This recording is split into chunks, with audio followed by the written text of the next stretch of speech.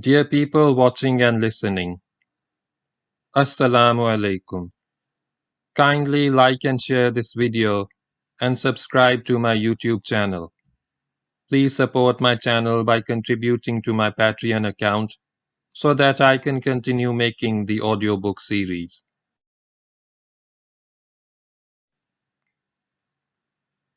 This book tells in detail about the Muslim conquest of Spain under the Umayyad Caliphate from 711 AD to 718 AD. The conquest is also known as the Muslim conquest of the Iberian Peninsula or the Umayyad conquest of the Visigothic kingdom. This conquest destroyed the Visigothic kingdom and established the Umayyad wilaya of Al-Andalus. It also resulted in the expansion of the Umayyad Caliphate and the Muslim rule into Europe. Start of Chapter 1. The Generals. The Berber general stood at the tip of the continent of Africa and looked at the tip of the continent of Europe. He looked across the blue waters of the strait which separates the two continents and connects the Atlantic with the Mediterranean. It is a narrow strait, only 8 miles wide where the continents are closest. The general was a brilliant soldier, a veteran of many battles. He was a born leader and a bold and fearless warrior who would throw himself into the thickest of the fighting and use his weapons to deadly effect. Yet, he possessed the detachment to rise mentally above the cut and thrust of bloody combat and maneuver his troops with masterly skill. His quick grasp of military situations led invariably to success, and he could be very shrewd when the situation called for shrewdness. The Berber was a tall, athletic, strongly built man with a battle-hardened physique. He was a fair-skinned man with red hair and some deformity in one hand, probably the result of a wound taken in battle. He had a high forehead, denoting uncommon intelligence and judgment. He was a bit of a poet too, and known for an eloquence and mastery over words not commonly found in soldiers. A black mole covered with hair marked his left shoulder. He paid no attention to this mark, but it would soon acquire a special significance, as the reader will see a few chapters hence. The tip of Africa where the general stood was a promontory stretching into the sea from the mainland of North Africa and connected to the mainland by a narrow isthmus. This was Ceuta, or the Arabs called it Sabta. The general stood on a hill, the highest of 7 which rose on the promontory. This hill had been known in ancient times as one of the pillars of Hercules. It was an excellent viewpoint. The general looked at Spain with keen interest. He studied the shoreline, observed the green hills rising from the coast towards the interior. What he examined most intently was the right edge of the visible shoreline of Spain, where a mountain of granite rose more than 1,000 feet above the sea. It was an enormous rock, 2 miles long, but from where the Berber watched it looked like a round twin-peaked hill. What the general did not know was that this hill would be known to future generations by his name. This mountain of granite was the rock of Gibraltar, Jabal Tariq, the hill of Tariq. The general's name was Tariq. He was Tariq bin Ziyad bin Abdullah bin Walghu bin Warfajum bin Nabar Ghazin bin Walhaz bin Yatufat bin Nafzaf. Some accounts have said that he was a Persian, which he was not. He was every bit a Berber, a noble-born Berber from the tribe of Nafza. He was also a freedman of Musa bin Nusayr. In other words, he had been a slave of Musa but had been given his freedom, manumitted. Tariq bin Ziyad was one of the generals of Musa bin Nusayr and performed an outstanding role in the conquest of the Maghrib. He commanded the detachment which led the advance of the Muslim army into the Maghrib. He conquered Tangier and made an attempt to storm Ceuta, but was repulsed. He then led the advance of the Muslims into the hilly region of the High Atlas, in what is now Morocco, and played a prominent part in the subjugation of the Berber tribes, known as the Masmuda. When the army returned to the coastal region of the north, Musa appointed him governor of Tangier and the surrounding districts, and left him with a force of 12,000 Berber warriors. That was 2 years ago. Now Tariq stood on the hill known as the Pillar of Hercules, and looked at the hill, which would be known as the Hill of Tariq. He looked at the hill with special interest because he had just been invited to conquer Spain. It was the year 709 AD, 90 Hijri. The invitation had come from Count Julian. Count Julian was the governor of Ceuta, which was the capital of the ancient province of Mauritania Tangitana. He had been governor of the entire province until the Muslims came and took away the province, leaving him only Ceuta to govern. The city was originally Carthaginian, before becoming part of the Roman Empire. When the Germanic tribes took Spain from the Romans, the Vandal king Genseric crossed to Ceuta and razed the city to the ground. This happened in 423 AD. It was reconquered in 535 AD by the Romans, this time the Eastern Roman Empire of Byzantium, then ruled by Justinian. He had the foundations of Ceuta restored and the city rebuilt, but a century later it again fell to the Germanic barbarians, this time the Visigoths of Spain. In 616 King Sisebuth incorporated it into his domains, and 2 years later his successor, Swintilla, made Ceuta, then called Septon, capital of the Gothic province of Hispania Transfratana. Julian has been known by many names: Julian, Julian, Balian, Alian, Alban. Some Western writers have called him a Goth, which is not true. He was a Christian chief owing allegiance to the Gothic court at Toledo, which always showed him the highest consideration and respect as governor of Ceuta. He was a count because he was governor. The title went with the job. As for his being a Christian and owing allegiance to the Christian king of Spain, many Berbers in the province were Christian and owed allegiance to the Gothic king. Some sources have even suggested that he was a Persian. According to one far-fetched account, his noble ancestors had dwelt in the north of Mesopotamia as subjects of the Persian Empire, that they had been driven out by Muslim conquerors in the time of Caliph Umar and had sought refuge in the Roman Empire, that from here they had traveled to Ceuta while it was still part of the Roman Empire. This too is not correct. Julian was not a Persian. Julian was a Berber. He was king of the large Berber tribe of Ghammara, which inhabited the hills of Ghammara and the surrounding region, which meant the region adjacent to and inland from Ceuta. As governor of an important province and as the Christian ruler of a large Berber tribe, he was valued at the Visigothic court of Toledo as a trusted nobleman, a pillar of the realm. Julian was a remarkably able man, a leader of resolution and courage with a high sense of personal and family honor. He was now getting on in years, but the years had given him experience and maturity which added to his finesse and skill in war and politics. He ruled over his Gothic province and his Berber kingdom with firmness and wisdom. 30 years before, when he was a young man, the Muslims had appeared for the first time in the Maghrib under Uqba bin Nafi. Julian had avoided battle and submitted to Uqba without giving up his sovereignty. Just what political relationship he established with Uqba is not clear, but on the departure of that dashing conqueror from the Maghrib, Julian resumed his former position as governor of Ceuta and vassal of the king of Spain. Then came Musa bin Nusayr in 707 AD, 88 Hijri, destroying all opposition and scattering all Berber armies that stood in his path.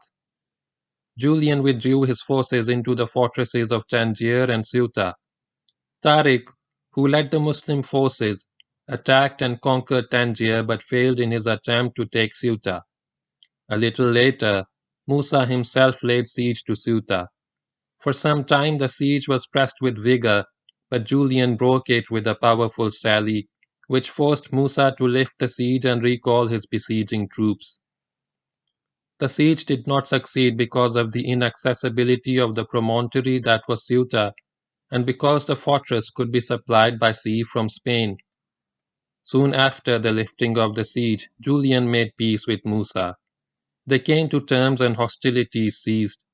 We do not know what these terms were, but Julian retained his position as governor of Ceuta and continued to remain subordinate to the government of Spain. Musa had to contend with this arrangement. Now, 2 years later, Julian seethed with anger at the dishonor done to his family by the king of Spain. As an act of vengeance, he invited the Muslims to Spain. Musa bin Nusayr was one of the great figures of early Islam. At this time, that is end of 90 Hijri, which ended on November 8, 709 AD, he was 69 in solar years. By Islamic reckoning, in lunar years, he was 71. A big, sturdy man grown bulky with age, he had spent a lifetime campaigning for Islam. His last battle was only 2 years in the past. He had been for the last 4 years governor of Africa and the Maghrib. These geographical terms need defining. Africa, or Afrikia as the Muslims called it, was not then the entire continent of Africa as we know it today. It was the northern belt of the continent of Africa, hardly more than a coastal zone, stretching from the present Libya across Tunisia to about the city of Algiers. In other words, it was the northern zone of the present Libya, Tunisia, and the eastern part of Algeria. For the Romans too this was Africa, though sometimes they stretched it westwards to Tangier. What lay west of Africa, now the western part of Algeria and all of Morocco, was called the Maghrib, which means simply the West. Nowadays we speak loosely of the Maghrib as comprising the region of Tunisia, Algeria, and Morocco, but at the time this history is about, it was more westerly as defined above. Musa's father, Nusayr, had been a Christian. In 613 AD, 12 Hijri, in the time of Caliph Abu Bakr radiallahu ta'ala anhu, a Muslim army commanded by the illustrious Khalid bin al-Walid radiallahu ta'ala anhu conquered western Iraq and found at the town of An-Tamar a religious school or seminary where 40 Arab boys were being educated for the priesthood. One of these was Nusayr, a boy from the tribe of Lakhm. All the boys were taken away as slaves and in due course became Muslims. On growing to manhood, Nusayr became a personal bodyguard of Caliph Muawiyah at Damascus. Many years later, he entered the service of Abdul Aziz bin Marwan, brother of Caliph Abdul Malik. In 19 Hijri, Nusayr became father of a boy whom he named Musa. The boy grew straight and tall into a stalwart young man with intelligence, vigor, and ambition. He became an outstanding soldier and took part in several naval expeditions. He was very close to Abdul Aziz, whom his father had served, and when Abdul Aziz was appointed governor of Egypt, Musa went with him to its capital, Fustat. In 692 AD, 73 Hijri, Musa was sent to Basra in Iraq on orders of the Caliph to act as official in charge of revenue. He performed his duties efficiently, but some time after his appointment there were allegations of embezzlement against him. He was suspected of having kept part of the revenues of Basra to himself. Fearing the punishment of the bloodthirsty Hajjaj bin Yusuf, who was governor of Iraq, Musa fled from Basra and took refuge with his friend and patron, Abdul Aziz, who was then in Damascus. Caliph Abdul Malik wished to have Musa executed, and it was only the intervention of Abdul Aziz that saved him. However, the Caliph levied upon him a fine of 100,000 gold dinars, of which he paid half and Abdul Aziz paid the rest. This happened before the appointment of Abdul Aziz to Egypt. Once in Egypt, Musa worked diligently and loyally for his master. With his intelligence, energy, and organizing ability, he proved an invaluable asset to the government. The governor even sent him as head of a military expedition to crush a Berber revolt at Darna in the northeastern part of Libya. Musa carried out his task with such zeal and ruthlessness that the Berbers in the region would not raise their heads again for a long time. This was his first experience of Berbers. Early in 702 AD, 83 Hijri, Abdul Aziz appointed him governor of Africa. Musa set off with a sizable escort to take up his post at Kairouan in present-day Tunisia, which was the capital of the Muslim province of Africa. During this journey, while on the route of march, a sparrow flew towards Musa and landed on his shoulder. He caught the little bird, cut its throat, rubbed its blood on his beard and chest, and then sprinkled what remained of it over himself. "This is victory," he exulted, "by the Lord of the Kaaba." Not much of Africa had remained to Islam beyond Kairouan. Most of the Berber tribes had revolted and apostatized after having accepted the faith at the hands of earlier Muslim conquerors. Upon arrival at Kairouan, Musa got down to improving the organization of the province and preparing his forces to bring the Berbers into line along with such of the Romans that remained in Africa, relics of Byzantine rule. Musa launched many operations and conducted many campaigns, going from nearer to farther objectives. A great deal of blood was shed before his efforts were crowned with success, and Africa brought once again under the rule of Islam. An estimated 300,000 Berber captives were taken in these operations, the largest number ever in any Muslim campaign. There was incredulity in Damascus when 60,000 captives of both sexes were brought in as spoils of war. Most of them, however, accepted Islam and were freed. Musa was now famous in the world of Islam as a victorious general and empire builder. Though his name would shine even more brightly in the years ahead, he was addressed respectfully as Abu Abdurrahman, that is, father of Abdurrahman, after his eldest son. In 705 AD, 86 Hijri, Al-Walid became caliph at Damascus and extended Musa's sphere of responsibility by appointing him governor of Africa and the Maghrib, which made him the first man to govern both these regions. But the Maghrib was not under his control. He would have to go and get it. 2 years later he did. His columns advanced westwards, shattering all opposition, overcoming all obstacles, taking more prisoners. As he neared Ceuta and Tangier, opposition weakened and the Muslim advance gathered speed. Tariq bin Ziyad commanded the leading elements of Musa's army and took Tangier by storm. But when he tried to do the same to Ceuta, he was repulsed by Count Julian. Musa next advanced south into the Sus, along the Atlantic coast and into the mountains of the High Atlas, where a generation earlier the Muslim army of Uqba bin Nafi had nearly come to grief. But this time there was little opposition. The fierce tribes inhabiting the mountains, perhaps recalling the terrible punishment they had received at the hands of Uqba, submitted after a nominal resistance. Musa retraced his steps to Tangier. Here he made one more attempt to take Ceuta. Directing operations in person, he invested the city, but as already stated, he was forced to raise the siege. He failed where Tariq also had failed. thanks to the tenacity and skill of Count Julian.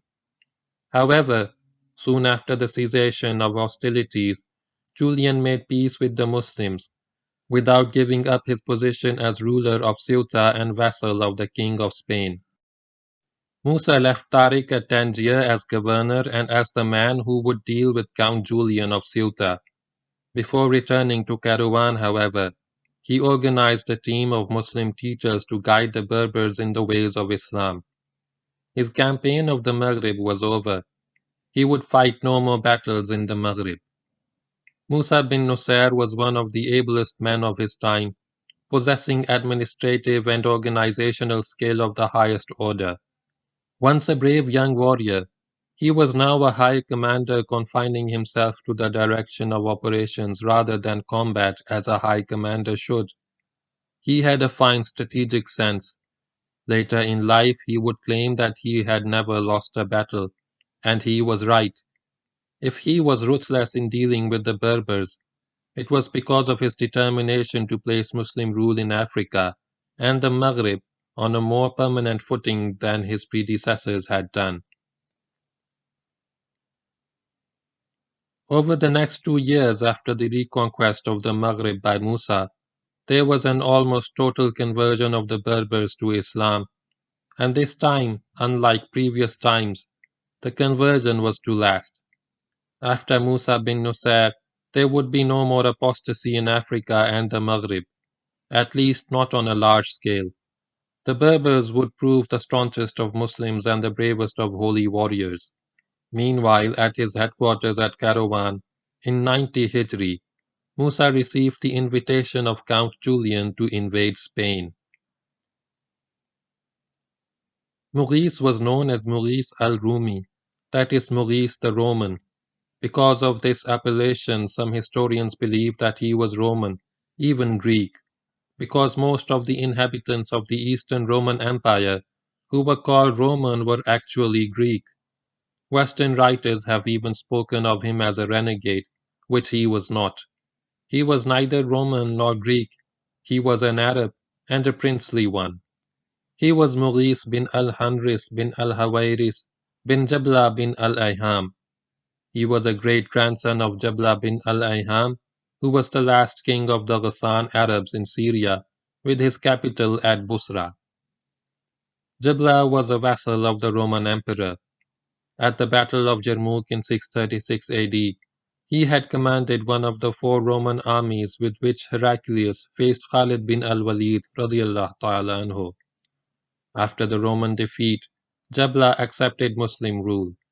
However, as a result of a dispute with Caliph Umar radiallahu ta'ala anhu, he went away in a huff with his family and many followers and migrated to Roman imperial domains, settling down somewhere in what is now the southeastern part of Turkey.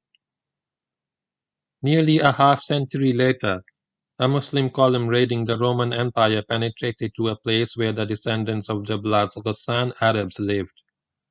They took many captives, one of whom was the boy of Maurice, great-grandson of King Jabla bin al-Ayham. Because he had been captured in Roman domains where he lived as a Roman subject, they called him Maurice al-Rumi, the Roman. He came as a slave to the house of Caliph Abdul Malik. The Caliph was struck by the intelligence and bearing of the child. Knowing of his princely birth, he ordered that he be given a princely education along with his own son, al-Walid. The boy grew into a remarkable man, gifted with exceptional qualities of body and mind. He was sharp, clear-headed, eloquent. He wrote prose and poetry which the best of Arabs would be proud to claim as their own. It is said that verses written or extemporaneously recited by him would fill a volume. He became a skilled horseman and mastered the stratagems of war. Gradually he acquired fame for his prudence and wise counsel. He served under Musa bin Nusayr in Africa and the Maghrib, where he distinguished himself in battle as a brilliant officer and a fearless fighter. There is no record of his age at this time. Considering that he studied in school with al-Walid, he was probably of the same age, which would put him in his late 30s, approaching 40. He was known as the freedman of Al-Walid. He enjoyed close relations with and had direct access to Caliph Al-Walid, and this gave him an advantage which others were careful to respect. Maurice was to play a dashing, though not decisive role in the Muslim conquest of Spain. He was not destined to be one of the great generals of the conquest. What he did in battle could have been done by many others. His claim to fame rests not on what he did to Spain, but on what. End of chapter 1. Start of chapter 2. The daughter of the Count. It was a custom of the Goths in Spain for the nobles of the land, and this included high officials and military commanders, to send their children to the royal court at Toledo.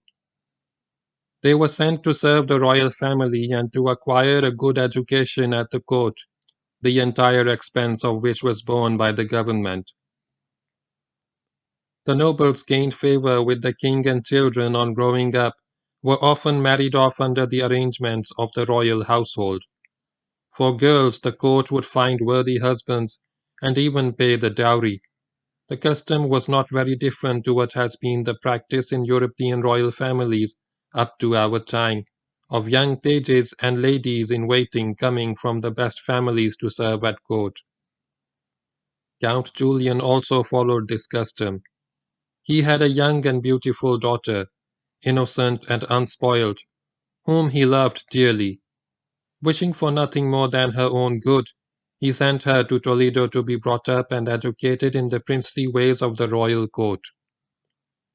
According to some Western historians, Julian's wife was a Gothic princess, daughter of King Witiza of Spain, who had died just before this history begins. Though Muslim historians have said nothing about this princess, this could be true, seeing that a large number of Gothic girls chose Arab and Berber husbands over the next many generations. The name of the girl has been given by Western historians as Florinda and by Muslim historians as Kava. She could have had both names. Sometimes after the arrival of Florinda or Kava at his court, King Roderick saw her bathing in the river Tagus, which winds around Toledo. He was dazzled by her naked beauty. Overcome by desire, he determined to possess her at any cost. Roderick tried persuasion, but persuasion failed. The girl would not agree to the king's proposal to gratify his passion. She wanted to preserve her chastity and honor. He went on pressing. She went on refusing. Finally, he resorted to violence. He forced himself upon her and ravished her. When the deed was done, he warned her to keep the matter to herself and not tell her father, and she was intelligent enough to assent.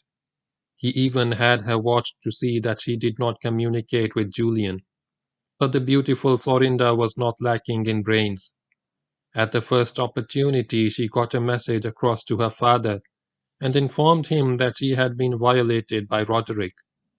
According to some accounts, she was not able to write a letter because she was being watched all the time. So she sent him a few things as presents without a letter, and one of these was a rotten egg. This rotten egg conveyed what she had to tell him. Count Julian flew into a violent rage. He was outraged. A Berber king was not to be so treated by anybody, least of all the barbarian Goths of Spain. By the faith of the Messiah, he swore, I shall undermine his throne and destroy his kingdom. The Count was cunning enough to conceal his feelings when he crossed to Spain and traveled to Toledo to fetch his daughter. This was an unusual time for his visit to Toledo. He normally visited the king in the summer, taking presents with him. But now it was January 709 AD, Rabiul Awwal 90 Hijri. It was cold and unpleasant. King Roderick was not pleased to see the governor of Ceuta. He was suspicious, and asked him why he had come at this time. Julian spoke artfully of his wife's illness. He said she was very ill, in fact on her deathbed, and did not have long to live. Her only desire was to see her beloved daughter for the last time. The girl was the dearest thing in her life. She had to see her before she died. Would the king please let her go? There was no time to lose. Roderick was taken in. He agreed to let Florinda go, but before she departed he spoke with her separately, enjoined silence, and told her how much he honored her father. Julian returned to Ceuta with his dishonored daughter, with only the three of them knowing what had happened. He planned vengeance against King Roderick. He would get the Muslims to Spain. Some later Western writers have cast doubt upon the story of Florinda, suggesting that it probably grew out of the lively imagination of Arab writers. The objectors have offered no proof, not even argument against the story. The objections are not only untenable but also unfair. In the first place, during the first 500 years of Islam, Muslim historians were the only worthwhile historians in the world, excepting China, of course, while European scholars were struggling to get out of the mud of the Dark Ages. In the second place, it was not only the Muslim historians who narrated the rape of Florinda. It was also accepted as authentic by the early Spanish writers and was included in a historical document called Crónica General de Hispana, prepared at Toledo in the 13th century under the orders of King Alfonso the Wise. In the opinion of this writer, the story of Florinda is not only a true story, as related by the historians, but also the main reason for Julian's invitation to the Muslims to invade Spain. There may have been other reasons too, but by ravishing his daughter, King Roderick virtually pushed the governor of Ceuta into revolt. Count Julian, having made up his mind to punish Roderick by getting the Arabs and Berbers to attack the kingdom, thought with grim humor of his parting exchange of words with the King Roderick. Roderick was fond of hunting and had earlier asked Julian for hawks from Africa, which he had found to be the best hunting birds. As Julian took his leave, the king said, "Have you found us some hawks?" "I have found you hawks," replied Julian, "such as you have never seen before. I shall soon come with them." Julian first spoke to Tariq, governor of Tangier. He told him of the outrage committed upon his daughter's chastity and his own honor, of his desire for revenge. He invited him to invade Spain, offering to guide him in person and conduct his soldiers through the enemy's territory. As a temptation to Tariq, he described the beauty of Spain and the weakness of the people, their lack of courage and determination to defend their land. Tariq had a large enough army under his command to go straight for Spain. Nothing would have given him and his bold warriors greater pleasure. But he was a subordinate general and could not take such a major decision on his own. He referred Julian to his master in Caravan. Julian promptly traveled to Caravan. The distance of 1,000 miles took some time to cover, but upon arrival at the Muslim capital of Africa, he lost no time in seeking a meeting with Musa bin Nusayr. As soon as the two men were together, Julian put before Musa his proposal for an invasion of Spain. As an inducement, he described Spain in glowing terms: its excellence, its fertility and wealth, its abundance of productions of all kinds, its richness in grains, the fullness of its sweet and clear waters, the beauty of its inhabitants. To assure the Muslim commander-in-chief of the ease of the task, Julian outlined the condition of the men of Spain, weakened by internal strife and enervated by luxurious living, without weapons and without courage. He was exaggerating the last part, of course, but he put it across most eloquently. Julian would himself act as guide to the Muslims in the crossing of the Strait and also within Spain. He would provide the vessels needed for transporting the Muslim army to Spain. Julian owned 4 large boats which plied the Strait regularly for ferrying men and goods between the continents. Julian would put them at the disposal of the Muslims and even provide the crews. It was a tempting picture that Julian drew, and since there were no more conquests left in North Africa, it offered another opening for the Holy War, another land for Musa to conquer for Islam. But he had to be sure that Julian was being sincere in his offer, that he was not trying to draw the Muslims into a trap. "We do not doubt what you say," said Musa to Julian, "and we do not doubt you personally. However, we hesitate to put the Muslims in peril in a land which they do not know. Between them and us will be a sea, while between you and your king will be the bond of ignorance and a community of religion. But return to your place and get together your troops and those who feel as you do. Raid your land, make a break between yourself and your land, and if you agree to this, we are with you, if Allah wills it." Musa was putting the Berber chief to the test. He was demanding that Julian desert the Gothic cause, make a clean break with it, and as evidence of the change, launch a hostile incursion into Gothic territory. He would have to prove that he now regarded the Spaniards and his co-religionists as enemies. To this Julian readily agreed. He took leave to prepare and carry out the armed incursion as demanded by Musa. This meeting took place sometime in the summer of 709 AD, about Ramadan or Shawwal 90 Hijri. Julian launched his raid against the coast of Spain towards the end of 90 Hijri. This would be about October 709 AD. Organizing a raiding party of Christian Berbers, he crossed the strait in 2 vessels and landed at El-Jakiras, known to the Muslims as Jaziratul Khazra, that is, the Green Island. The place was so named because of a small islet on one side of the harbor. The raid was completely successful. Julian's men ravaged the surrounding district, killed and plundered and collected a sizable lot of captives from the Spaniards inhabiting the coastal area.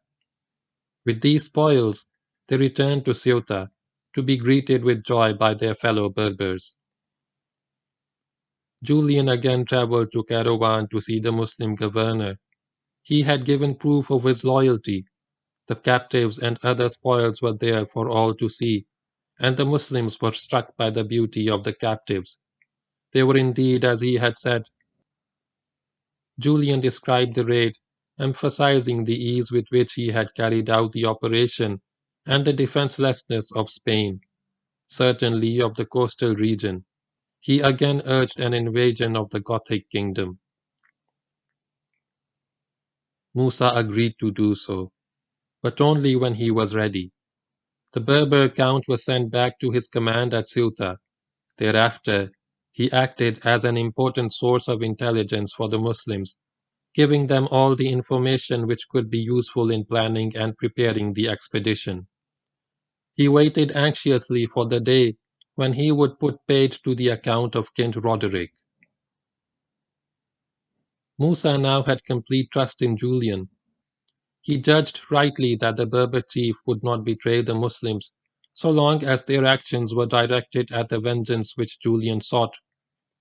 While Julian may have thought that the Muslims would come and plunder and then return to North Africa, Musa had deeper designs. All he needed was the sanction of the Caliph to launch a campaign against the Christian kingdom of Spain. Consequently, he wrote to Caliph al-Walid at Damascus, told him of the invitation of Count Julian, the success of his raid, and the condition of Spain as he understood it to be. He asked for the Caliph's permission to start operations against the Gothic kingdom. The Caliph was cautious.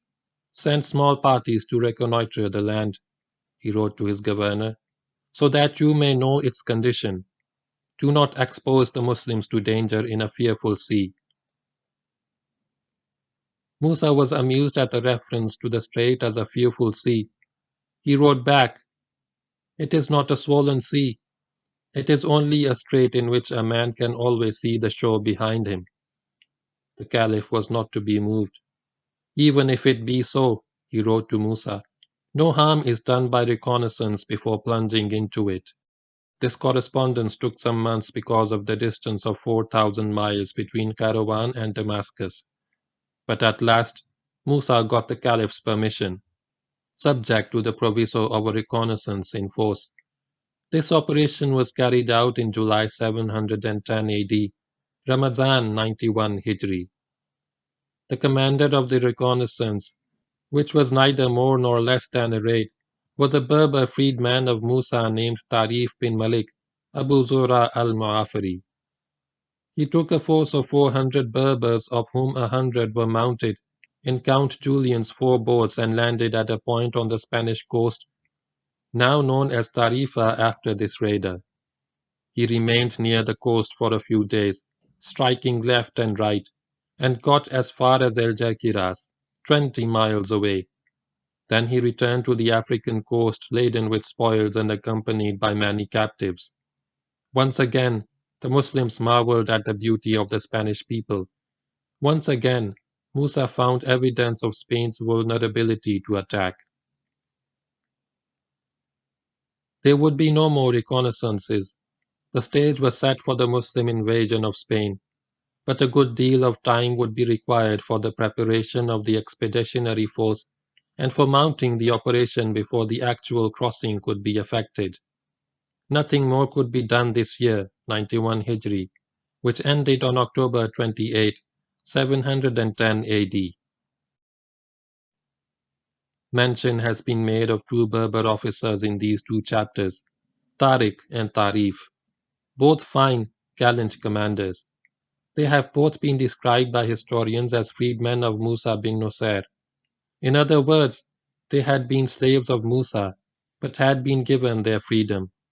This needs explanation, lest the reader go away with the impression that they were ordinary slaves bought in a slave market, lucky enough to win their freedom, luckier still to rise to high military office. In those days, warriors taken captive in war were regarded as slaves. 4/5 of their number were distributed among the victorious soldiers as their share of the spoils.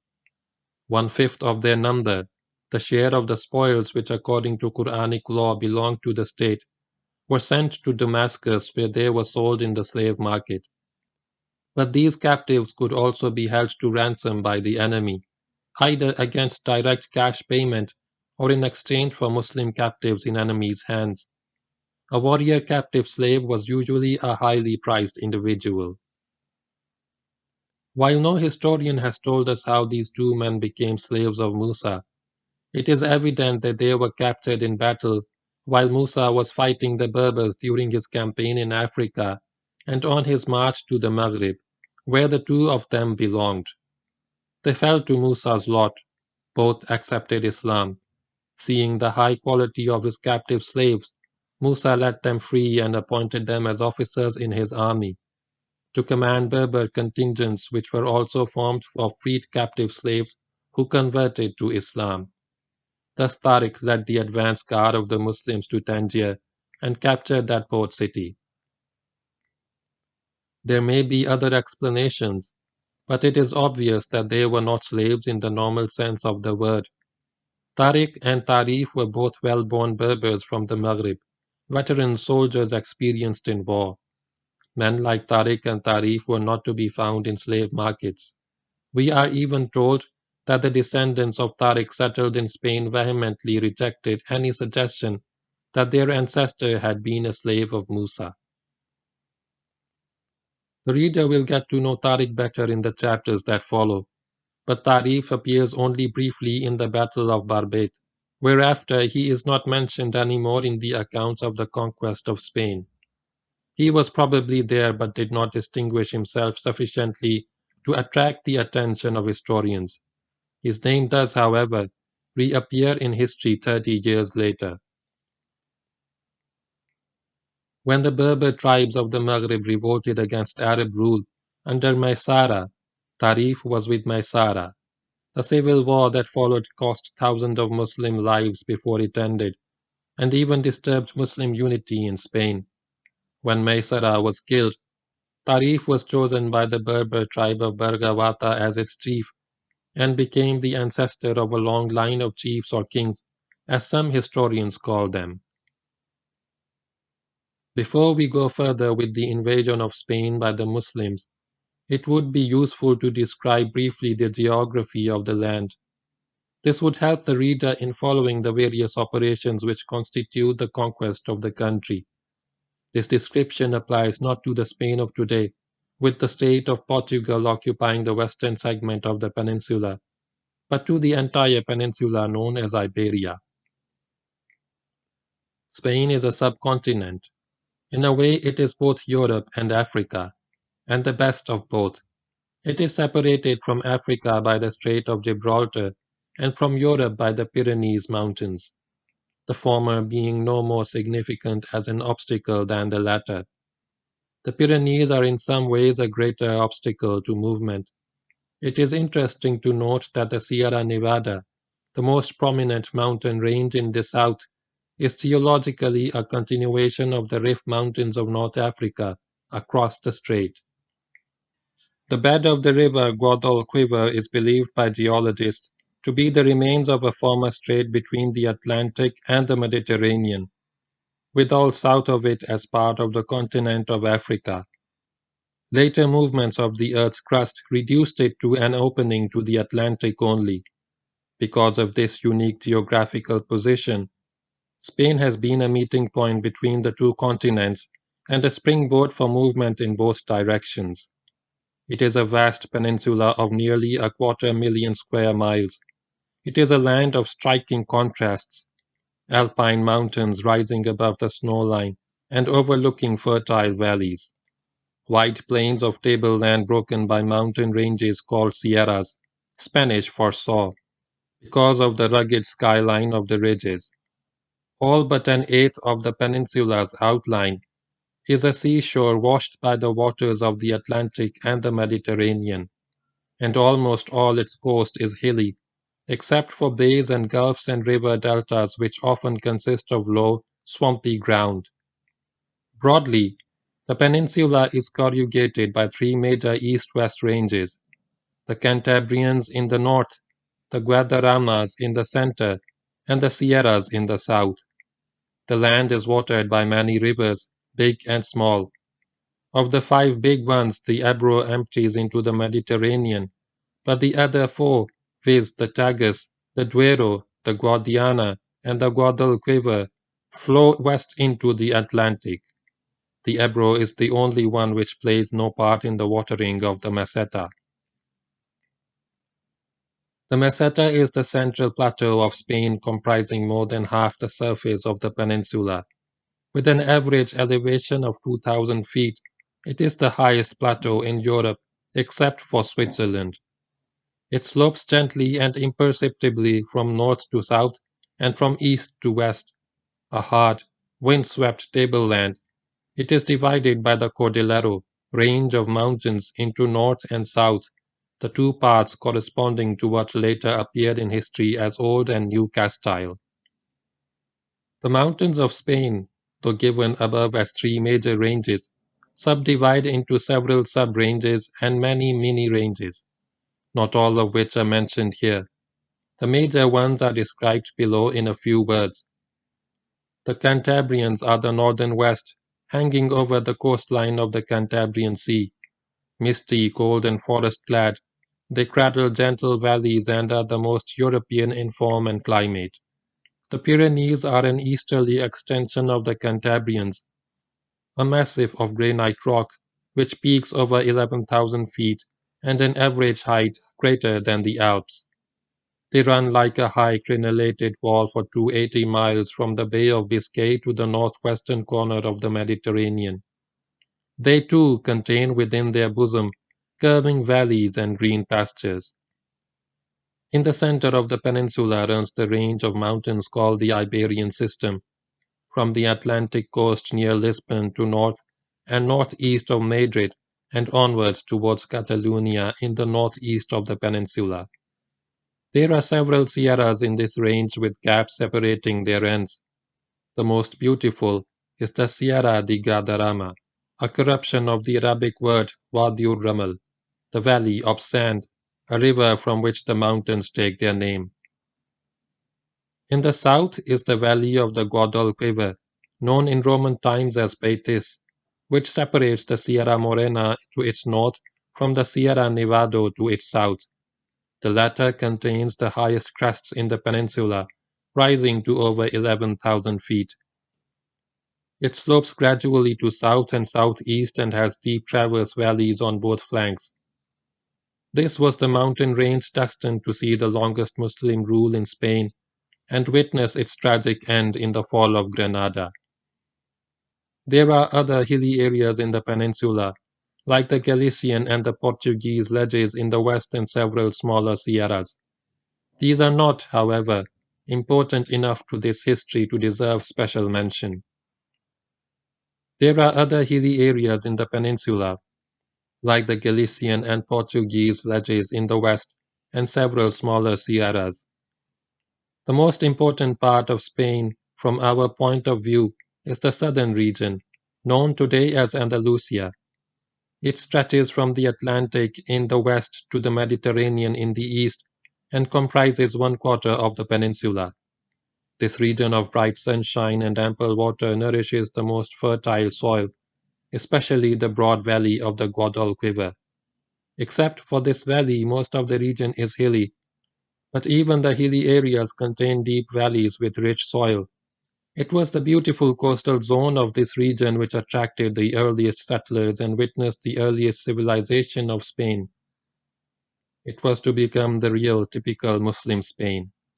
But the Muslims called the entire country Andalus, and the historian Razi described it in the following words: a generous upland, because of the nature of its creation, the goodness of its soil, the abundance of its cultivable land, the ample sources of its springs and fullness of its rivers, its freedom from burning heat and the gentleness of its climate, its extremes never rising to be unpleasant or to harm the body.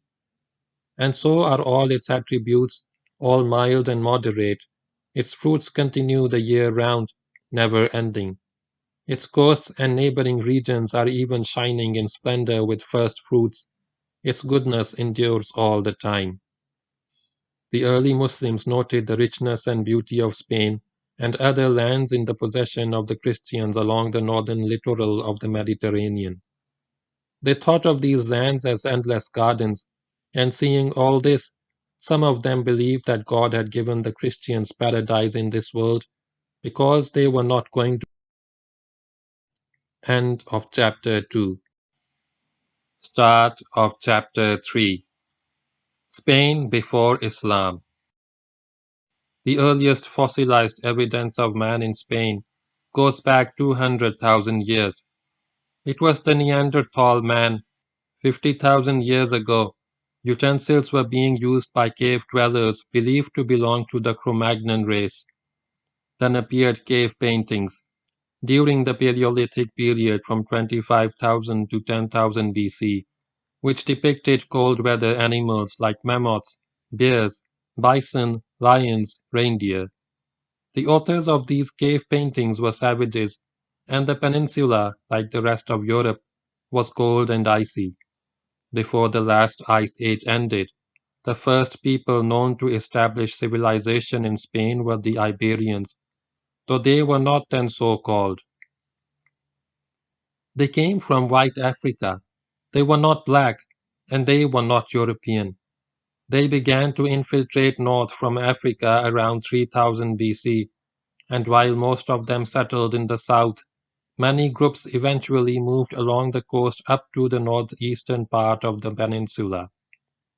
They were to act as the racial bedrock upon which future cultures would be founded. It was probably these Iberians who established the culture known as Almeria in the south of Spain, facing both the Atlantic and the Mediterranean. It lasted from 3000 to 2000 BC. It was a society of wealthy lords and a slave-like population practicing agriculture and maritime trade. This was followed by the El Argar culture in the same region from 1700 to 1000 BC. Their mining and metallurgy were quite advanced, with bronze, silver, and gold being mined and worked. They made weapons and jewelry. This culture spread to the center of the peninsula and the southeastern coastal region and crossed to the Balearic Islands. As the above culture declined around 1000 BC, Spain saw the rise of its last native culture, Tartesan. The Tartesans were probably the direct descendants of the Iberians, but may have been invaders from Africa akin to the Iberians. They built the city of Tartessus near the present Cadiz, which is believed to be the biblical Tarshish.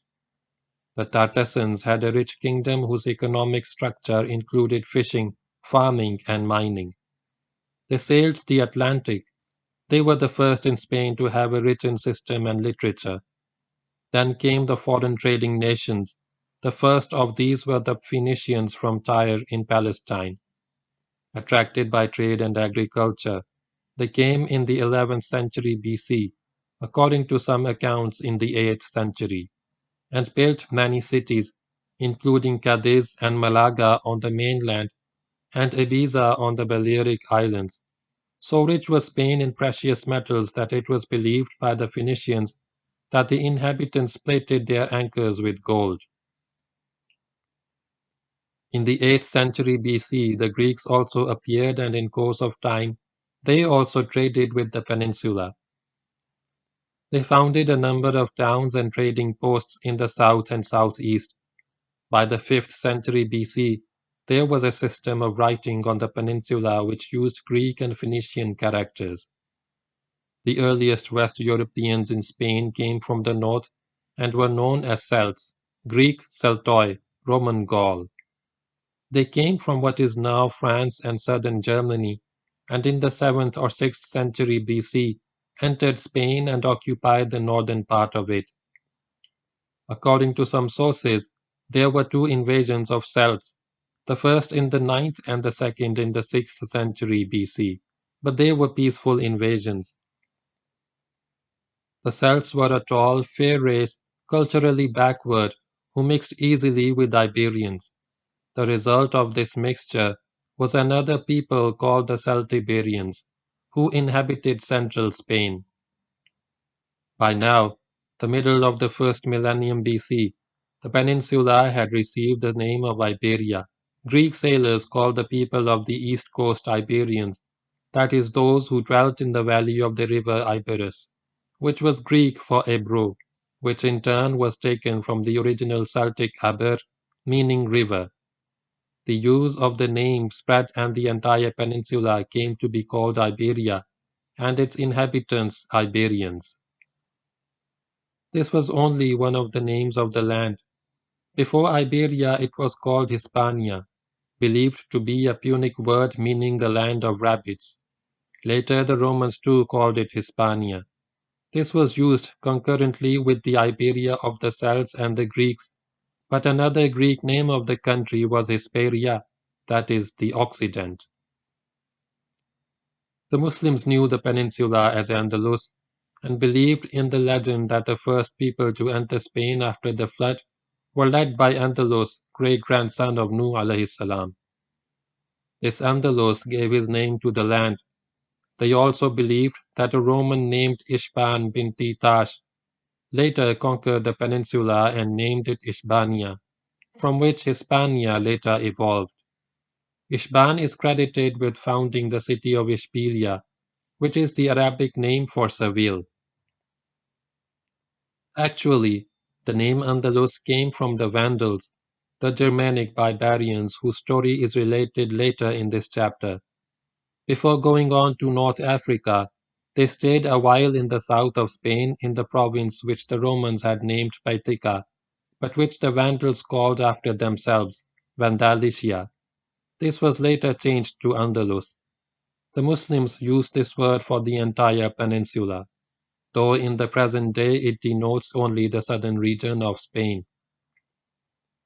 The three best-known names of the peninsula were Iberia, Hispania, and Andalus. With the arrival of the Carthaginians in the middle of the first millennium BC, Spain enters a better recorded period of its history.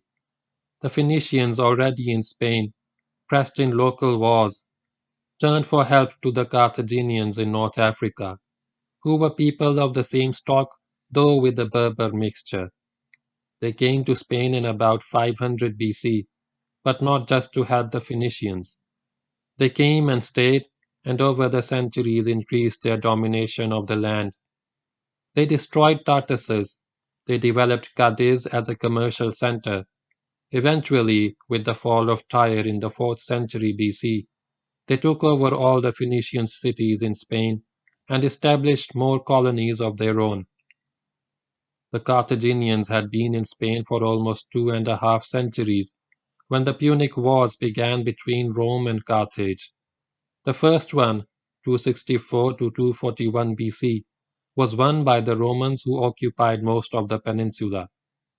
But a few years later, in 237 BC, the Carthaginian Hamilcar landed in Spain and reoccupied the south and southeast. He built Acra-Luke, now Alicante. Shortly afterwards, his son-in-law, Hasdrubal, destroyed the city of Masia on the southeastern coast and refounded it as Carthago Nova, New Carthage, now Cartagena. Another war was inevitable, and the Second Punic War was fought in 219 to 202 BC.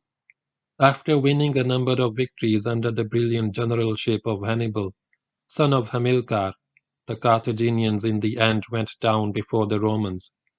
The latter reoccupied Spain, and before the 3rd century BC had ended, they were in complete control of the peninsula.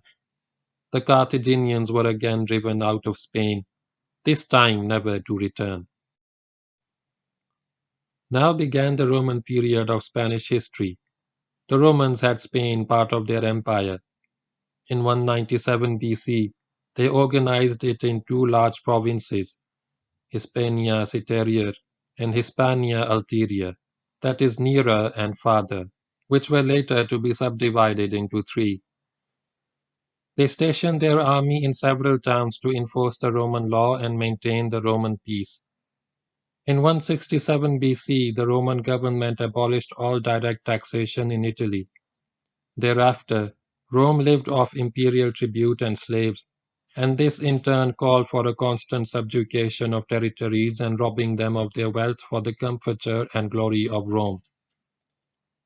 This extortionate rule, made possible by harsh and brutal methods, had the inevitable result of making the Romans hated in Spain as elsewhere. The Romans looked upon the Spaniards as barbarians and savages, as indeed most Spaniards were, and condescendingly went on to Romanize the people. They established colonies and garrisons. They made Latin universal, with the result that Celtic, Greek, and Iberian disappeared from the peninsula. There were revolts against Roman rule which went on for generations.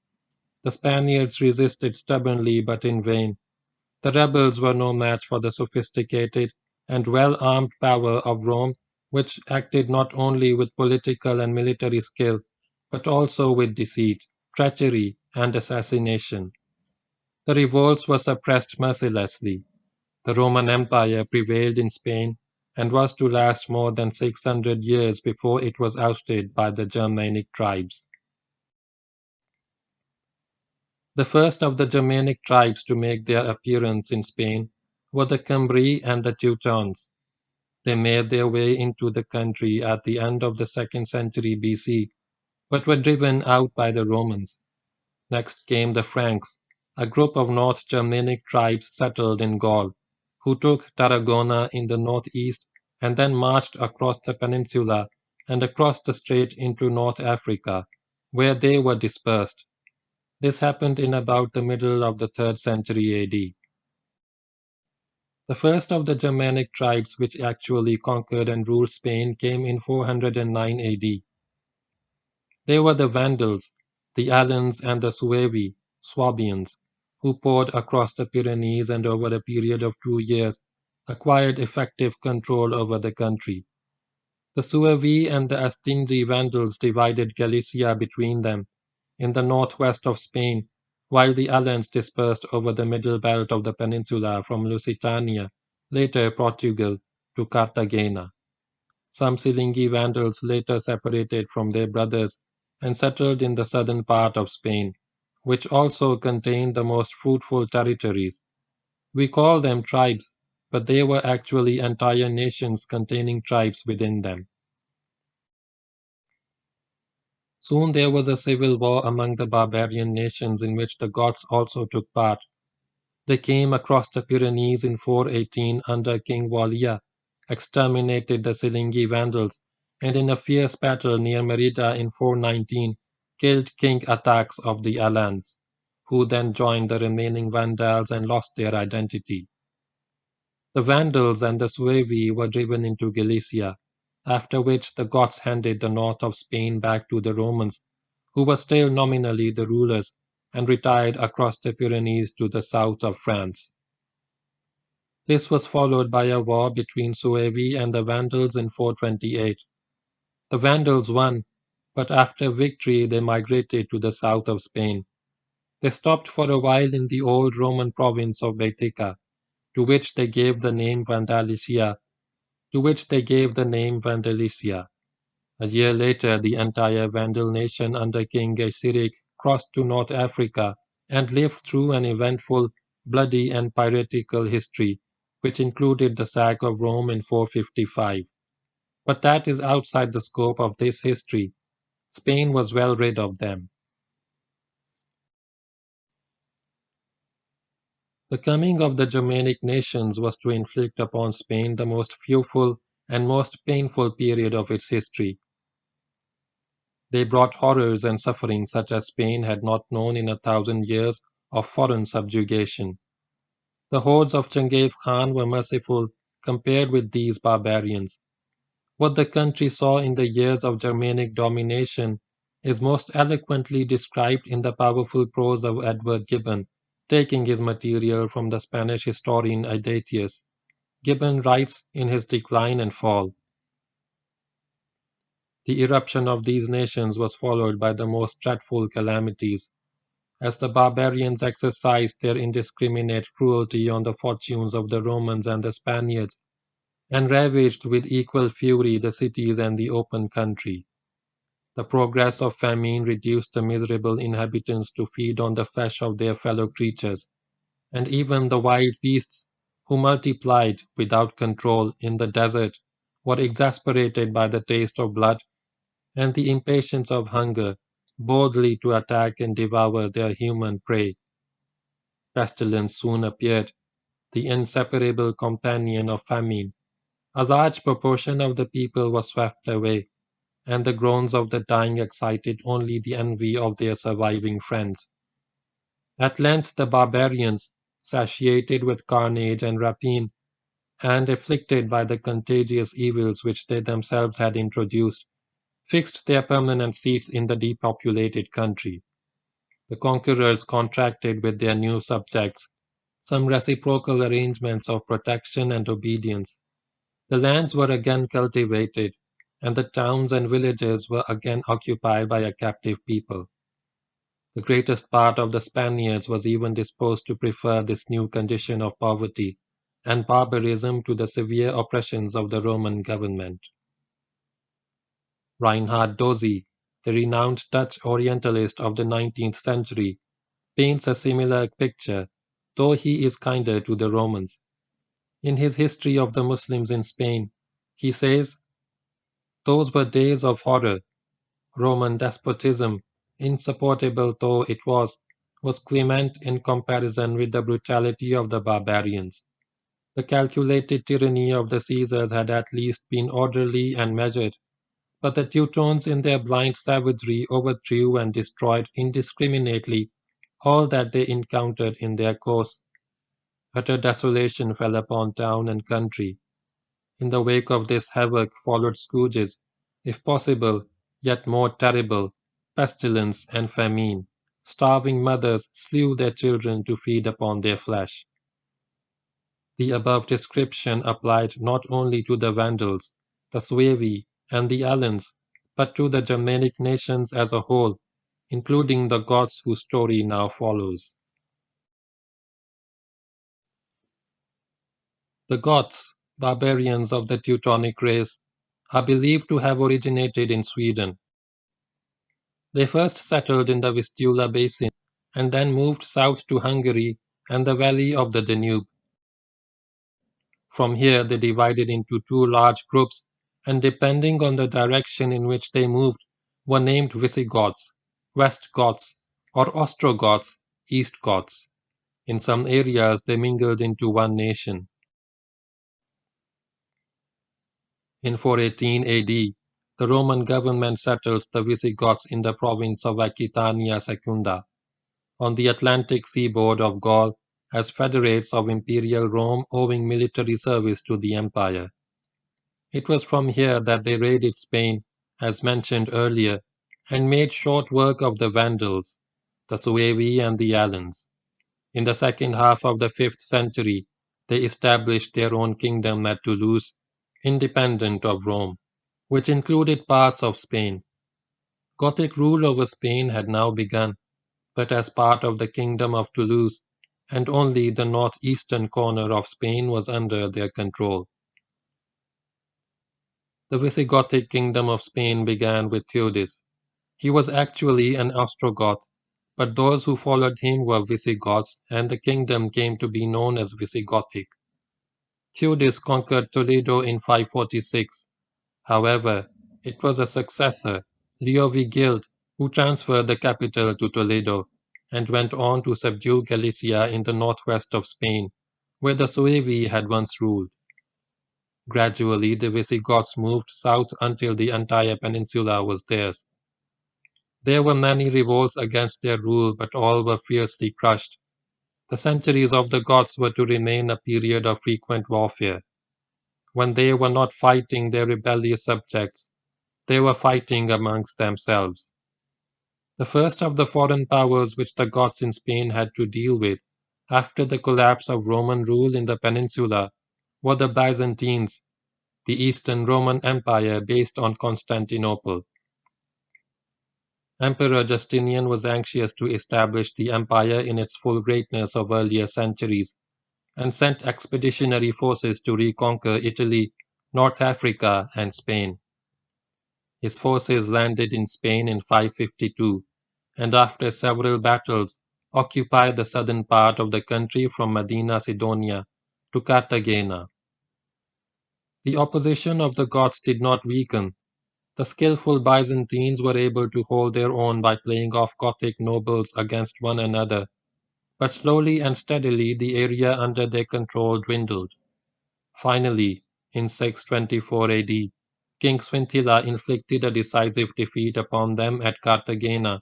With characteristic ferocity, the Goths destroyed. This spelled the end of Byzantine rule in Spain. All Spain was now Visigothic. Their realm, organized in 6 provinces, stretched from Narbonne in the northeast, now in France, to the Strait of Gibraltar in the south. There was none to dispute their authority on the peninsula or in the North African colony of Mauritania Tingitana, with its capital of Ceuta, which was to be ruled many years later by Count Julian, the Berber king of the Gammara. In a later chapter, we will go into Gothic rule in greater detail. Their religion, their method of government, their treatment of their slave-like subjects. Here we will confine ourselves to certain pertinent events of their political history. We will take up the affairs of the Visigoths at the beginning of the 8th century, which more intimately concerns the Muslim invasion of Spain. In the Visigothic kingdom of Spain there was no tradition of peaceful dynastic succession. The monarchy was strictly elective. Upon the death of a king, a senate of nobles would meet and decide upon his successor. The bishops also exercised influence in the matter, confirming the selection of the senate. But seldom was there a peaceful and orderly succession. The assassination of Visigothic rulers by their subjects was almost a matter of routine. In the course of 2 centuries of Visigothic rule, only 2 kings were followed by their sons for more than 2 years. Because of this, kings would associate their sons with the throne during their lifetime in the hope that they would continue to reign after them. Sometimes the stratagem worked. Thus, in 700, King Agika appointed his son Witeza as joint ruler with him. Edgar died 2 years later and Witiza continued to reign. He ruled for 9 years and apparently was a good king. Witiza had a brother named Opas who was Archbishop of Toledo and Seville, and thus the highest dignitary of the church in Spain. The king also had 3 sons, viz. Achila, Olmondo, and Ardabasto. Wanting Achila to succeed him as king, Witiza appointed him Duke of Tarraconeses, the large northeastern province of Spain, where he would gain experience and get accustomed to wielding power. At the beginning of 709, Witiza died. His death was followed by tumult and disorder. The gods were not satisfied with the sons of Witiza, and this led to widespread agitation in the kingdom.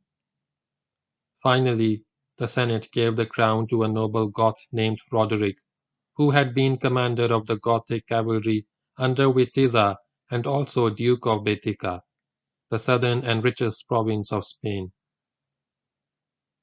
The selection was approved by the bishops and welcomed by most of the officials. Roderick was a distinguished general, known for his courage and military talents, and widely admired for his ability as soldier and statesman. All in all, he was one of the most powerful nobles of the land and the best choice for the throne, though not of royal blood. There were those who attributed malice to Roderick. His father, who had been Duke of Betica before him, had been assassinated at the behest of or with the connivance of King Witiza, and his enemies suspected him of seeking vengeance. But since the monarchy was elective, Roderick was in no way bound to support the claims of the sons of Witiza. Perhaps he influenced the Senate in coming to a favorable decision with regard to himself by gathering a strong cavalry force at his provincial capital of Cordoba. However, he had the support of most of the nobles, most of the bishops, and most of the officials, and was thus no usurper. In the summer of 709, perhaps 710, he was proclaimed King of Spain.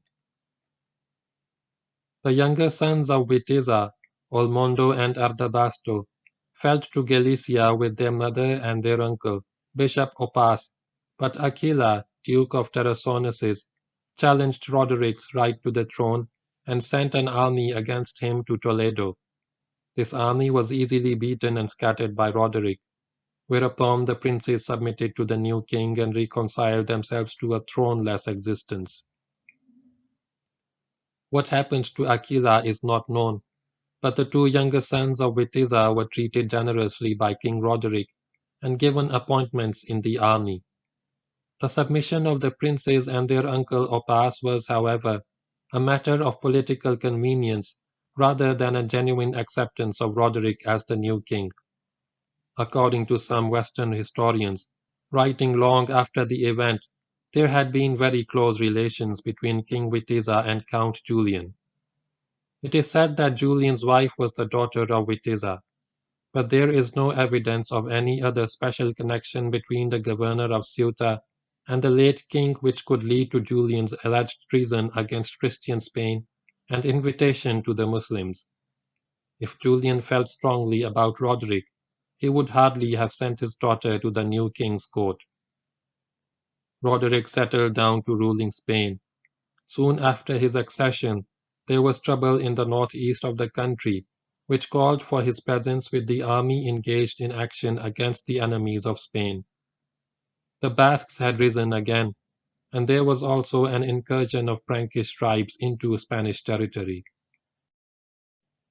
Before Roderick went off to fight on the northeastern frontier, there occurred the episode of the enchanted house in Toledo. The story, as told by many historians, is related below without comment. There was a house in or near Toledo which was under a spell. It had never been opened. Its door was locked with many locks, each one placed by a Gothic king of Spain. When a king died and a new one was crowned, the caretakers would take him to the house, and there he would place his own lock on the door. The locks were never opened and the house never entered, because it was believed that terrible things would happen if that were done. There were 26 locks on the door when Roderick was crowned. Now the caretakers came to Roderick, told him about the house, and asked him to put his lock on the door. "I shall not place a lock on it unless I know what is in it," Roderick replied. "I must open it." The custodians of the house were horrified at the king's words. What he proposed would be a sacrilege. "O king," they said, "no one has done that before. Beware of opening it." Roderick was adamant. He insisted on opening the door and going into the house. The people thought that he expected to find treasure in the house, and offered him all the gold and silver that his heart desired, if only he would leave the house alone. But their pleading was in vain. Nothing could move him from his determination to discover what was inside the mysterious house. The warnings of his nobles that horrors would befall the realm unless he desisted from his rash venture only served to whet his curiosity. They went to the house. Roderick broke the locks and stepped inside. The house was empty except for a casket with a lock upon it. He broke this lock also. As he opened the casket, he found inside a scroll of parchment. He unfolded it. On the scroll were drawn pictures of people who looked like Arabs. They were mounted on Arabian steeds. They were armed with swords and had bows slung across their shoulders. In their hands were raised standards. Above the picture were inscribed these lines: "When the locks are broken and this house is entered, and this casket is opened and the picture in it is exposed, then the people represented in this picture will enter Andalus and conquer it." Roderick was overcome by remorse and sorrow, and so were others present. Some were terrified. Roderick ordered the locks replaced and put sentries on the house. He lived thereafter as a troubled man. There are other and more elaborate versions of this tale, but the sense is much the same. For those who do not ask too many questions, this too was one of the causes of the Muslim invasion of Spain. The social and political conditions that prevailed in Spain under the harsh rule of the Goths will be described in a later chapter. Here it is sufficient to say that they were a brave and barbaric minority, ruling without mercy over a large and sullen majority, a good number of their subjects being serfs and slaves. The Goths were Christians, but rent with doctrinal dissension, and even as Christians they behaved in an unchristian manner. The Goths were big, strongly built men, well versed in the stratagems of war and the use of weapons. They could attack fiercely and defend tenaciously. They were trained to fight as infantry and cavalry, and had ample regiments of both, though the cavalry arm predominated. They were certainly not the weakened, softened nation that Count Julian had made them out to be. If some of their warriors were clad in skins, it was because they knew no better, and had nothing better to wear. They were only a little above the level of savages, while the people over whom they ruled were less barbaric only than their masters. Some Western writers have painted a picture of weakness and decline in the Visigothic kingdom, accentuated by disunity, suggesting that the Goths were not the men they used to be. This is a view of apologists. It is projected to explain away the defeat of the Christians. In other words, if there had not been this decline, they would not have lost to the Muslims. This has been heard before in Western representation of Muslim history, in relation to the Roman and Persian empires, which were humbled by the advance of Muslim armies. The suggestion is neither correct nor fair. The Visigothic kingdom was a powerful kingdom in terms of military strength. It would be overcome not because of its own weakness, but because of the moral and military superiority of those who invaded the land and made them bite the dust. This then was the situation in Spain on the eve of the Muslim conquest. A rich and a beautiful land, abused and exploited for centuries, awaited the arrival of a new people with a new, all-embracing faith who would raise it to heights of culture and prosperity unknown in Europe. Spain was a ripe plum about to fall into the conqueror's lap. Yet it would not have fallen but for King Roderick, but for what he did to the innocent daughter of Count Julian of Ceuta, and but for Julian's response to the outrage. End of chapter 3. Start of chapter 4. The crossing of the Strait. Tarif's raid took place in July 710, Ramadan 91 Hijri. After that, 9 months were to pass before the Muslims launched their major effort. There was much to be done, mainly the preparation of forces, but that did not need 9 months. What delayed the invasion was the onset of winter and the absence of a suitable opportunity when Spanish forces would be less readily available to oppose an invasion.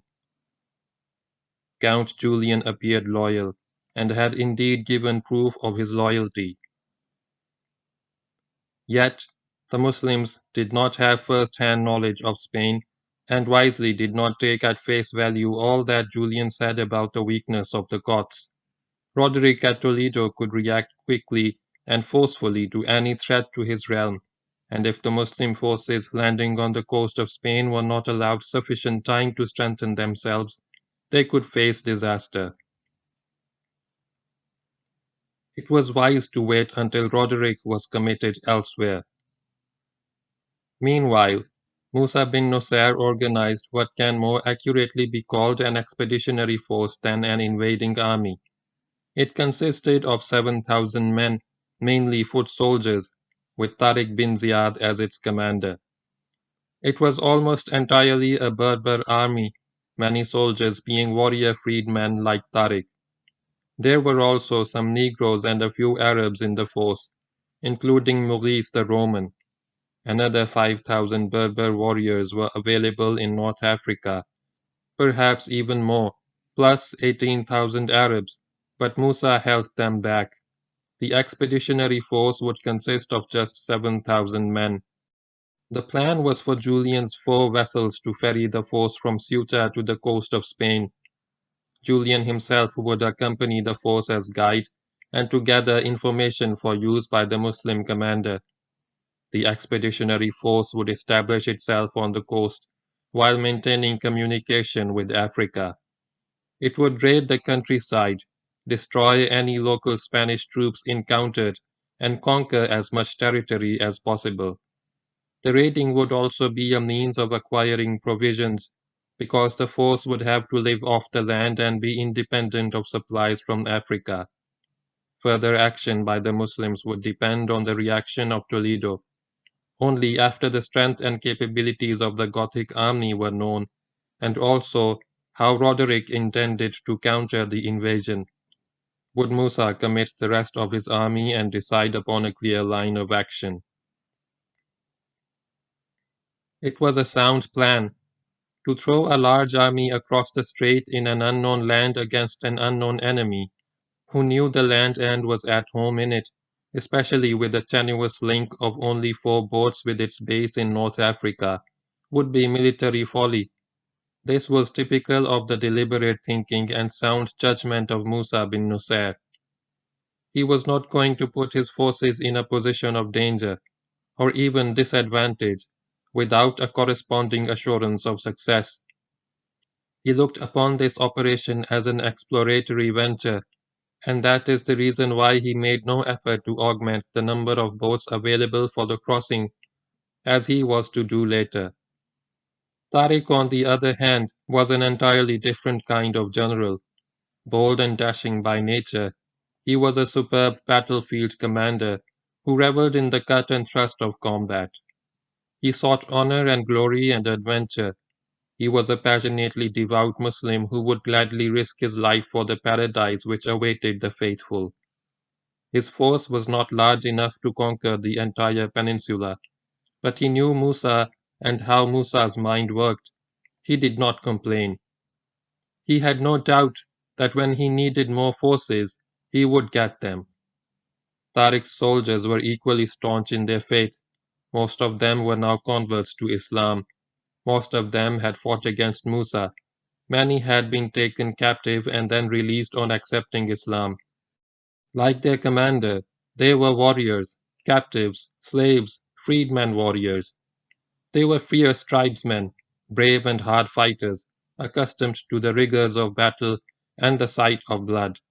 They exulted in the prospect of the holy war, and if Spain also offered shining visions of plunder, so much the better. The winter of waiting passed and was followed by the spring of fulfillment. In Spain, there was trouble on the northeastern frontier where some Frankish bands crossed the Pyrenees and entered the region of Vasconia. This agitated the Basques, always ready for agitation, and a general uprising took place in Basque country. It appears that the Franks were assisting the Basques in their perpetual war against the central authority of Spain. To meet this threat, Roderick marched from Toledo with the bulk of his army for action against the Basques and the Franks. He arrived at Pamplona and was soon fully committed in fighting in the hills and valleys of Vasconia. Count Julian, informed of the situation by his agents, conveyed the intelligence to Musa bin Nusayr. Musa at once sent orders to Tariq to proceed with the expedition to Spain. It was now the beginning of Rajab 92 Hijri, late April 711. Tariq's first requirement was a base on the mainland, where he would be safe from attack and from which he could raid and gather provisions. The most dominating feature on the south coast of Spain, as seen from Ceuta, was the great mountain of granite described in Chapter 1. It was virtually unattackable. Tariq chose this mountain as his base and the foot of this mountain as the place where he would land. Tariq would himself cross with the first wave transported by Julian's little flotilla of boats. He would also be the last man to cross. He would go with the first wave, see to the landing and the organization of the base. Having assured himself that all was well, he would return to the African coast. He would supervise the crossing of the remainder of his force and come up again with the last wave. This was the right position for a commander, the place where he was most needed. Each of Julian's boats could carry 100 men and 25 horses, fewer men if more horses were taken. There were in any case very few horses with the expeditionary force. How many times the boats plied back and forth is not known, but considering that today the motor ferry between the two continental shores takes 1.5 hours to effect a crossing, the slow-sailing vessels of the early 8th century may have taken twice that time, perhaps 6 hours for the round trip. Julian was responsible for the crossing of the expeditionary force. Since his boats were commercial vessels used for commercial traffic, he planned to make the crossing appear as normal everyday movement of vessels and effect the landing so carefully that people in Spain would not be aware that an invading force had landed on their shores. It has even been said that Julian carried but all the ferrying by night, allowing no movement by day, which could also be true. The crossing began on Tuesday, April 28, 711, Rajab 5, 92 Hijri. Tariq mounted the leading boat. It was a beautiful spring day. A bright sun shone from a cloudless sky upon the blue waters of the Strait, which connected the Atlantic with the Mediterranean.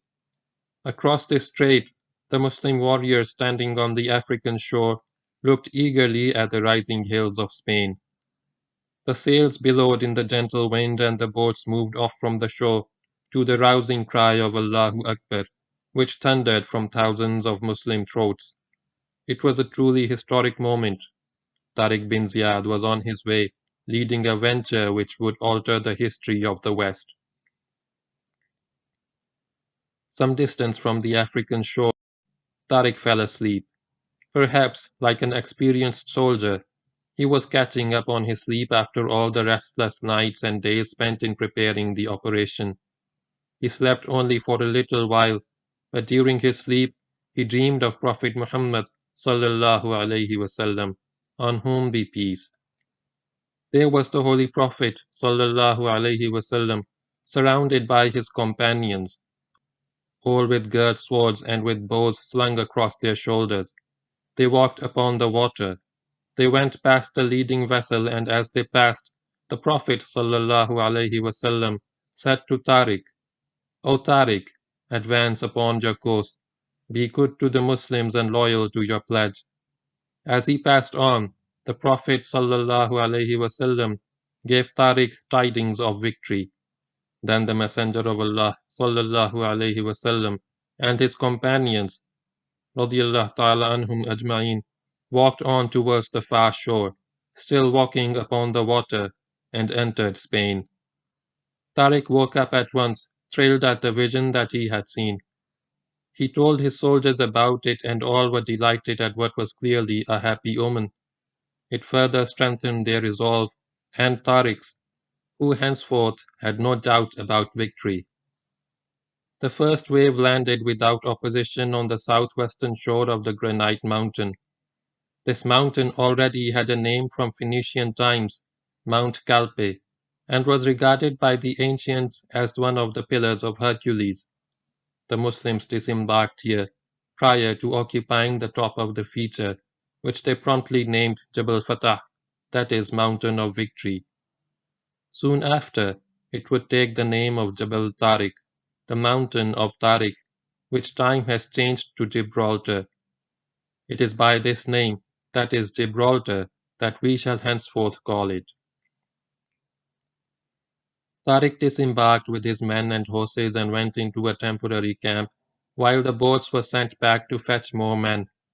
The crossing would go on for days because of the manner in which Julian was organizing it, in order to avoid arousing suspicion. But Tariq lost no time in carrying out reconnaissances. He had chosen the top of Gibraltar as the location of his base, in spite of the difficult going. The way to the top was a narrow path with an uneven, stony surface, but work was begun at once to level the path so that animals could use it. Several waves of troops assembled at the shore while this work was in progress. At last, the path was ready, and men and animals went up to the top of the mountain. On the summit of the ridge, they built a simple fortification in the form of a stone wall surrounding a large camp, which became known as the Wall of the Arabs. Count Julian's 4 vessels continued to labor at their task, plying back and forth across the strait. Muslim warriors continued to land on the coast of Spain and ascend the rock.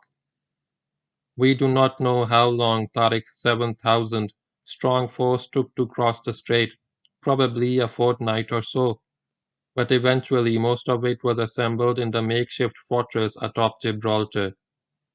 Some men remained at the foot of the rock to protect the landing point and maintain communication with the African coast. At the end of Rajab, about the middle of May, all of Tariq's men were in Spain and ready for battle. As soon as the last wave of Tariq's force had left Ceuta, Julian too crossed the strait. He did not come to Gibraltar but went to Algeciras with his men, and sent out agents to collect information about what Roderick and his Goths were doing.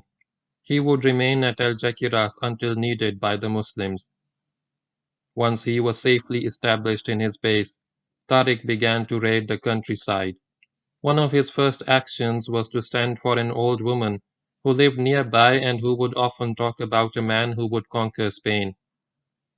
The woman was brought into the presence of Tariq. She told him of a husband she used to have who could see future events. He would tell people of a general, the women said, who would enter their land and conquer it. He would describe him as a man with a prominent forehead, such as you have, and on his left shoulder would be a black mole covered with hair. If you have such a mole, then you are he. Tariq bared his left shoulder, and there, for all to see, was a black mole covered with hair, just as the old woman had said. When King Roderick marched north to deal with the Franks and the Basques, he left the southern part of Spain in charge of a Gothic count named Theodomir, son of Ercobado Tudmir bin Qabdus to the Muslims.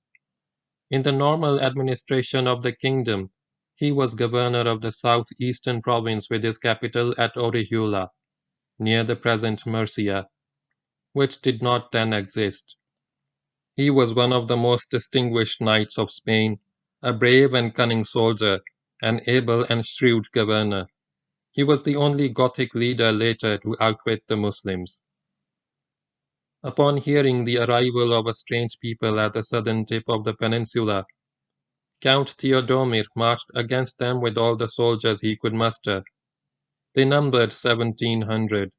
By the time he arrived in the vicinity of Gibraltar, Tariq's force was fully prepared for action. It was now the end of Rajab, about mid-May or a bit later. Theodomir occupied Cartea, an old Iberian town at the northern curve of the Bay of Algeciras, where the river Guadarrama flows into the sea. The Arabs called the town Cartagena, without confusing it with the more famous Cartagena on the southeastern coast of Spain. This Gothic force at Cartea barred the way of the Muslims. It would have to be removed. Consequently, Tariq sent a strong detachment under Mughis al-Rumi to deal with it. Mughis attacked the Goths and drove them from the town, whereafter the entire Muslim force moved to Cartea, while still keeping protective elements at the landing point at the foot of Gibraltar. Cartea now became the scene of sharp fighting. Theodomir put in a counter-attack, but was repulsed. Thereafter, he kept his men at a respectful distance from Cartea, but skirmishing between the two forces went on for 3 days, during which the Goths were badly mauled and lost hope of gaining any ground against the invaders. Theodomir now broke contact to lick his wounds, and Tariq moved his force south to Algeciras, where Julian awaited him. Algeciras was then only a small port town. The Muslims gave it the name of Jaziratul Khazra, that is, the Green Island, which in due course became Algeciras. The name was originally taken from a small islet in the bay, which is even now called Isla Verde, Green Island, by the Spaniards. The Muslims also called it Hakim after a slave girl of Tariq, who was left behind here when the Muslims moved on to fight the main Gothic army. But this name lost to Jaziratul Khadra, or Algeciras. The Muslims established their main base at Algeciras, which could keep touch with the African coast by Julian's flotilla of 4 vessels. It was an excellent base. It was also a most agreeable place which had in it the best of the land and the sea. Meanwhile, Count Theodomir, having despaired of dislodging the Muslims, or even containing them, sent a fast messenger to King Roderick with a letter informing him of the arrival of a strange people in their land. He explained that he had resisted with all his power and done his utmost to stem their advance, but was compelled to yield to their numbers and the impetuosity of their attack. He entreated the king to come in person with all speed and with all the force that he could muster. At a loss to explain how the invader had got there, Theodomir concluded with the lament, "We know not whether they fell from heaven or sprang from the earth." End of chapter 4. Start of chapter 5. The move to battle. Roderick had no doubts about where the invading force had come from. He did not for a moment believe that it had fallen from heaven or sprung from the earth.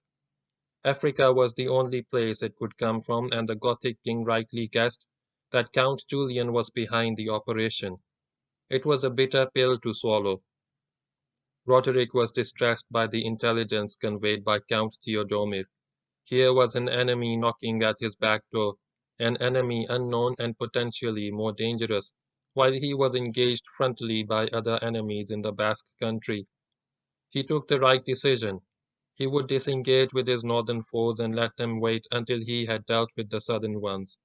He would return later to settle accounts with the Basques and the Franks.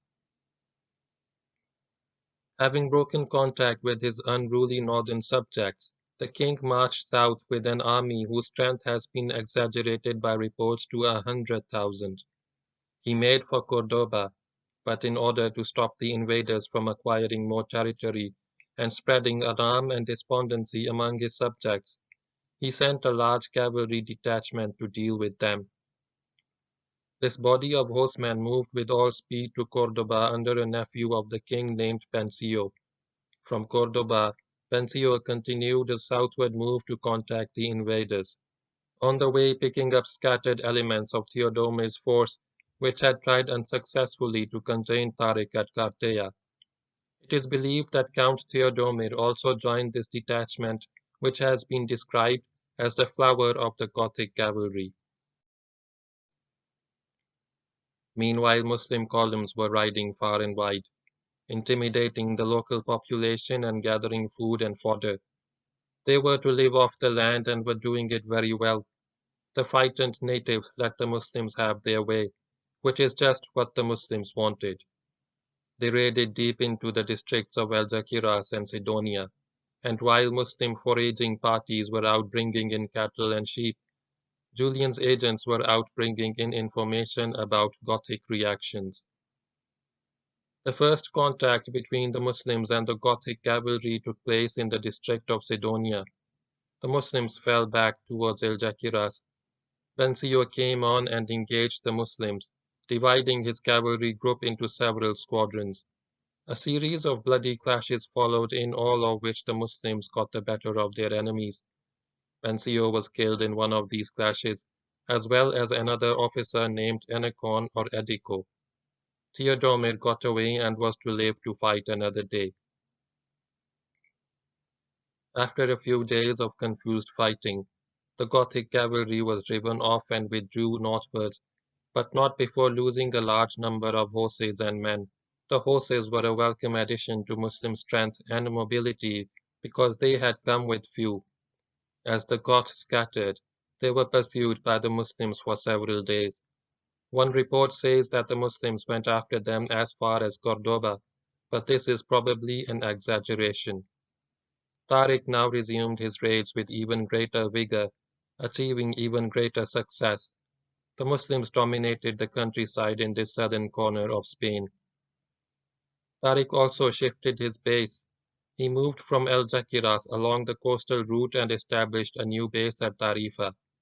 He was not yet informed of Roderic's move from Pamplona and was considering an attack on Cordoba, which after Toledo was the most important city in Spain. He moved to Tarifa in order to place the Muslims nearer this objective while maintaining direct and close communication with North Africa. However, before Tariq could seriously undertake the venture against Cordoba, he was given the alarming news that 100,000 Goths were marching against him. It was now the month of Shaban 92 Hijri, May or June 711. King Roderick marched from Cordoba. He had to worry not only about the invaders, but also about his own kind. The sons of the late King Witiza were far from reconciled to his assumption of power. They felt that they had a better right to the throne than Roderick, and this feeling was shared by a sizable body of dissidents who threw in their lot with Witiza's sons, Olmondo and Ardabasto. The princes were in Galicia, where they had under their command a considerable element of the Gothic army.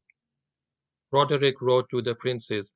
He called upon them to join him so that they could put up a united front against the common enemy, and warned them against harboring private feuds which would create disunity and weaken their resolve.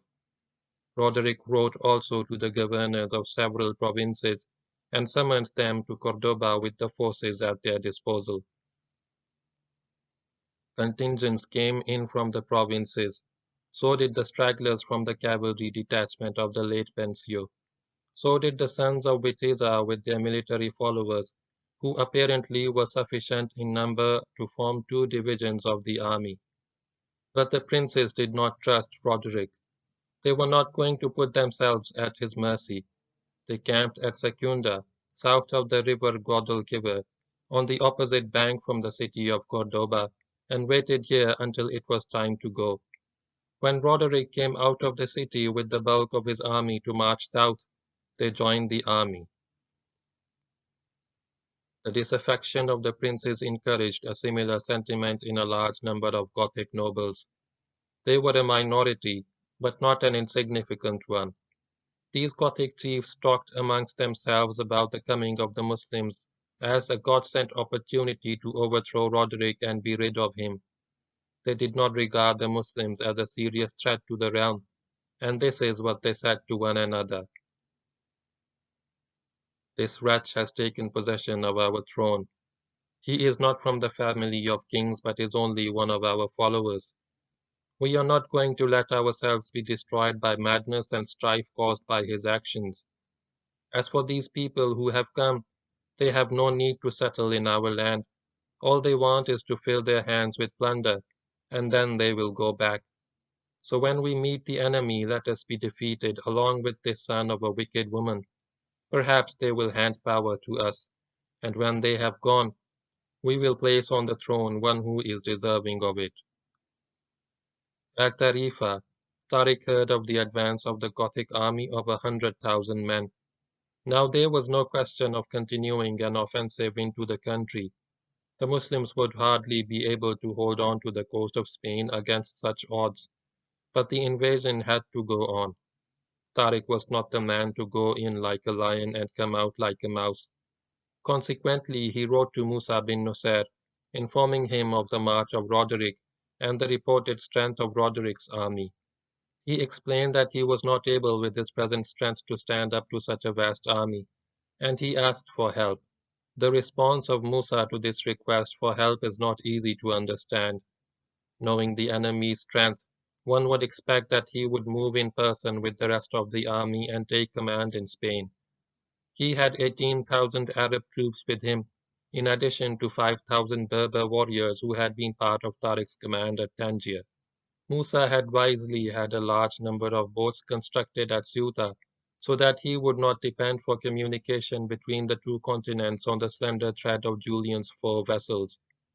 But he did not go in person to Spain, nor did he send the bulk of the army to engage in a decisive battle against the Gothic power. He just sent 5,000 Berbers across the strait to reinforce Tariq. This contingent moved under Tarif, the Berber chief who had led the first Muslim raid into Spain during the preceding year and given the name of Tarifa to the place where he landed. Musa was too sound a strategist to err in a matter of such magnitude. He was not the man to make silly mistakes or to avoid battle. He probably intended to let Tariq engage with Goths with his own Berber army. He was not likely to win against such odds, but the Goths, even in winning a victory, would suffer such terrible damage at the hands of the fierce Berbers that they would not be in a fit state to fight another battle for some time to come. Musa would then cross over with his larger army, bring the Goths to battle before they could recover, and inflict a crushing defeat upon them. It was a clever if ungenerous strategy. Musa, the Muslim, would not have done it, but Musa the Arab did. He knew his Berbers, and he knew Tariq. So the Berbers under Tarif crossed the strait and joined Tariq, bringing his strength to 12,000 men. It was an almost entirely Berber army with a few Arabs and a few Negro troops in it. To this Berber army was due the greatest glory in the conquest of Spain. Yet they came not as Berbers, but as Muslims, devout and fearless holy warriors out to conquer the world for Islam. Tariq himself now acted as a devout and fearless holy warrior. Once his Berber reinforcements had landed on the shores of Spain, he had all the boats set on fire. The newly built ships of Musa bin Nusayr as well as the 4 old ferry boats of Count Julian went up in flames. There would be no going back from Spain. Historians have not said exactly where and exactly when Tariq burnt his boats. It could not have been at Gibraltar where he landed because he did not then face any great threat, and there was nothing desperate about the situation. It could have been at Algeciras, and it is possible that the reinforcement joined him at Algeciras, whither Tariq had moved from Gibraltar before going on to Tarifa. It is more likely, however, to have been at Tarifa, where he stayed a while before moving inland. We know from Ibn Khaldun that Tarif landed at Tarifa with a large force, not during his earlier raid but as part of the main invasion. Regardless of where and when he burnt his boats, this was an act of glorious heroism, which has brightened the pages of history for 13 centuries. It was Tariq's challenge to fate, a gesture of total devotion and gallantry, which was to act as a beacon for brave men of all ages and all races. It would become axiomatic in all languages of the human race, a byword for desperate courage, a signal of unflinching dedication to the cause and readiness to die for that cause, whenever strong men faced other strong men to mortal combat, with boats behind them, burnt or unburnt. Many heroes would henceforth, knowingly or unknowingly, follow Tariq's example and destroy all possibility of retreat in the face of the enemy. But the first man to burn his boats was Tariq bin Ziyad, the Muslim holy warrior. Iqbal, the poet of the East, has fancifully but not illogically put into the mouth of Tariq the words, "Every land is our land, because it is the property of our Lord." Some later historians have cast uncharitable aspersions on this act of heroism. Some have said that it probably never happened. Others have added disparagingly that there were only 4 boats. And what are 4 boats? We have the evidence of several historians that the event did take place. Not every historian need relate an event before he accept it as a historical fact. As for the number of boats, it is known that Musa had many constructed after the first passage of the Muslims to Gibraltar. So there were many boats for Tariq to destroy in his fanatical zeal for victory or martyrdom. And if there were only 4, it should not be forgotten that if 4 vessels were sufficient to transport 12,000 men to the coast of Spain, they were sufficient to take them back to the coast of North Africa. The actual number of boats is not relevant. Tariq destroyed his entire. Having reduced his transport fleet to ashes, Tariq struck camp and marched in the direction of Medina Sidonia. At first he advanced along the coast, then turned inland, and after moving 5 miles, stopped at the pass of Fasinas. Here the hilly coastal region gave place to open country which formed the basin of the river Barbate. The pass of Fasinas was ideal for defense, restricting maneuver and nullifying the advantage of superior members. Here the Muslims pitched their tents, taking full advantage of the hilly terrain. Tariq's light troops fanned out in the open country to the north and northwest, covering the approaches from Medina Sidonia, while his scouts waited for a contact with the advancing Goths. Julian's agents probed deeper to discover the intentions and movements of King Roderick's forces. It was now about the very end of June 711, early Ramazan 92 Hijri. The coastal zone west of El Jaquiras up to Cadiz is hilly. North of this coastal zone lies the district of Medina Sidonia, a large fertile plain watered by several rivers, the largest of which is the Rio River Barbate. This river, fed by a number of tributaries, creates in the southern part of the plain a region of lakes and marshes into which some other rivers also flow. The Barbate itself becomes the main drainage channel in these marshes and empties its waters into the Atlantic by the town of Barbate de Franco. The largest part of these marshes comprises the extensive lagoon of Janda, through which the Barbate picks its slow and muddy course. To the west, separating it from the sea, is the Sierra de Retin. To the east, its boundary is marked by several hill ranges. The Barbate flows around the Sierra de Retin to Vejer de la Frontera, then bends back to Barbate de Franco. At the present time, the flow and floods of the Barbate have been controlled by a system of dams and canals, so that much of the marshy area has been drained and the land reclaimed for farming. But at the time of this history, most of the flat area lying south of Benaloup de Sidonia, north of the Sierra de Retin and west of the hills, comprising the Sierra Momia and the Sierra Blanquilla, was one great marsh separated by only narrow strips of land from the foothills to its south and east. This whole marshy area was the lagoon of Janda. The river Barbate itself, unlike its present condition, had swampy borders along its banks. A little farther to the southwest from Cape Trafalgar rise the heights of Mecca, a triangle-shaped range which overlooks the Barbate as it flows into the sea. The hills are named after an ancient town believed to have ceased to exist before the arrival of the Muslims, but which, according to local inhabitants, may have been Vejar de la Frontera, also an ancient town on the banks of the Barbate. The Arabs rendered this Mecca or Becca or Bakka, which is also the name which the Arabs called Vejer de la Frontera. Bakka was later also called Laka. The Muslims gave the name of the hills to the river which flowed beneath them and called it Wadi Bakka or Wadi Laka. This was transmitted to Spanish as Guadabeca and Guadaleca. Later Spanish writers, perhaps not knowing the connection between the heights of Mecca and the river, confused the Arabic name of the river with Guadalete, which flows into the Atlantic by Cadiz 30 miles farther to the west. Because of this, the battle which was fought here has been wrongly named in some history books as the Battle of Guadalete. It was the Battle of the Rio Barbate, named by the Muslims as Wadi Baka and Wadi Laka. The next move was by Roderick. He did not wait for the concentration of all the Christian warriors of Spain. Moreover, because he was in a hurry to meet the invaders, he left most of his infantry behind and set off from Cordoba with his cavalry, which itself amounted to a considerable army. With him marched the elements commanded by the sons of Witeza. The army went past the ancient town of Medina Sidonia and advanced deeper into the plain of the river Barbate. It arrived near the town of Casas Viejas, now Benalup de Sidonia, and by the bank of the river pitched its tents.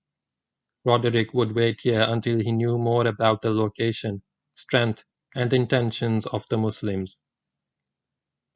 Tariq was immediately informed of the arrival of the Goths by his scouts, who also gave him a description of the ground in the area where the Goths were camped. Then he moved forward. He took the road which ran along the foothills in the direction of Casas Viejas. A few miles short of that town, he crossed the river Kelemin and went into camp facing west, with the Kelemin on his left and the foothills of the Sierra Momia on his right. Farther to his left began the marshes of the lagoon of Janda. Upon the arrival of the Muslims in their camp, Roderick also took a step forward. He crossed the Barbate and established his camp on the east bank of the river. The two armies were now within sight of each other. The next move would be into battle. This confrontation took place in mid-July. The critical student of war might wonder why Tariq moved at all to this location, giving up the security of the hills and nearness to the coast and coming into relatively open country. The observation is entirely valid. With his predominantly infantry force faced by a predominantly cavalry army, many times more numerous, it would have been safer for Tariq to remain at the pass of Fasinas. There he could beat off Gothic attacks with a greater assurance of success and survival. This would have been more sensible, but Tariq was not here as a sensible general worrying about defense and survival. He was here as a conqueror, seeking not to avoid battle but to force it, to defeat the enemies of Allah, and go on to conquer the whole of Spain for Islam. Hence the burning of the boats and the forward move. The only event which remains to describe before battle was the attempt by Roderick to find out more about the Muslims. He instructed one of his officers, a brave and true knight, to go into the Muslim camp, carry out a reconnaissance and assess the enemy's strength and condition. This Gothic officer did as he had been ordered. According to some accounts, he was spotted by the Muslims as he was observing their camp from a vantage point and was promptly chased away. According to others, the Muslims let him into the camp to see whatever he wished to see. In fact, Tariq treated him as an honored guest and made him stay for dinner. He does appear to have discovered more about the Muslims than could have been seen from a vantage point outside the camp. He returned to make his report to the king. A people have come to you as was revealed in the casket. The reference here is to the picture seen by Roderick in the enchanted house at Toledo, and the words have probably been added by writers who believe in the legend. The knight continued, "Beware of them. Among them are those who seek nothing but death, or to conquer what lies under your feet. They have burned their boats, so that none may think of saving himself by their means. They have strengthened themselves by the knowledge that there is no place in our land for them to flee." The report of the knight did nothing to reassure King Roderick or calm his fears. End of chapter 5. Start of chapter 6. The Battle of the River Barbate. In the confined space between the lagoon of Janda and the foothills of the Sierra Momia, the Gothic army of 40,000 men prepared for battle. Its strength has been exaggerated by some Muslims and Christian historians to 90,000 and 100,000, while one Christian source has reduced it to a mere 25,000. We get the correct figure of 40,000 from Ibn Khaldun. It was a mainly cavalry force, because cavalry was the dominant arm of the Goths, and it was largely a force of Visigoths, but with many Hispano-Romans of inferior status. It was a well-armed force. The better class of soldiers wore armor, and there were enough of these armored warriors to form the forward ranks of the army. The soldiers were armed with swords, lances, and bows, with shields for defense. In addition to these conventional weapons, many carried the heavy and much feared German battle axe, which was not easy to parry. But if in armament the Goths were terrible, in appearance they were otherwise. The knights were dressed in all their finery, silk and brocade with precious stones adorning their robes and weapons. Above their heads fluttered what looked like a forest of standards, giving the impression of a festive military parade.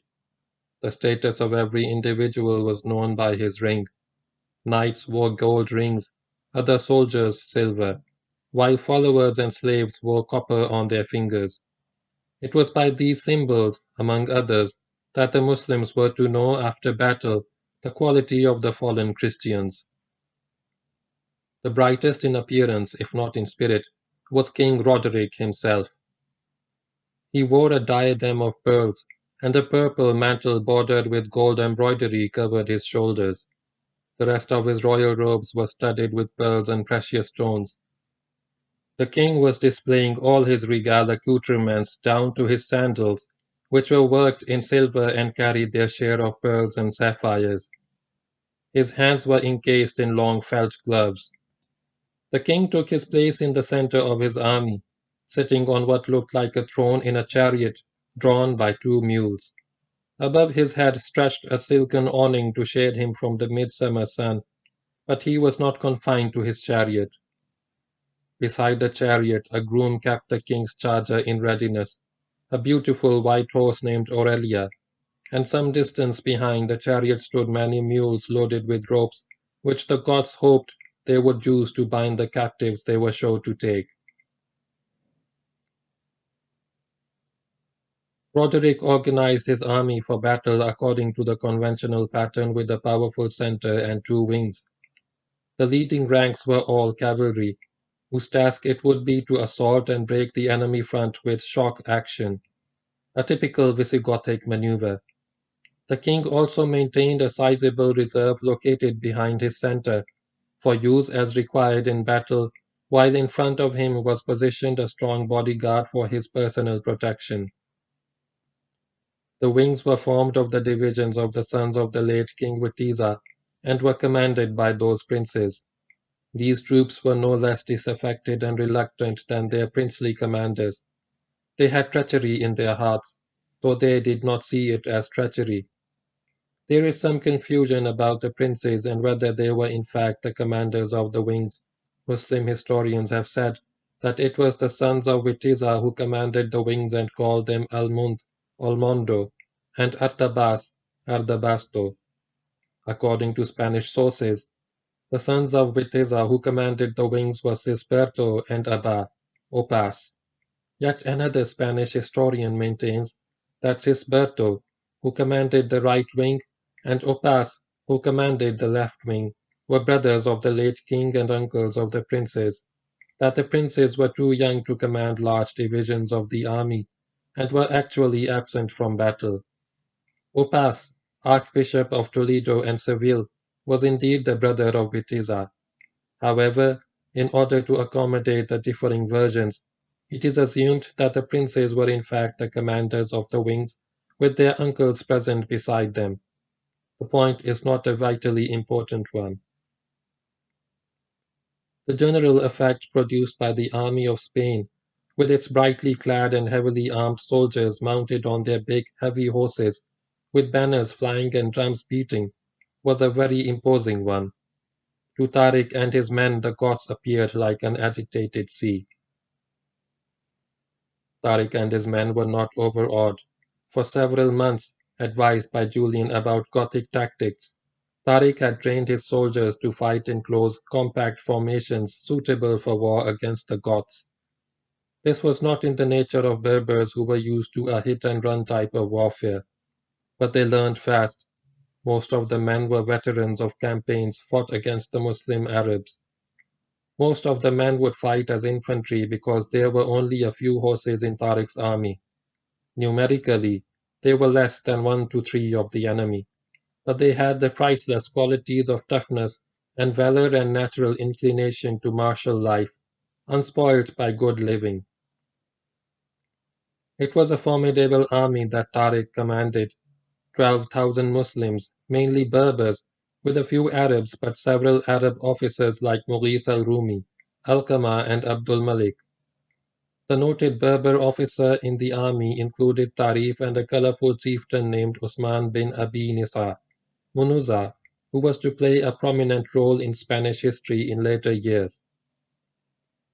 There were also some Negro soldiers in the army. Their numbers have not been given, but from the part played by them in battle and the fact that they were used as a regiment, they would have been numbered in hundreds. The blacks were from Sudan. This name, meaning the land of blacks, did not signify the Sudan of today. It was used by the Arabs for the entire black belt of Africa, stretching from south of Egypt to the southern part of the present Mauritania. That is south of the present Arabic-speaking zone of Africa and including the present Sudan.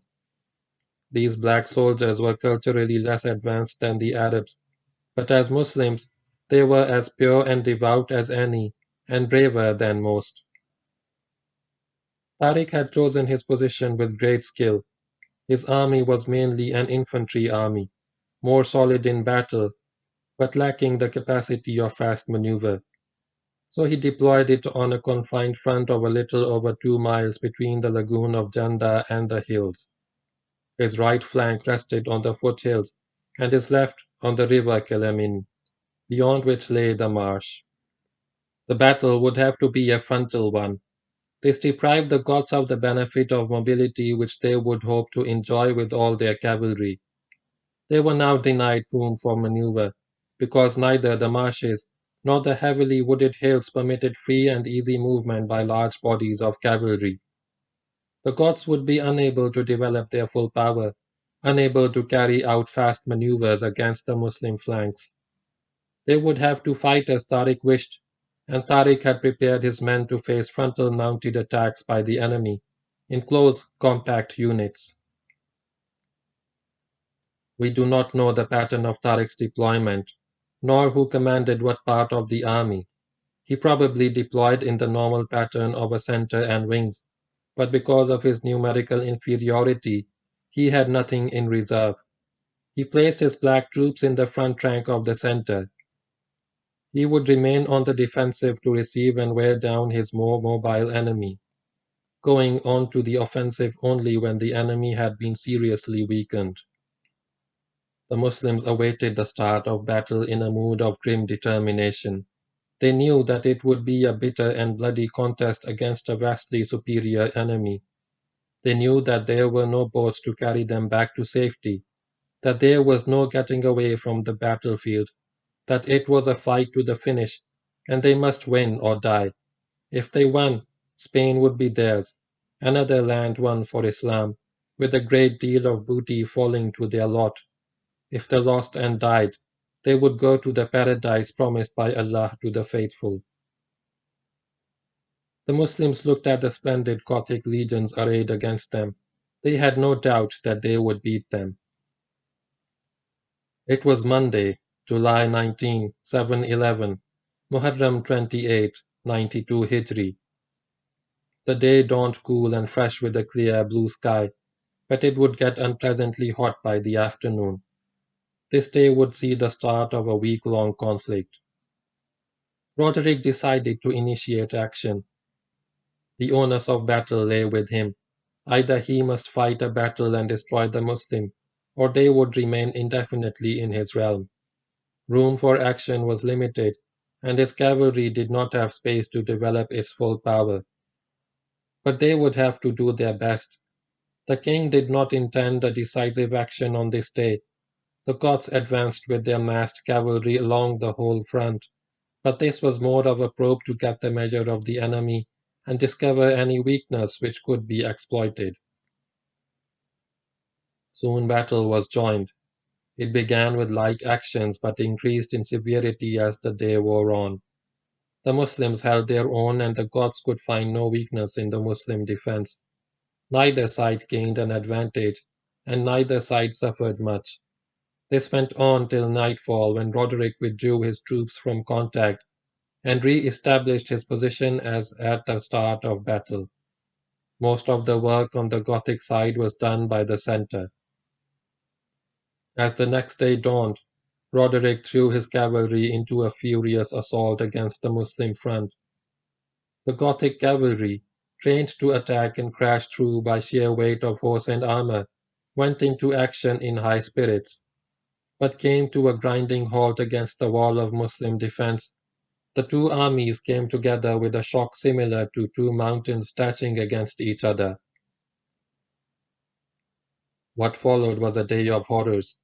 The air was rent by shouts and screams from two great bodies of men as bold warriors struck at their adversaries, bringing down horse and man in a wild melee. The din of battle was increased with the blast of trumpets, the thunder of drums and the clash of hundreds of other instruments. The ground trembled under the tramp of the big European horses. Men fought with consistency in spite of the difference of more than 3-1 in strength. The battle which began at dawn went on with unremitting violence and carnage for the rest of the day. Prodigies of valor were performed by both sides. The Goths attacked with the grim determination typical of their race, straining every nerve to push the enemy back or break through on some part of the front. The Berbers fought with the wild fury of their race and the fanaticism of new converts to Islam. They stood firm as a rock, repulsing every attack, holding on to every inch of ground. There was no break anywhere in the Muslim front. Again no decision was gained, no advantage to either side. At last the coming of darkness put an end to the bloody slaughter. The violent spasm of combat spent itself, and the troops disengaged to reoccupy positions as at dawn. Both armies remained on the battlefield, while exhausted men got what rest they could. The Muslims spent the night in prayer, knowing that their ordeal had only just begun, and that what lay ahead would be harder still. Fighting would become more bitter and more bloody, but they had confidence in their own strength and courage, and in the skill and leadership of their commander.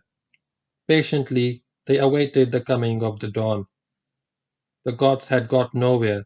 The warriors had taken heavy losses, and the repulses they had suffered at the hands of the Muslims had helped neither their spirits nor their pride. But Roderick had reserves. He would use them to replace losses and augment the forces which had gone through 2 exhausting days of combat. The next day would see a repeat performance, but would end, Roderick hoped, with better results. The dawn of the third day saw a renewal of the cruel strife.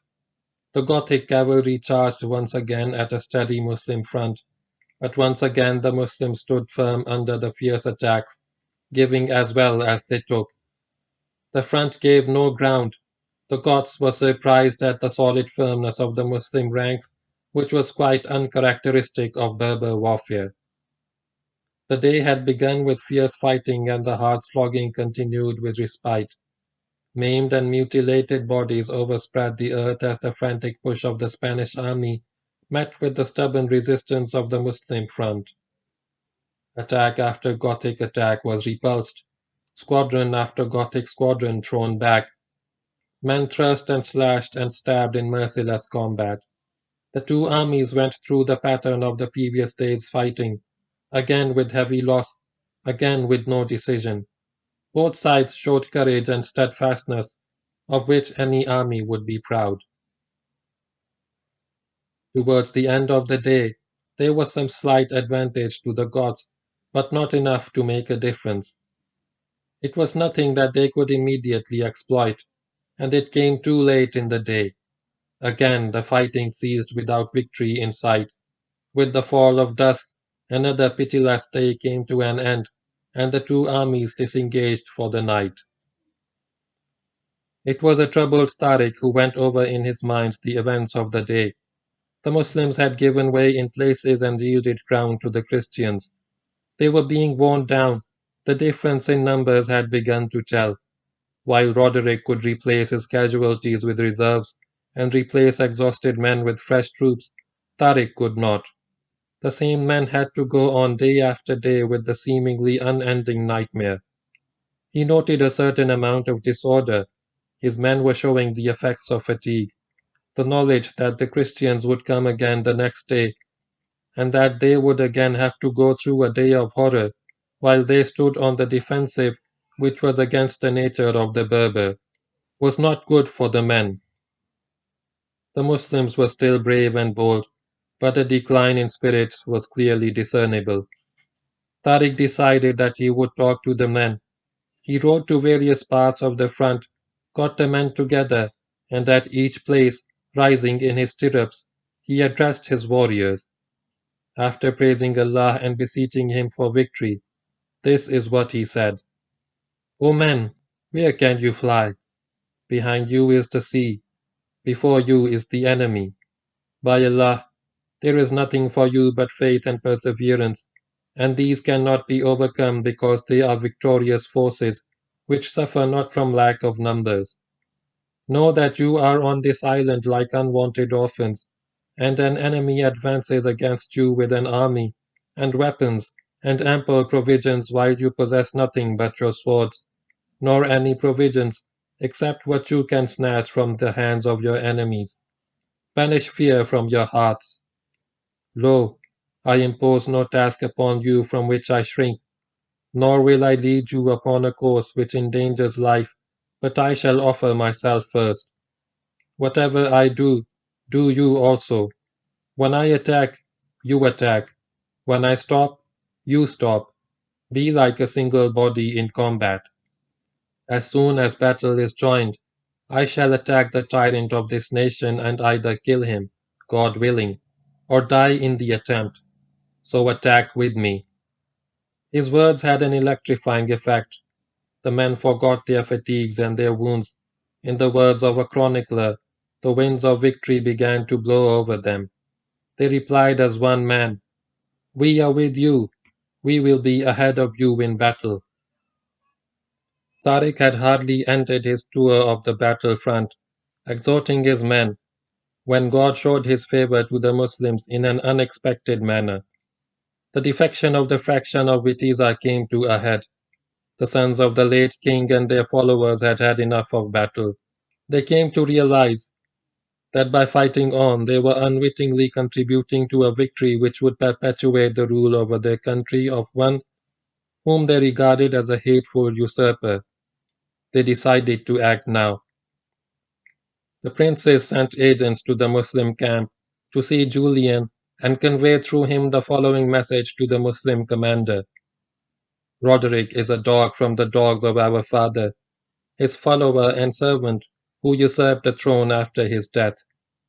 Further, they offered to desert the Gothic army in the morning with their followers and come over to him. All they wanted in return was his protection and a promise to hand over to them the estates of their father, which had been seized by Roderick. These crown lands consisted of 3,000 choice farms, which were to become known as the royal portion. Tariq accepted the conditions. Plans were made to exploit the defection of the Spanish wings when the Muslims launched their decisive, all-destroying attack in the morning. Tariq's plan was a double envelopment combined with a powerful frontal attack. First, the Muslim wings would attack the opposing wings and drive them off the battlefield. The Gothic wings would in any case not need much persuasion to abandon the main body of the army, even if they did not come over to the Muslim side. Then the attacking wings would close in on the Gothic flanks, while Tariq struck frontally against the main Gothic position. The final phase of battle would be a three-pronged attack from front and flank. The Muslims would be in the same battle formation as before, except that the battle troops were shifted from the center to the left to face the Gothic right.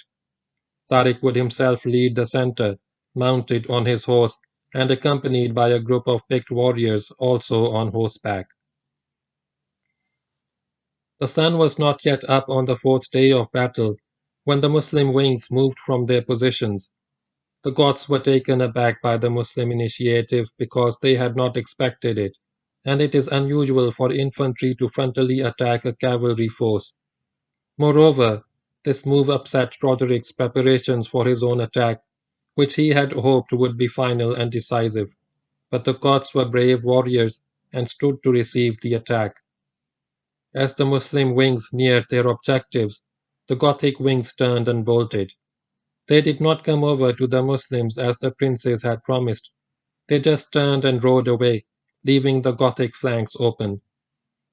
Roderick may have had his suspicions about the loyalty of the sons of Witiza and expected such an event, because he responded very quickly to the new situation by ordering his reserves to take the place of the deserting wings. But the move was late and inadequate, and gave only partial cover to the Gothic flank. Now Tariq ordered a frontal advance and the main body of the army heaved into action. Soon battle was joined. The Gothic front held, but the Gothic reserves attempting to establish new flanks were driven in by the Muslim wings, with the result that the Spanish army found itself under attack from front and flank. Yet the Goths stood their ground. As the day wore on, the fighting became more severe. It increased in intensity until it was even more violent than the fighting of the day before. Muslim assaults became bolder and fiercer. Hundreds of Goths fell under their blows, but the center continued to resist. They struggled desperately to stem the advance of the Berbers, paying heavily in blood for the time gained. For hours the two armies were locked in mortal combat, striking with sword and battle axe, while the air resounded with the clash of steel. The carnage was fearful on this fourth day of battle. At last, the Muslim wings closed in from the flanks as the Muslim center closed in from the front in the last sanguinary phase of battle. Tariq wore a coat of mail and had a white turban on his head. His guards were dressed in similar manner. All were armed with swords and lances and bows. Tariq and his guards spurred their horses and made a determined dash for the Gothic center, where Roderick could be seen sitting on his throne on the chariot, overspread with a silken awning. The Muslim group crashed through the guards in front of Roderick and made for the king of the Visigoths. It is said that when Roderick saw them, he exclaimed, "This is the picture we saw in the enchanted house in our realm," and Tariq shouted, "This is the tyrant of the enemy." According to some accounts, Tariq charged at Roderick and killed him as he sat on his throne. Most historians, however, discount this and give the more likely version that the king quickly changed to his white horse and galloped away. But more of Roderick later. With the flight of the king and the death of many of their generals, the resistance of the Goths weakened, As the Muslims struck even harder, a rearward movement began in the Gothic army, which became faster as disorder increased. The movement soon deteriorated into a retreat and a general exodus from the battlefield, and this in turn deteriorated into a rout as the Christian front disintegrated. Before long, the Goths were in full flight with the Muslims close upon their heels. We pursued the fugitives for 3 days following that of victory, Tariq was later to write to Musa, without lifting our swords from the necks of the vanquished.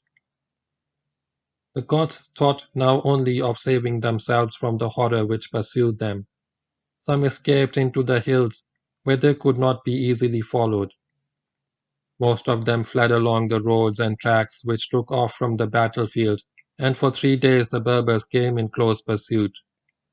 The Muslims struck their adversaries down left and battlefield, and for 3 days the Berbers came in close pursuit.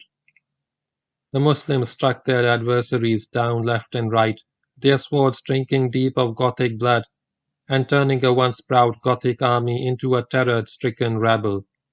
They had taken a large number of horses which the Goths had ridden into battle, so that now every Muslim was a mounted warrior, which facilitated pursuit to the dismay of the fleeing Christians.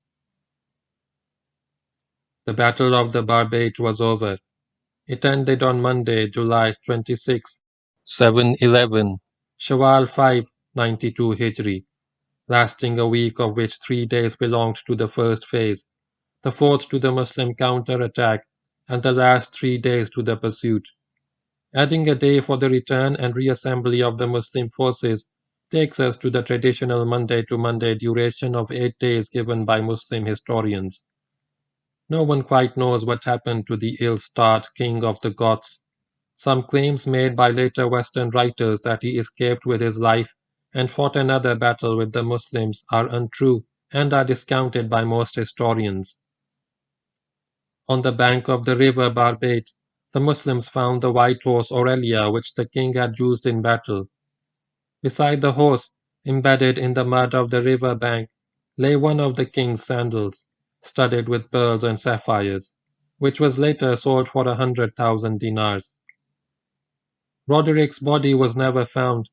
The general consensus is that he drowned in the river, weighed down by his heavy armor, while trying to get away from the battlefield. A great and terrible battle had been fought, a great and glorious victory won. The powerful army of Spain, led by the ablest general of Spain, had been shattered in battle by a Muslim army less than a third its size. The proud Visigoths had been made to bite the dust. Never before had the Goths been so badly beaten, so thoroughly defeated in fair combat. This was one of the decisive battles of history, perhaps the most decisive ever fought in Spain. There would be other battles in the peninsula in the blood-soaked history of Spain, but never one so bloody, so fiercely contested, and so far-reaching on its consequences. It was a stupendous victory for Islam. It marked the beginning of the end of Gothic rule and opened the doors of Spain and Western Europe to Islam. The plain of the Barbate bore gruesome evidence of the ferocity and carnage of this battle. The earth was covered with broken swords and lances, with broken and torn bodies. An enormous number of Goths had been killed, whose bones would lie glistening in the sun for many years. While there is no record of Gothic losses, it is reasonable to assume that their casualties were at least the same in proportion to their strength as those of the Muslims. Thus about a quarter of the army perished in battle, perhaps 10,000 men, most of whom fell in the main battle, while others were cut down in the pursuit. Among those killed was Cisberto, brother of King Witiza, and commander or second in command of the right wing. The Muslims took 10,000 prisoners who, according to the usage of war, became slaves, except for those who accepted Islam, as many of them did in due course. The Muslims lost a quarter of their strength, 3,000 dead, martyrs in the way of Allah. And since the ratio of wounded to killed in battle is usually 3 to 1 and 4 to 1, There must have been few warriors who did not carry wounds on their persons, but a glow of pride warmed their hearts. They had fought and defeated a superior Gothic army in typical set-piece Gothic fashion, which was far from the Berber fashion of hit-and-run warfare. The booty collected was immense. After taking out one-fifth of it as the share of the state, Tariq distributed the rest at a scale equivalent to 250 gold dinars per head. This was a classic battle, following a pattern now well known. A smaller force of infantry, lacking the capability of fast maneuver, faced with a much larger and more mobile force, restricting the field of battle to a narrow front and robbing the enemy of its advantage of mobility. The smaller infantry force lacking the strength to attack remaining on the defensive to receive the attack of the larger force. A smaller force of infantry, lacking the capability of fast maneuver, faced with a much larger and more mobile force, restricting the field of battle to a narrow front and robbing the enemy of its advantage of mobility. The smaller infantry force, lacking the strength to attack, remaining on the defensive to receive the attack for the larger force, wearing down the large forces to create conditions for a counter-stroke.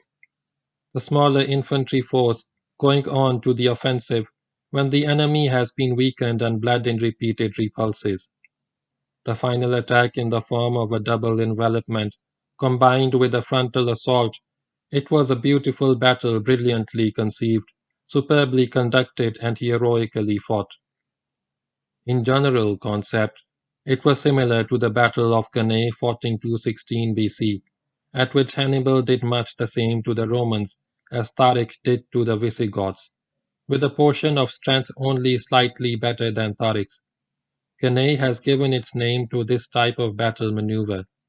One could ruminate further on this fine battle, but it might be better to let the student of war indulge in the exercise of his own judgment in evaluating this operation. A good part of the credit for this victory goes to Tariq, whose skillful tactics and bold leadership made it possible. It was under his command that his fearless Berbers planted the flag of Islam on Spanish soil, where it would flutter in joyful pride for 8 centuries. It should be noted, however, that they came, fought, and conquered not as Berbers, but as Muslims, purified and inspired by the new faith. As soon as the fever of battle had passed, Tariq wrote to Musa bin Nusayr. He narrated the course of battle and how they had pursued and slaughtered the Goths. The glorious results gained from the battle included the ample spoils of war. He had the right to expect applause from a grateful commander-in-chief. What he received in reply was a rebuke. Musa warned him against any further advance and ordered him to remain in his present. End of chapter 6. Start of chapter 7. Deeper into Spain. Musa bin Nusayr, governor of Africa and the Maghrib, was also commander-in-chief of the theater, which included Spain. He was responsible for operations on the peninsula, but the knowledge which the Muslims had of Spain, especially its geography, was too limited for the formulation of a grand strategical design of invasion. They knew that it was a very large land. They knew somewhat more about the geographical character of the southern part of Spain, opposite North Africa. They knew that the Visigoths were a brave and strong nation. Beyond that, they knew little of Spain. Because of this lack of information, Musa was unable to prepare a detailed or precise plan of operations. All that was clear was the aim of the conquest of Spain. Musa's intention in sending Tariq and his Berbers to Spain was to test the power of the Visigoths and discover their strengths and weaknesses. Tariq would clash with the Goths. He would bleed them and prepare them for the final blow which Musa himself would deliver, achieving a great victory in Spain. Tariq and his Berbers would bleed too, but such is war. This explains why, in response to Tariq's appeal for help, when faced by Roderick's large cavalry army, Musa sent him only another 5,000 foot soldiers. although he had 18,000 more troops with him in North Africa, including the flower of the Arab cavalry. But he had no illusions about the danger. When Tariq put his boats to the torch, Musa's apprehensions increased sharply.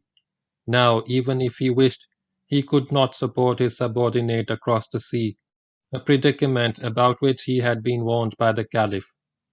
He moved his quarters to the Maghrib, somewhere near Tangier or Ceuta. Every day he would await news from across the strait, and spend many hours in prayer. Then came Tariq's messenger with tidings of victory. Overjoyed and overcome with relief, Musa prostrated himself in prayer and rendered praise unto Allah. The tension passed, the anxiety ended. When that happened, Musa's relief turned to anger and envy. He had sent Tariq to Spain for what he thought would at best be an indecisive engagement. But instead of that, Tariq had won a resounding victory which shed lustre on his arms and brought his fame and glory, which Musa himself had hoped to win. Moreover, the vast spoils acquired in battle had gone to Tariq and his Berbers, instead of being divided amongst all the warriors under Musa's command. This made him extremely angry. He sent a harsh and abusive letter to Tariq in which he forbade him any further advance. In fact, he ordered him to remain where he was until Musa had joined him. Having sent Tariq's messenger back with his letter, Musa began to make plans for crossing the strait with an even bigger army than Tariq's, and taking on the conquest of the peninsula where Tariq had left off. He was a superb organizer, but he took his time. The summer was ending and it would be better to wait for the following campaigning season before resuming operations. Furthermore, having ordered Tariq not to advance any further, he had no doubt that Tariq would remain by the bank of the river Barbate and await the coming of Musa. In this, he was wrong. One of the first things that happened after the Battle of the Barbate was that the sons of Witiza turned up at Tariq's headquarters. According to Muslim historians, they were Aquila, Almondo, and Artabas. They came to confirm the arrangements which they had made with the Muslims during battle. "Are you yourself the commander, or is there a commander above you?" they asked Tariq. "No," Tariq replied. "Above me there is a commander, and above that commander there is a supreme commander." The princes then expressed a wish to go to Africa to see Musa bin Nusayr and put their case before him. To this Tariq agreed. At their request, he gave them a letter in which he spelled out the agreement made with them in the matter of the crown lands owned by their father. The princes crossed the strait and met Musa, to whom they gave Tariq's letter, while they explained their case. Musa reiterated the pledge given by Tariq, but said that they would have to go to Damascus to see the Caliph, who was the final authority in such matters. The princes then travelled to Damascus, where they were received by the Caliph with much honor. He confirmed the arrangement made by Tariq.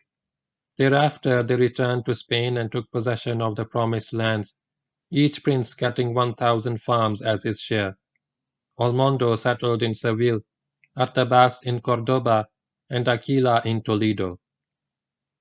The princes lived in peace and contentment on their estates, enjoying the fruits of their steadfastness and loyalty to the Muslims. After the passage of many years, Almondo died, and Artabas forcibly took possession of his late brother's lands. Thereupon Almondo's daughter, a beautiful and spirited girl named Sarah, who was to become known to the Muslims as Al-Qutiyya, the Lady Goth, travelled to Damascus to see the Caliph and demand redress of wrong done her by her uncle. At Damascus she not only received justice, but also acquired an Arab husband whom she brought back with her to Spain. But this happened a generation later and is outside the scope of this volume. A few days were spent on the battlefield, clearing the wreckage of war.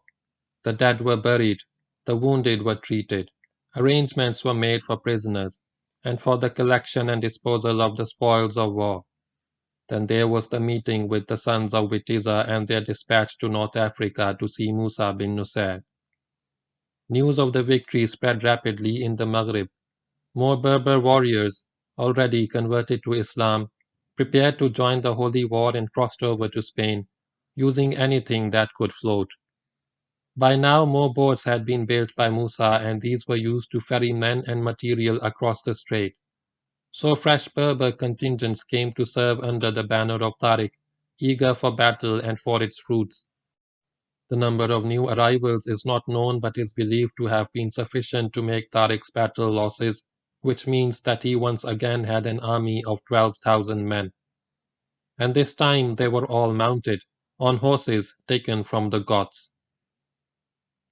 The remnants of the army of Spain broke into pieces on the bank of the Barbate, fled headlong from the scene of operations. Those who were not killed or captured were driven by fear, and seeking only to save themselves, scattered in all directions. They went wherever they thought they would find escape from the horrors of war. They took refuge in the hills and in distant castles, keeping away from the plains of which the Muslim cavalry was now master.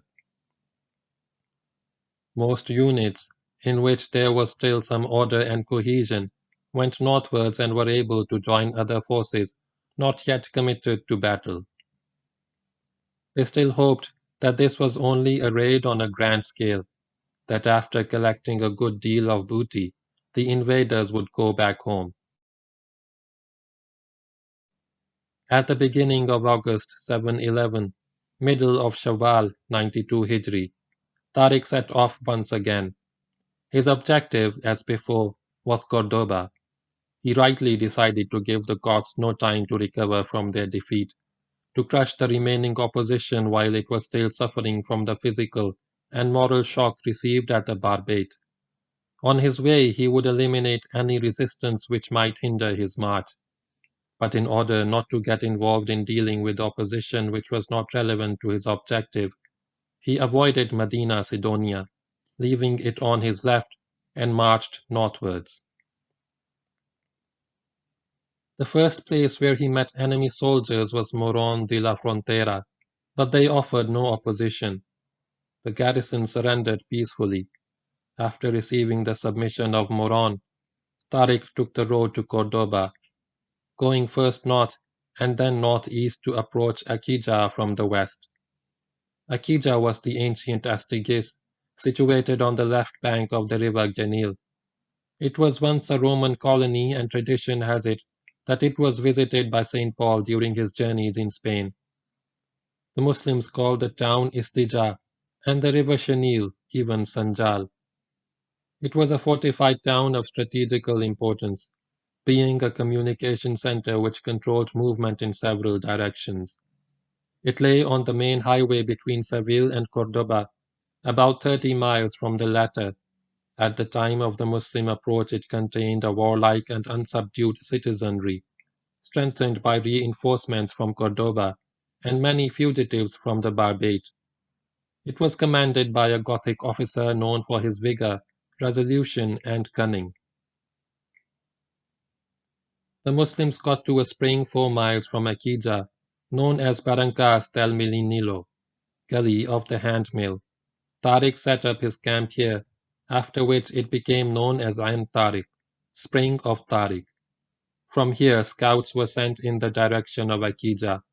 These scouts returned to report a large concentration of Gothic warriors in front of the town, an army large enough to promise another hard and bloody battle. It was now about mid-August, the latter part of Shawwal. Arraying his troops for battle, Tariq advanced against the Goths. We do not know what course the battle took, but it was a fierce contest in which the Muslims suffered heavy losses in killed and wounded. Chroniclers relate that although it was not of the scale of Barbate, this was the second hardest battle fought in Spain, and that the encounters which followed were not comparable in ferocity and bloodshed. At last the battle turned in favor of the Muslims. They scored a victory, but it was no more than a limited tactical victory. The Goths retreated in good order to the town. The Muslims moved up and laid siege to Akija, while on its eastern side flowed the Genil. The western arc of town was protected by a high wall. The Muslims had no engines to breach the fortifications, and the siege went on for some days. It could have gone on indefinitely but for the curious episode of the Gothic commander coming out for a bath in the river. The Gothic general came out of the town to the river which flowed beneath its eastern wall. He came alone and began to bathe.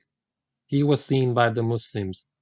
The situation gave an irresistible push to Tariq's adventurous spirit, and he too, without knowing the identity of the Goth, went to the same place for a bath.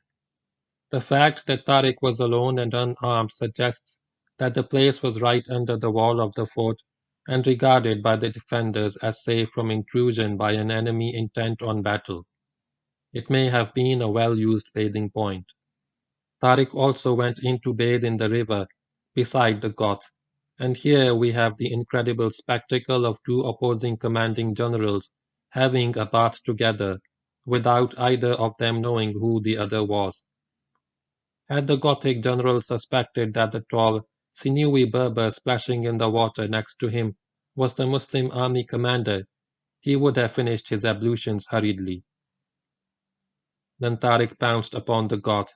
The latter was evidently no match for the Muslim, for Tariq picked him up and hoisting him over his shoulder, made a dash for the Muslim lines, where he arrived safely without interference from the Christian soldiers on the wall. Perhaps he used the Goth as a shield. Once in the Muslim camp, the Goth revealed his identity as the commanding general of Akija. Thereupon the Muslims proposed to their distinguished captive an honorable surrender. The Muslims would take the town peacefully, under treaty rather than by violence, in return for payment of the jizya. The Gothic general accepted the proposal. From the readiness with which the Muslims and the Goths agreed to terms, we can assume that both sides had been badly hurt in battle and glad to arrive at a solution, which averted further bloodshed. Tariq let the Gothic general go. He kept his word. Akija opened its gates and the garrison surrendered to the Muslims. There was no bloodshed, no pillage, no impost of any kind. The citizens paid the jizya and were left in peace in possession of their homes and property, free to practice their religion and live their lives as before. But not all wanted to live their lives as before. These were the Jews. They wanted a change, any change, for nothing could be worse than the brutal oppression which they suffered as a hated religious minority. Now for the first time they came out in open support of the Muslims, threw in their lot with the invaders and offered their services. The Muslims did not need their help because they would take Spain anyway, especially now that the back of Gothic resistance had been broken at the Barbate and Akija. But out of kindness they took the Jews under their wing, accepting them as followers of Prophet Moses alayhi salam, on whom be peace. A later chapter will describe the reasons for their defection. Tariq was also joined by a large number of malcontents, a motley crowd of Hispano-Roman inhabitants who were glad to welcome the invaders. They saw the change as a release from bondage and an escape from the harsh servitude which they suffered under Gothic rule. This was of no direct military value to the Muslims, but with the change of heart among the oppressed elements of the people, which meant most of the population, word spread in the peninsula of the kindness and fairness of the conquerors. Everyone in Spain came to know that when Akija surrendered to the Muslims, there was no bloodshed, no bondage, no destruction.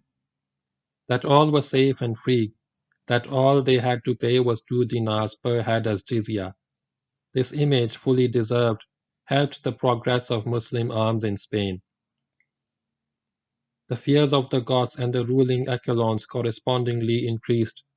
Now little doubt remained about the Muslim invaders.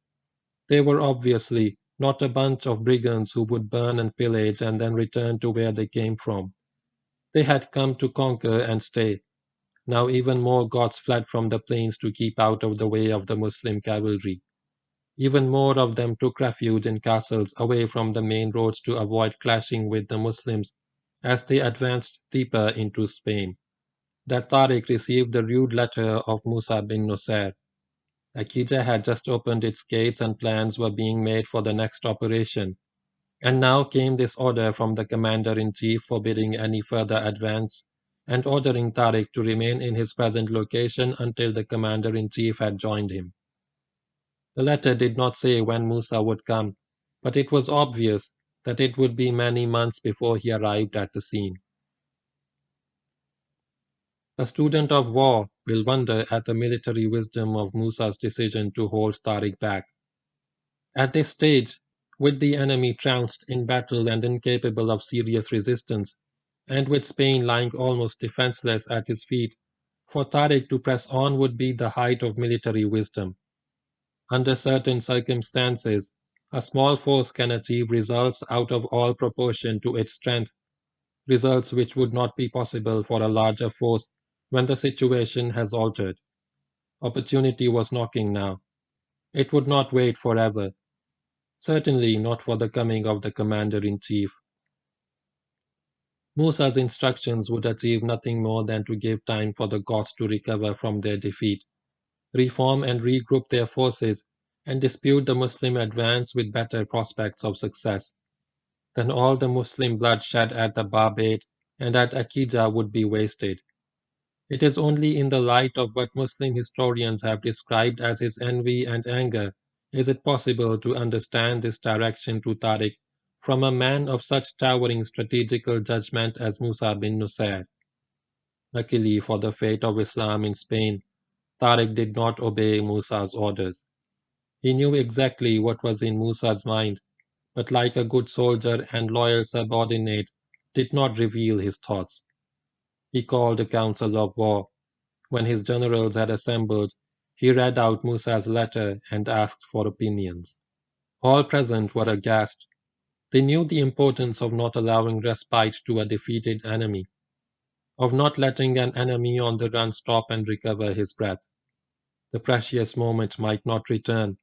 The generals made no secret of their disapproval of the untimely restraint being imposed by Musa upon the victorious forces of Islam in Spain. Then Julian spoke up.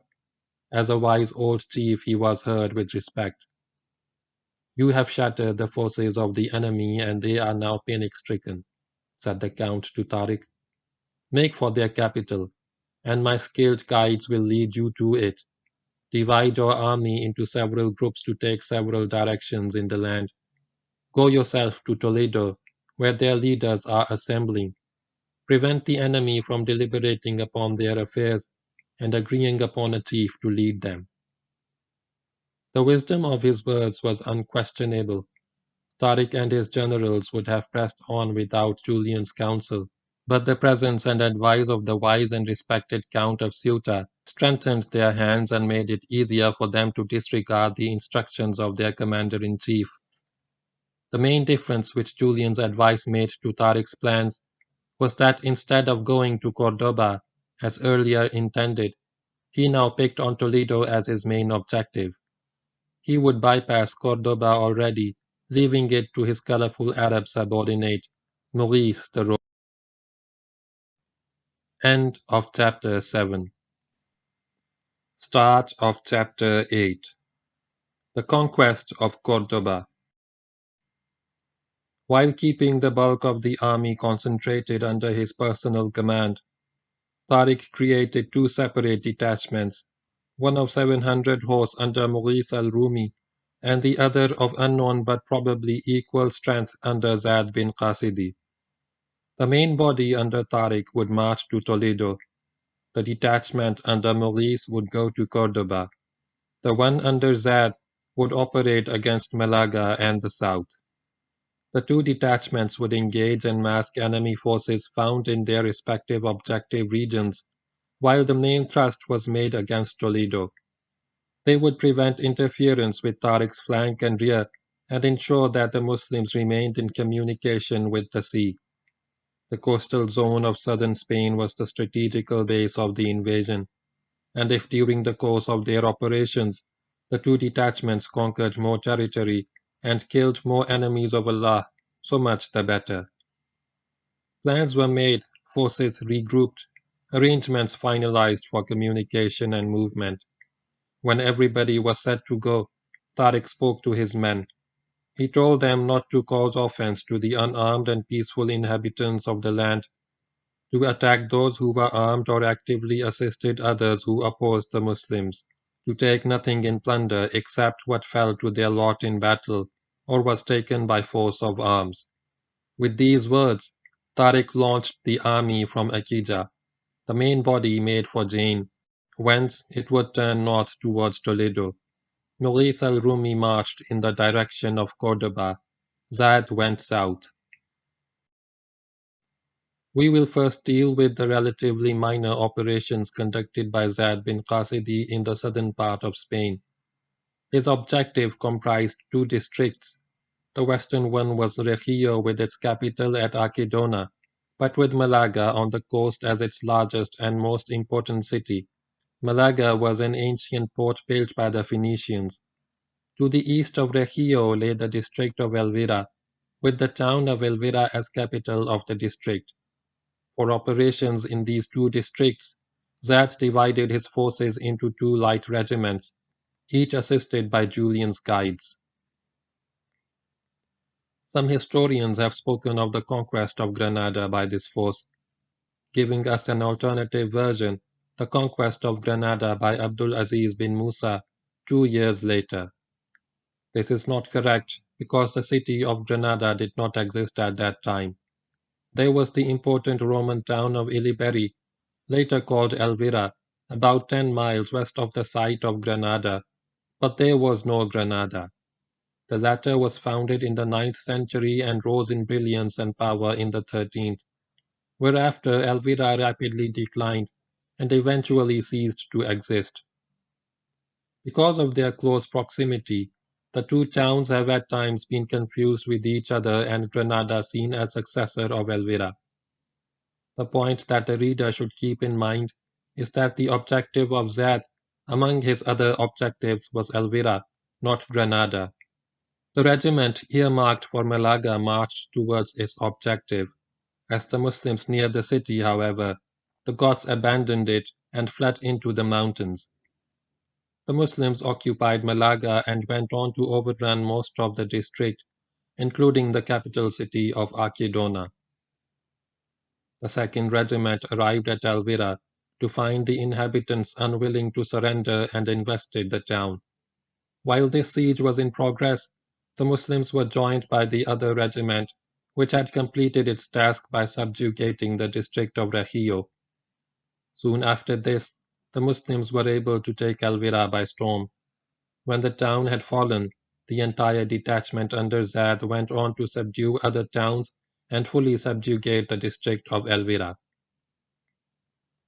In all three big towns of the region, Elvira, Malaga, and Archidona, the Muslims were welcomed by the Jews who threw in their lot with the conquerors.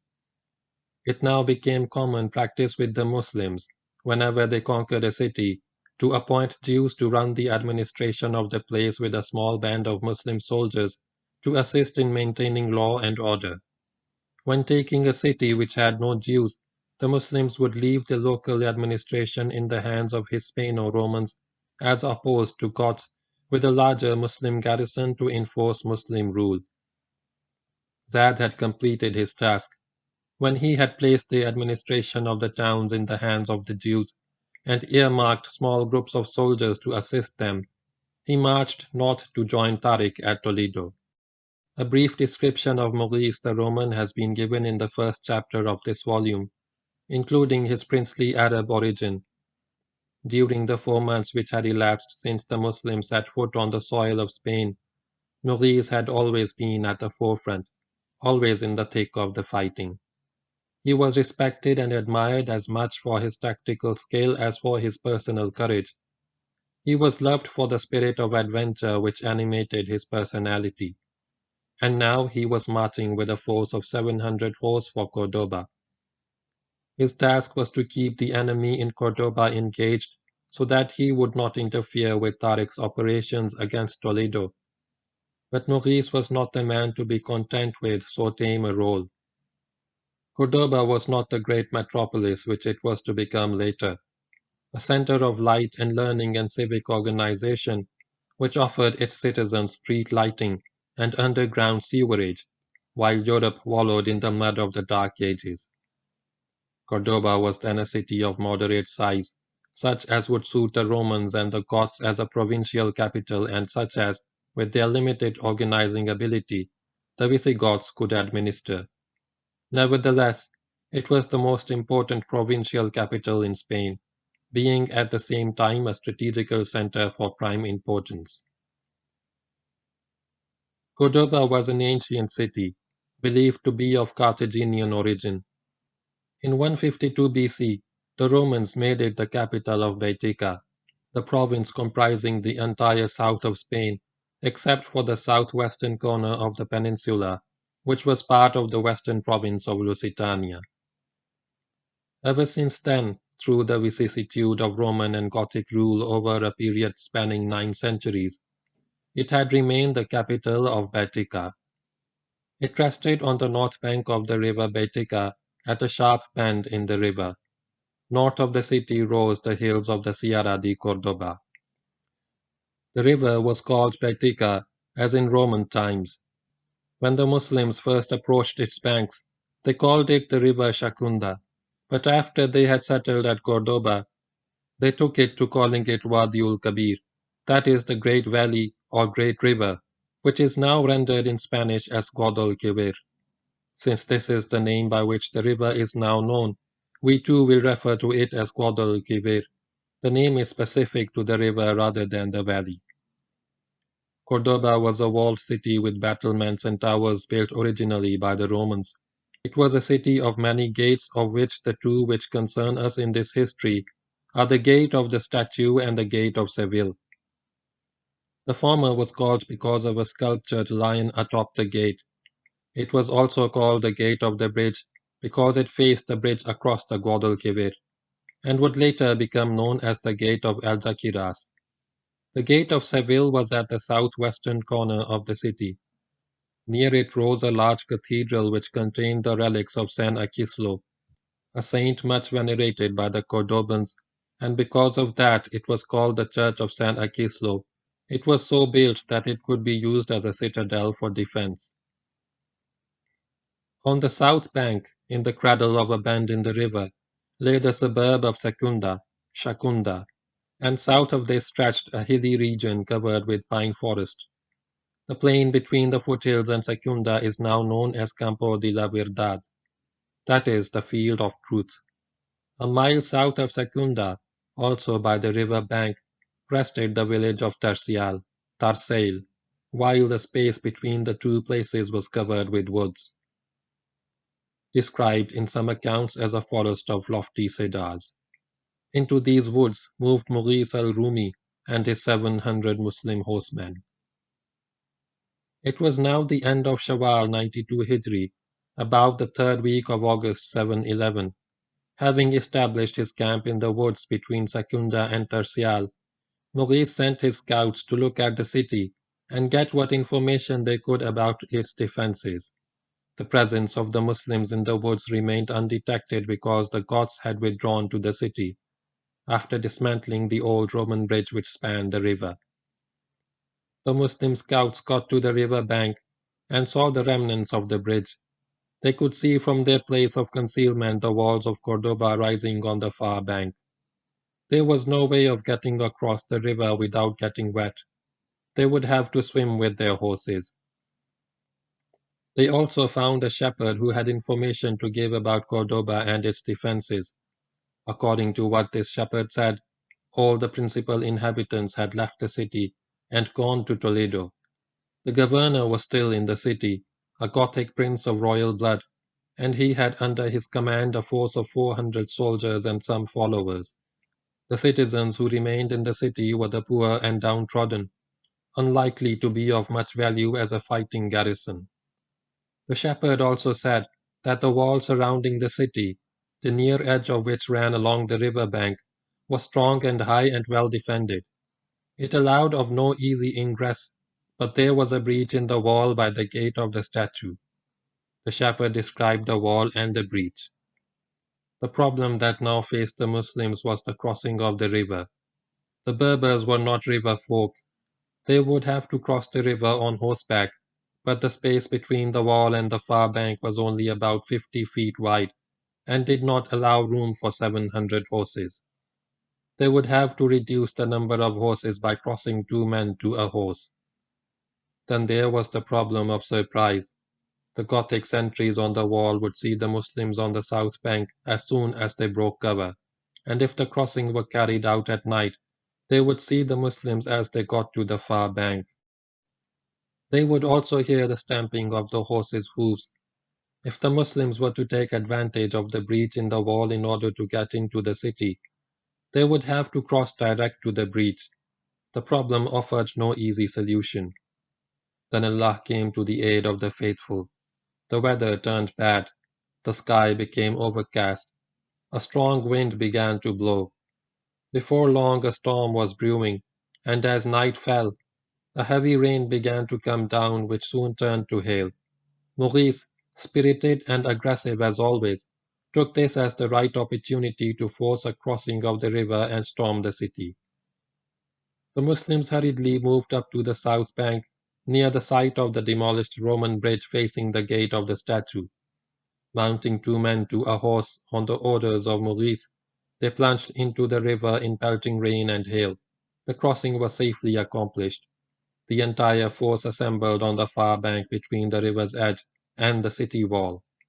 The rain and hail had driven the sentries from the battlements, with the result that no one saw the approach of the Muslims. Moreover, the foul weather drowned the sound of the horses' hoofs as they stamped about under the wall of the city. The shepherds now led the Muslims to the breach, or what he regarded as the breach. Whatever this breach was, it was not sufficient to let the Muslims through. They could not get in. In fact, they were now stranded on the far bank without cover, completely exposed to arrows and javelins hurled from the battlements, should the enemy discover their location and plight. They were in a perilous position. Maurice lost no time in finding a way out. There was a large fig tree growing by the gate, the upper branches of which gave access to the top of the wall. Maurice sent one of his warriors up the tree, and from the top branches the athletic young fellow was able to leap across to the wall. There was still no activity inside the city, thanks to the weather. Maurice next unwound his turban and threw its weighted end up to the man on the wall. With the aid of the turban, others climbed up the face of the wall. When a certain number of men had gathered on top, Maurice told them to get down inside and do their work. The small group of Muslim warriors quickly slipped down the inner side of the wall and attacked the sentries huddled near the gate. Some of these sentries were killed, but others were able to escape and raise the alarm. In the meantime, the Muslims had broken the lock and thrown the gate open, whereupon Maurice and his men rushed into the city with drawn swords. There was no fighting near the gate, or even deeper inside the city. The governor, instead of reacting vigorously against the intruders, had decided to abandon the city to its fate. During the time it took the Muslims to get organized and start moving in, the Gothic prince had got his 400 warriors off the battlements, and taking advantage of his better knowledge of the streets, moved them quickly and without hindrance to the southwestern corner of the city, to the gate of Seville. The Goths went into the church which had already been prepared for this eventuality. This was the church of San Akislo.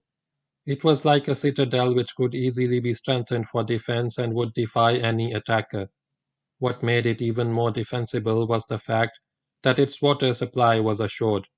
It was fed by a spring in the foothills outside Cordoba, whose water was brought to the church through a subterranean channel. With its water supply assured, with provisions stocked for a long siege, the defenders could hold out in their church indefinitely. The Muslims occupied the city. Maurice took up his residence in a palace, and the soldiers billeted themselves in nearby houses. The people of Cordoba offered no resistance while the Jews, as expected, received the invaders with open arms and placed themselves at their disposal. Maurice had got the city of Cordoba, but he had not got the church of San Aquislo, where 400 determined Gothic warriors would hold out as long as their supplies lasted. Maurice wrote to Tariq, who was on his way to Toledo. He explained the situation, how much he had achieved, how much was still to be done, how the Christian garrison of Cordoba remained unsubdued in the citadel. Maurice had no siege equipment. He would just have to starve the garrison into submission. The siege wore on for more than 2 months. Begun at the end of Shawwal, third week of August, it continued until early Muharram, late October. It sorely tried the Goths cooped up inside the church with their families. It also tried the Berbers, who were an outdoor, fresh-air type of people who preferred open, fast-moving warfare to the dull rigors of a siege. Even 2 months was too long a period for a man of Maurice's restless nature. The delay irked him. He was impatient to get on and felt that something had to be done. Then suddenly he got the idea that if he captured one of the defenders, he might get information out of him which would lead the recapture of the church. Following the scheme he had in mind, he picked one of his slaves, a black named Rabah, who was a man of courage and strength and proven loyalty. This man would creep into the orchard next to the church, hide himself in the shrubbery, pounce upon any unwary Goth coming out of the church, and bring him in. They would then interrogate the prisoner and try to discover ways of getting into the church. It was a good plan, well worth trying. Rabah's assets lay more in his brawn than in his brain. With his powerful muscles and stout heart, he was just the man to have on one side in the thick of battle. But he was by no means the ideal man for work which demanded intelligence and judgment. His slow-wittedness spoiled the whole plan, though indirectly things worked out to the advantage of the Muslims. The black fellow waited patiently in the bushes for his Goth. Some hours passed. He got hungry. His hunger sharpened as time passed, but there was still no Goth in sight. When he looked up at the trees which spread above him, he saw their branches laden with fruit, for it was the season when many fruits ripen. The fruit was just what he needed to satisfy his hunger. He climbed into a large tree whose fruit promised a good meal. He got among the top branches, and there sat about plucking fruit and stuffing himself, unmindful of any danger to his position. It was the noise and the shaking of branches, as the Negro chomped away, that attracted the attention of the defenders. They spotted him in his tree.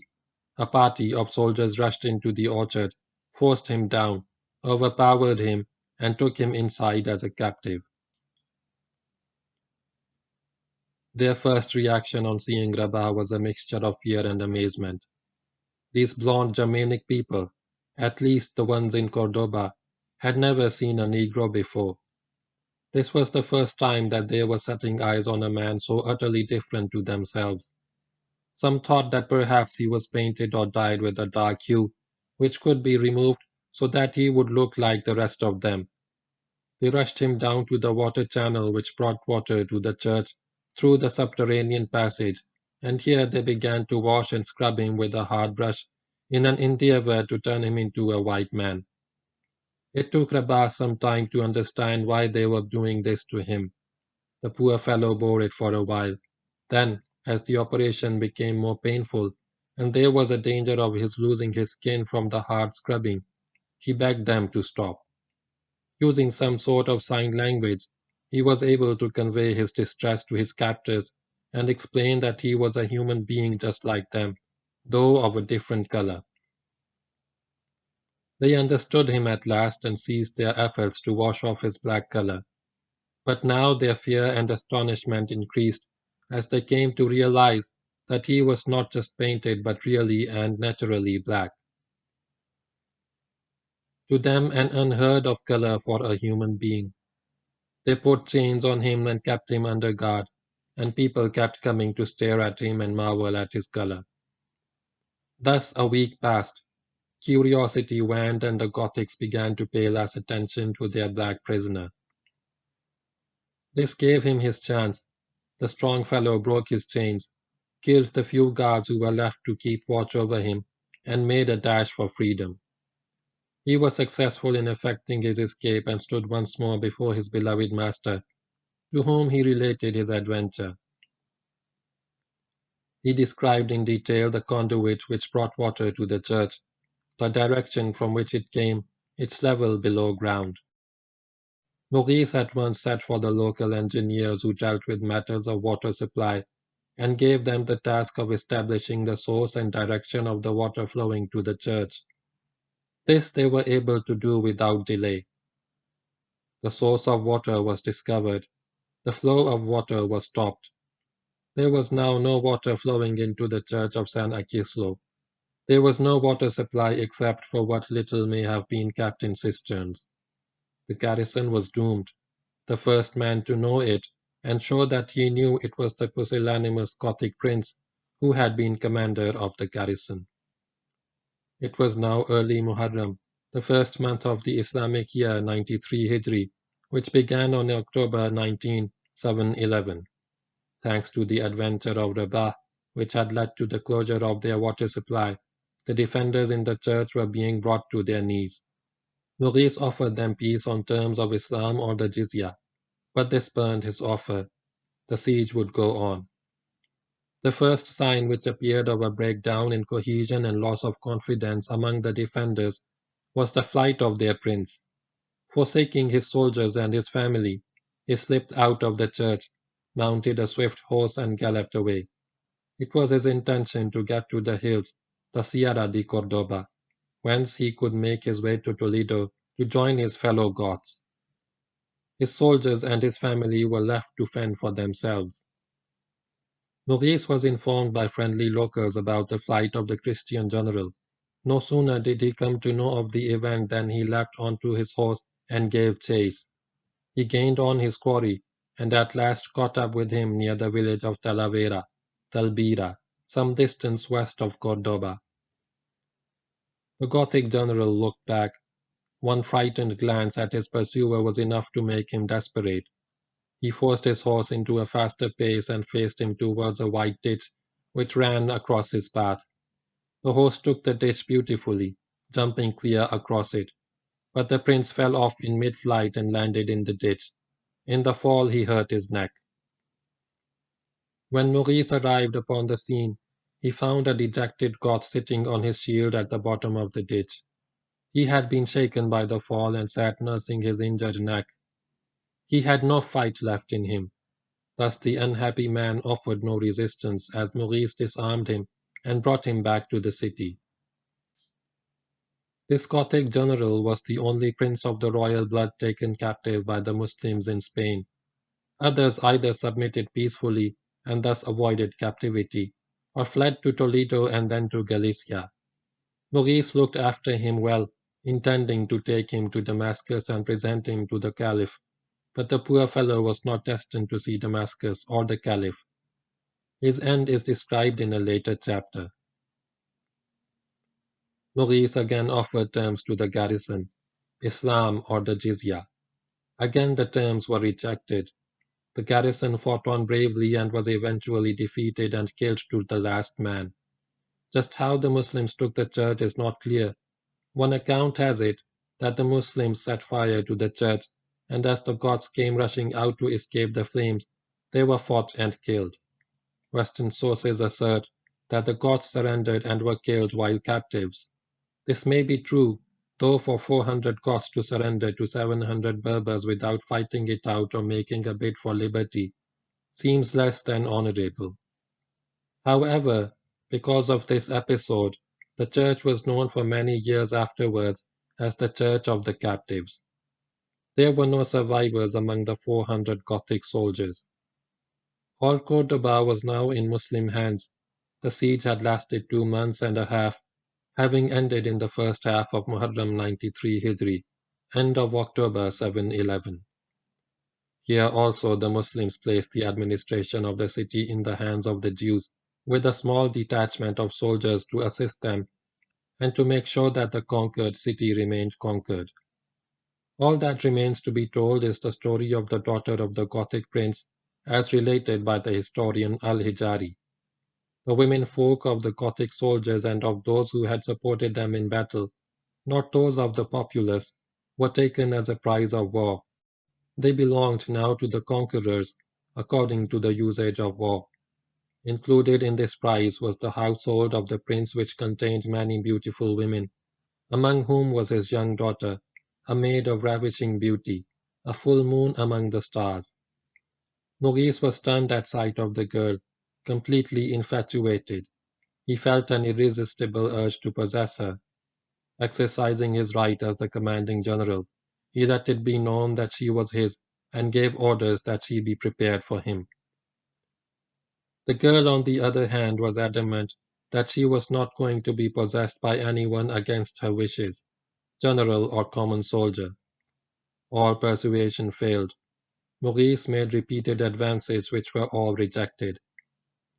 Finally, driven by desire for his beautiful captive, he placed her in charge of an official, probably a kind of major domo, and instructed him to chastise her severely in case she remained unwilling to submit. The man conveyed Maurice's ultimatum to the princess. She must submit or face dire consequences. He made it clear to the reluctant virgin that she would find the embraces of the Arab commander more pleasant than the punishment he would inflict upon her. After some deliberation, the girl feigned to acquiesce. She told her captor that she was willing, but she had no intention of losing her chastity and was prepared to die in its defense. So she had a robe prepared for Maurice to wear as a bridegroom's robe, which she had impregnated with some poisonous substance. It would kill its wearer, and if he died after taking his pleasure rather than before it, she would at least be avenged. Fortunately for the Muslim general, he was informed by a servant in the princess's household of the girl's deadly design. He was dumbfounded. The courage of the Gothic princess and her determination to die rather than lose her chastity compelled his admiration, while her helplessness moved his compassion. He let her be, chaste and unmolested. Maurice knew that he was lucky. He praised Allah and said, "If the spirit of this maiden had lived in the breast of her father."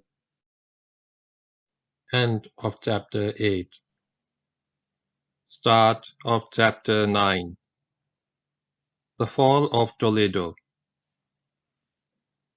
Having sent off the 2 columns for Cordoba and the south, Tariq began his march from Akija. It was the beginning of Zulqa'd 92 Hijri, 3rd or 4th week of August 711. His objective was Toledo, 250 miles to the north, the capital of the Visigothic kingdom of Spain. The exact strength of the army which marched with him is not known, but allowing for the casualties suffered at Akija and the detachment of forces under Maurice al-Rumi and Zad bin Qasidi, it probably numbered around 10,000, all mounted. Tariq marched eastwards, using minor roads for his movement and avoiding the main road to Cordoba. When he got to Jain, he swung north, crossing the Guadalquivir at Manzibar, and then took the main road to Toledo. Some sources suggest that he made a detour from the right via the present Villanueva de la Fuente, but the point is not important. He arrived at Toledo without meeting opposition on the way. It is interesting to study the principle of security in the advance involving a deep and narrow penetration as effected by Tariq. A cautious general would worry about a threat to his flanks and rear from enemy forces bypassed in the advance. Not securing the ground along the line of advance undoubtedly poses a risk as the advance goes deeper. However, the threat is not from ground left unswept, but from an enemy who could use that ground. If there is no enemy force with the will or capability to use that ground, there is no threat. In this situation, the only known hostile forces were in Cordoba and the south of Spain, and for these forces Tariq had earmarked suitable detachments. There was no one else who could pose a serious problem to the Muslims as they advanced into the heart of Spain. By himself creating a threat to the enemy's base, he made it impossible for the enemy to create a threat to his communications. Moreover, the fact that his army was a mobile, live-off-the-land army and did not depend on lines of communication facilitated Tariq's aim of securing a quick and decisive victory over the center of the enemy's political and military power. So Tariq marched to Toledo, which trembled at the approach of the Muslim conqueror. The time of his arrival has not been recorded by historians, but considering the distance and the absence of opposition on the way, his mounted force could not have spent more than 2 or 3 weeks on the journey. His arrival at the Visigothic capital would thus be in about the middle of Zukat, or soon after, before the middle of September. Toledo was once the Toletum of the Romans, a small fortified town captured by them in 193 BC.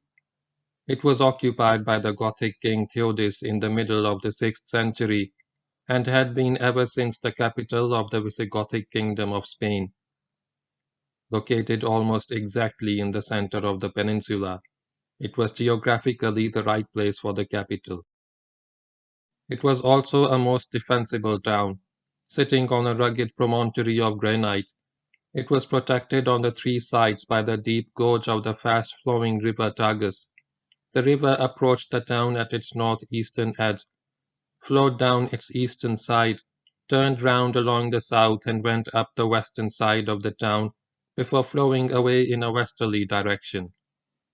Toledo was cradled by a curve of the Tagus, with a range of green wooded hills rising on the southern side of the curve. The gorge had precipitous sides, 500 feet high, which, though not impossible to climb, made an attack very difficult, with the result that the capital could be attacked only from the north. The town and the citadel, which stood on a high rock overlooking the eastern arm of the gorge, should have given the defenders confidence, but did not. Toledo was in no position to dispute with the Muslim conqueror, for reasons more psychological than otherwise. There was no high command to direct operations in the Spanish kingdom. What amounted to a high command had perished on the banks of the Barbate. All that remained of the command structure was individual generals, some braver than others, who commanded their own separate forces, neither aiding their fellow Goths nor being aided by them, continuing to resist and holding out in castles because it was their duty to do so. There was no one in charge, no political head, no supreme commander or staff.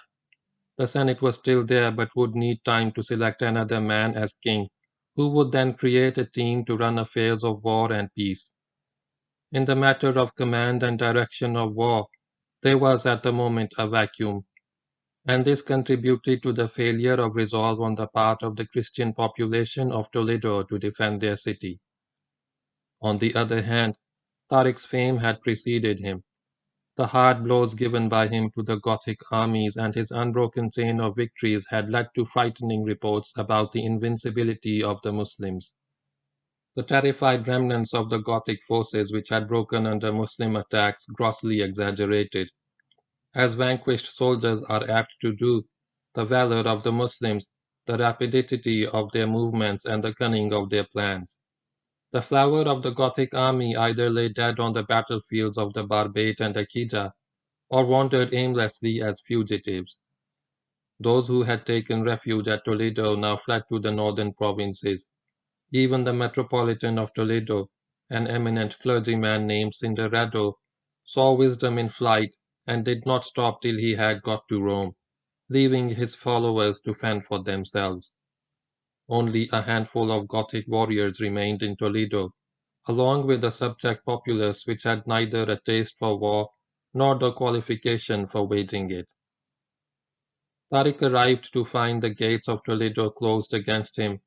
Since the only access to the town was from the north, he crossed the Tagus and went into camp on the northern side of the town. He moved detachments up close to the wall. The inhabitants, with few munitions of war and no hope of succor from outside, took only a few days to realize the futility of resistance. They asked for terms and were happily surprised to see how generously they were to be treated by the conquerors. According to the terms imposed by Tariq, the inhabitants would give up their weapons and horses. Those who wished to depart were free to do so, though without their possessions, while those who elected to stay were assured the security of all they possessed. They were free to exercise their religious faith and use their churches as before, even to administer themselves under their own laws. Nothing would be taken from them. There would be no pillage, no captivity, no slavery.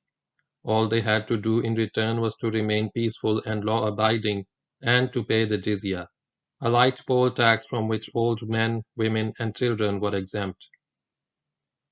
The gates of Toledo were thrown open and the Muslims went in. There was no trouble. The army took up its quarters in the town. Tariq and his guard occupied the royal palace in the citadel overlooking the Tagus, later known as the Alcazar. This was the greatest prize in Spain. The victory, though bloodless, was far-reaching in its consequences. Never again would the Visigoths rise in strength against the invaders. But Tariq was not content with what he had achieved. It was still September. There was plenty of good weather left for campaigning. And there were these persistent reports of Goths fleeing from the capital, collecting in large fortified towns beyond the mountains. Tariq could not rest while there were more laurels to be won in the Holy War. He spent some time organizing the administration of the conquered city, again with the Jews in charge of it. He left a small garrison of soldiers to keep control over the city, and he ordered the bulk of his army to prepare to march out for another campaign. There is much dispute about what Tariq did after Toledo, where he went, how far he went. There are those who say that he traversed the land of Rome, actually Galicia, where he encountered a people who were like savages and beasts. Those who say that he penetrated Leon and Castile and took Gijon on the Cantabrian coast, while others maintain that these deeper objectives were taken later, after Musa had joined up with Tariq. These last sources are right, for the year was too far advanced for deep objectives. There are those who ascribe to Tariq a limited penetration beyond the Guadarrama mountains, while yet others place the limit of his penetration short of the range. Here too, the latter version is more probable, though he may have gone deeper than just the line of the Guadarramas. It is this last version of a limited penetration which is described in this chapter. While the possibility of error is acknowledged, the expedition was launched while the year 92 Hijri had not yet run its course, and Tariq was back in Toledo in early 93 Hijri, which began on October 19, 711. He may have been gone for a month or two, but not more, because by mid-November, the northern part of Spain suffers winter conditions which would not be conducive to operations, not by Arabs and Berbers. The march was begun in early October, middle of Zulhaj. It was directed at Wadiul Hajara, Valley of Stones, which is the name by which the Arabs called the ancient Roman town of Compluto, and which has since been Spanishized into Guadalajara. They crossed the low hills which extend south of Alcalá de Henares, and went through a pass somewhere in these hills which came to be known as Faj Tariq, that is, Pass of Tariq. Somewhere in this area Tariq captured the town of Maya or Amaya, where Gothic soldiers had taken refuge, but which was captured without much trouble. He also took the city of Merida, meaning table, which was probably the present Alameda, south of Alcalá de Henares, where he found the fabulous table of Solomon of which a detailed description is given in a later chapter. The region of Alcalá de Henares and Guadalajara appeared to be the limit of Tariq's advance to the north. He stopped not only because winter was about to set in, but also because his soldiers begged him to stop. The men were exhausted. They had been on the move for 6 months with almost no respite. Driven by their indefatigable commander, they were tired of marching and fighting. Their bodies were dried up, they said to Tariq. Are you not content with all the victories which Allah has bestowed upon you? Tariq laughed as he replied, By Allah, if you would stick by me, I would go on until I stood at the gates of Rome and Constantinople, and would conquer them with Allah's help. Then you really would be tired. Tariq realized that he had pushed his men to the limits of human endurance. Moreover, the cold winter of northern Spain was setting in, so he returned to Toledo, getting back to the capital in the early weeks of 93 Hijri, October or November 711. Tariq and his men settled down in Toledo to await further orders from their commander-in-chief. Soon after their return, they were joined by the column which Tariq had sent out from Akija under Zayd bin Qasidi to subdue the south of Spain. Tariq's campaign was over. Tariq conquered Spain virtually. Others after him would also claim that honor, but it was Tariq who broke the back of the Gothic power in two fierce battles. All that remained after that was isolated and uncoordinated resistance, which would be overcome, with some exceptions in what was little more than mopping up operations. He had taken the capital and center of political and military power of the Visigothic kingdom, while Maurice al-Rumi, working under his orders and according to his plan, had conquered Cordoba, the second most important seat of power in Spain. Toledo was the high water mark of Tariq's campaign. Tariq had established his base on the south coast of Spain from which sprang the Muslim conquest, and which prepared the ground for the first great battle against the Goths.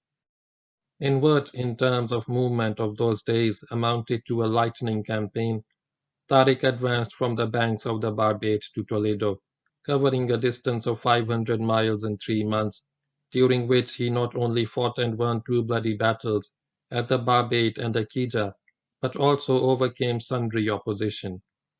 It was his leadership, his inexhaustible energy, his fierce zeal, his tactical skill, and his dedication to the cause of the Holy War, undeterred by the hostility of an ungrateful superior, which made this glowing success possible.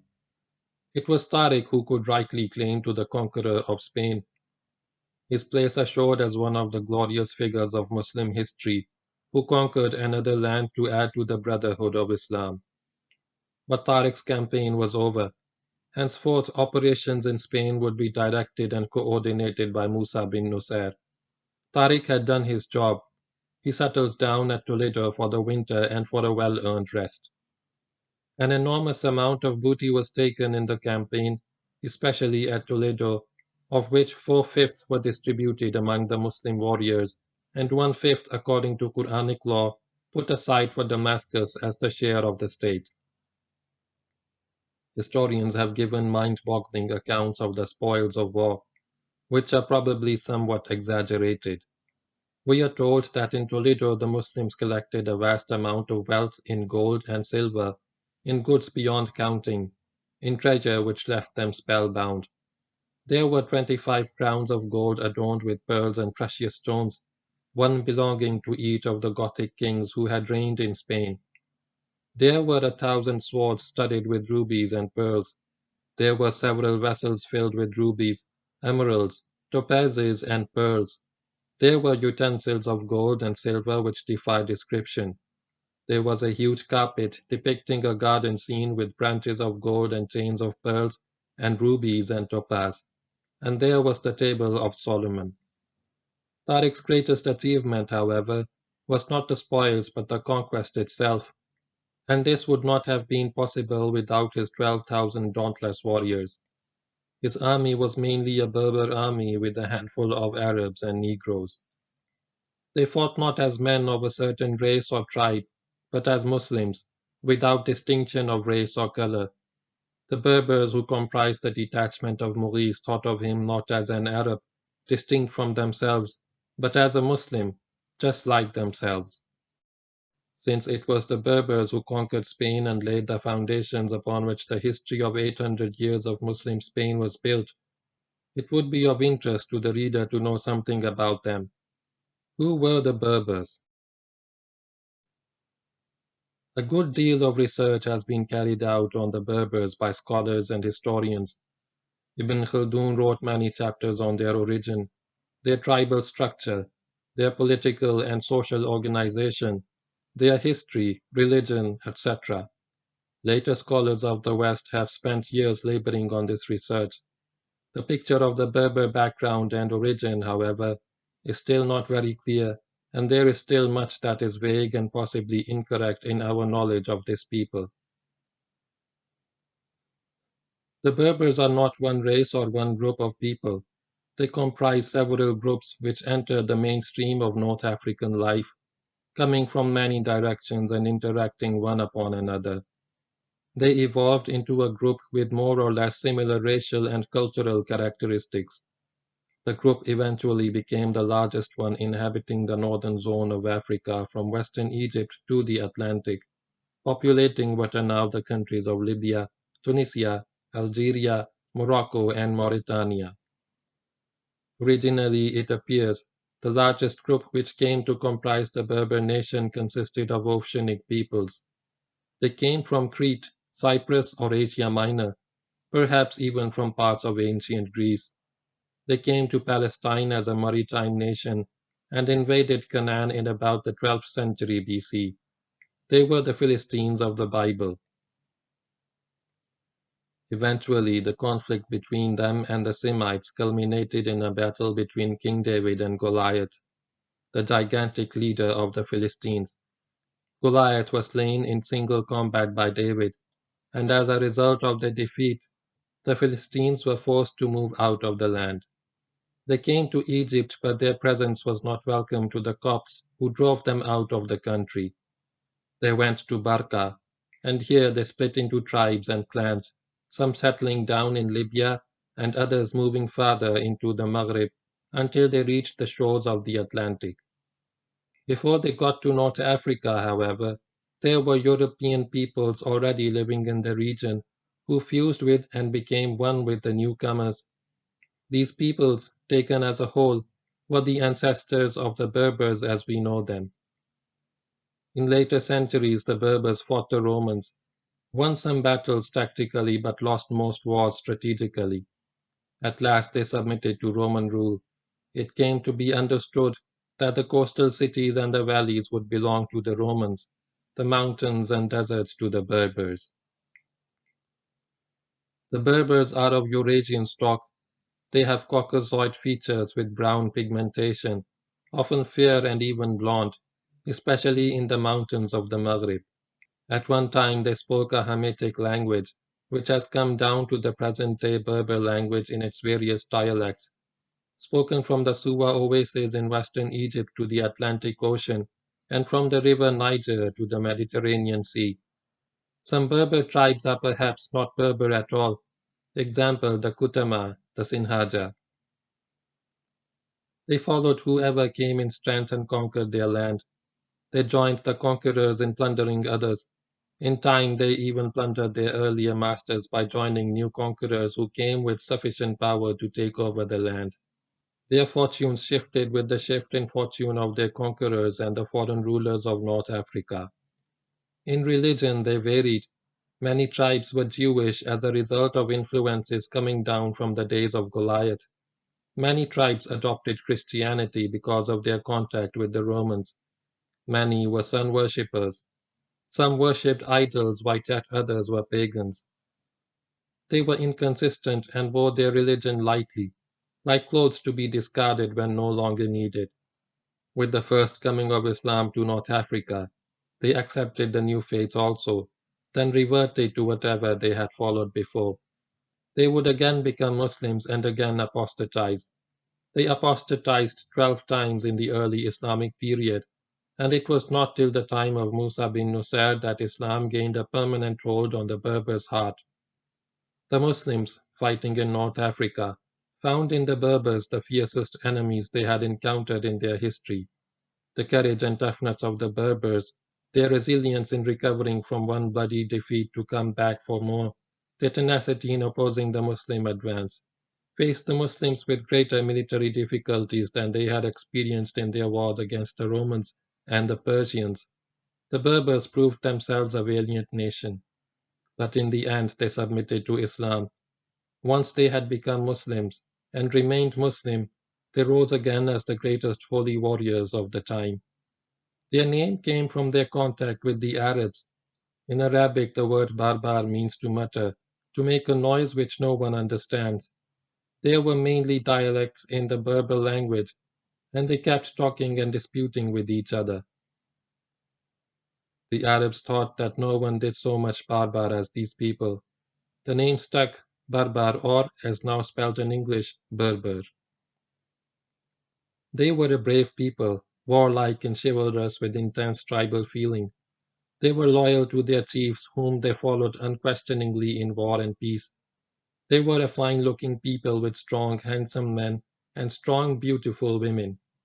They were men of the desert and the mountain, combining the characteristics of both.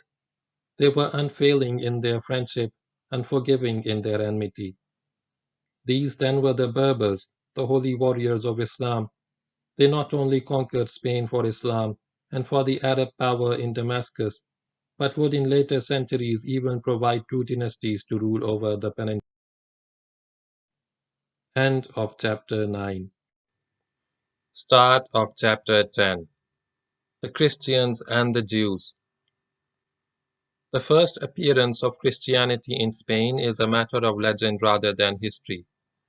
There are those who believe that it came to the peninsula in the 1st century, during the apostolic period, that it was brought by St. Paul who visited Spain between 63 and 67. From the traditional lore of some cities in Spain, it would appear that Paul first came to Gerona and during his travels went as far as Aquija. This could be true, but there is no historical corroboration of the tradition, and many historians doubt the veracity of these reports. There is also the curious legend of James the Apostle, son of a fisherman of Galilee, visiting Spain as the first preacher of Christianity to the Spaniards. Historically, it is known that Saint James, who was present at the crucifixion and never traveled abroad, was martyred in 44, beheaded by order of King Herod Agrippa. His headless body was buried in Jerusalem, but those who believe easily maintain that he came to Spain before his martyrdom, converted 9 Iberians and then returned to Jerusalem where he was beheaded and buried. Then there is this even more curious legend that the body of James was disinterred and the head found miraculously to be back with the body, where it belonged. The body was shipped to the west coast of Spain and buried in Galicia. All this happened apparently in the year 44, whereafter the body remained preserved against the ravages of time. But this legend did not begin to circulate till the early part of the 9th century, and will be taken up in a later volume. It is known that there were Christians in Spain in the 2nd century, and that in the 3rd century they were persecuted by the Romans. Over a period, many of them were killed by the Romans in Seville, Cordoba, Barcelona, and Girona. During the 3rd century, Christian communities multiplied in the country. In about 247, Girona became the see of a bishop, and in 300 was held what was probably the first council of bishops in Spain. The Christianity practiced in Spain was the Roman Catholic version. It gained an impetus in the early part of the 4th century when Emperor Constantine declared Christianity to be the official religion of the Roman Empire, giving his own name to Constantinople, where he moved the seat of the empire. The faith now spread more rapidly, but for a long time the Christians remained a minority in Spain. Then came the Visigoths in the 6th century. They were Christians, and it would be expected that their coming would give great strength to the Christianity in Spain. But the Visigoths were Arians, and instead of the Christians uniting as a single force for the propagation of the faith, they got embroiled in a great sectarian schism known as the Monophysite controversy. The full fury of the controversy, however, was felt not in Spain, not even in Italy. but in Greece, Syria, and Egypt. The main point of the dispute was not any matter of substance or any important moral or practical issue affecting the lives of the Christians, but a purely academic one regarding the person and nature of Jesus. Was Jesus a man? Was he God? Was he both? This also affected the position of his mother, the Virgin Mary. Was she mother or God or of a man? And in this futile controversy, curses were hurled by Christians at each other, anathemas read, people tortured and slaughtered, and whole communities driven to revolt. It started with Arius, presbyter of Alexandria, who argued that Jesus the Son was created, and therefore not eternal, and therefore not the equal of God the Father. This doctrine was closer to the Muslim belief when Islam appeared, that Jesus was a man, a prophet, and a servant of God. But the Arian view was challenged by the Orthodox clergy who took the opposite view. The Emperor Constantine called a council of bishops at Nicaea in 325. At this council, the Orthodox view prevailed, advocated by Athanasius, that the Son was equal to the Father. At the Second Ecumenical Council, held in Constantinople in 381, this Nicene Creed was confirmed, but the official doctrine was by no means accepted by everybody, and the dispute continued.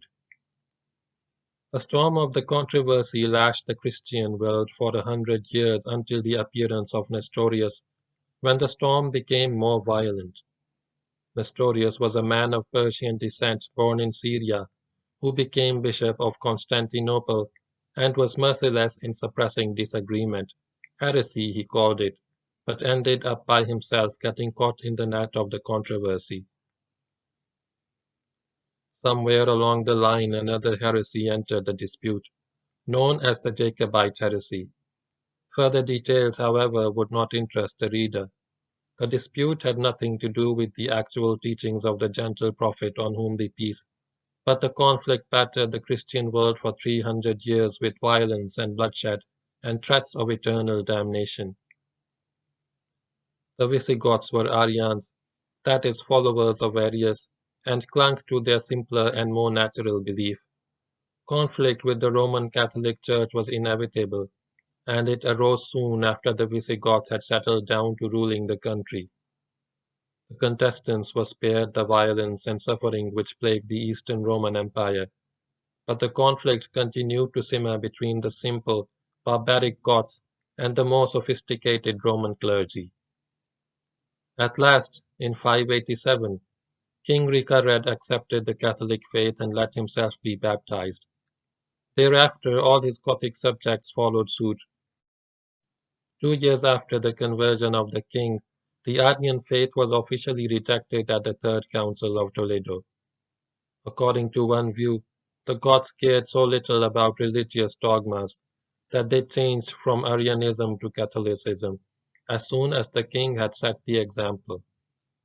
According to another, there was sharp resistance to the change.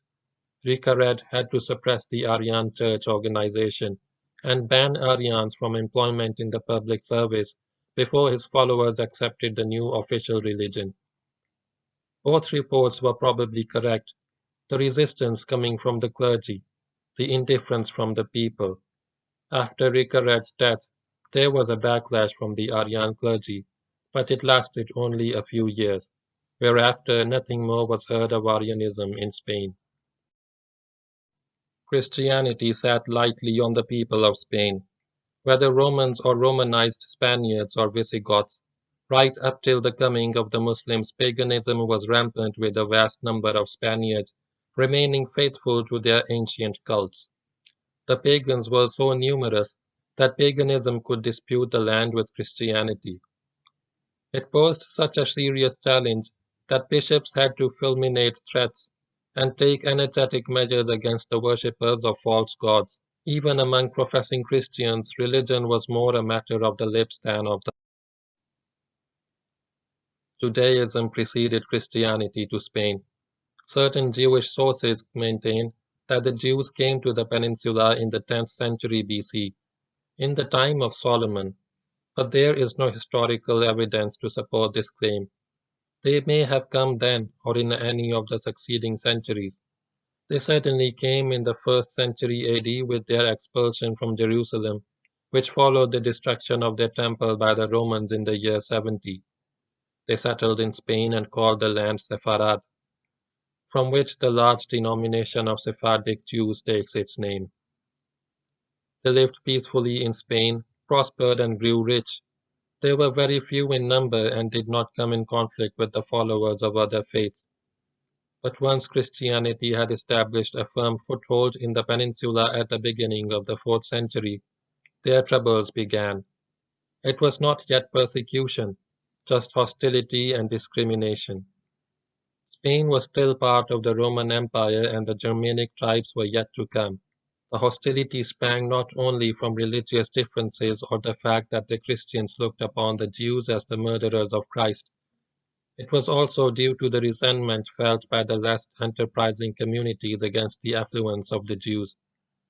As everywhere else, and throughout their history, the Jews had become extremely wealthy and used their wealth for the benefit of their own community, rather than for the benefit of the land in which they lived and from which they drew their wealth. The first shot against the Jews was fired in 306, when a church council of bishops forbade Christians to marry or work with the Jews. Some followed the injunction, others did not. For 200 years the hostility mounted gradually, until 506, when the Council of Agde forbade Christians to even eat with Jews. Again some followed the injunction, while others did not. Another 100 years passed. It was at the start of the 7th century that the real persecution of the Jews began, a persecution which was to increase in intensity to brutal proportions. King Sisebut, ascending the throne of Spain in 612, passed a law which made it unlawful for the Jews to own Christian slaves. The Jews had to sell their Christian slaves and the property of those slaves to Christians at a fair price. If unable to do so, they had to free the slaves. They were given 3 months to do this. If at the expiry of this period any Jew were found in possession of a Christian slave, half his property would be confiscated and the slave freed. The law also laid down that if a Jew converted a Christian to the Jewish faith, he would be put to death and all his property confiscated. This law was implemented and the sufferings of the Jews increased, but worse was to come, and after that yet worse.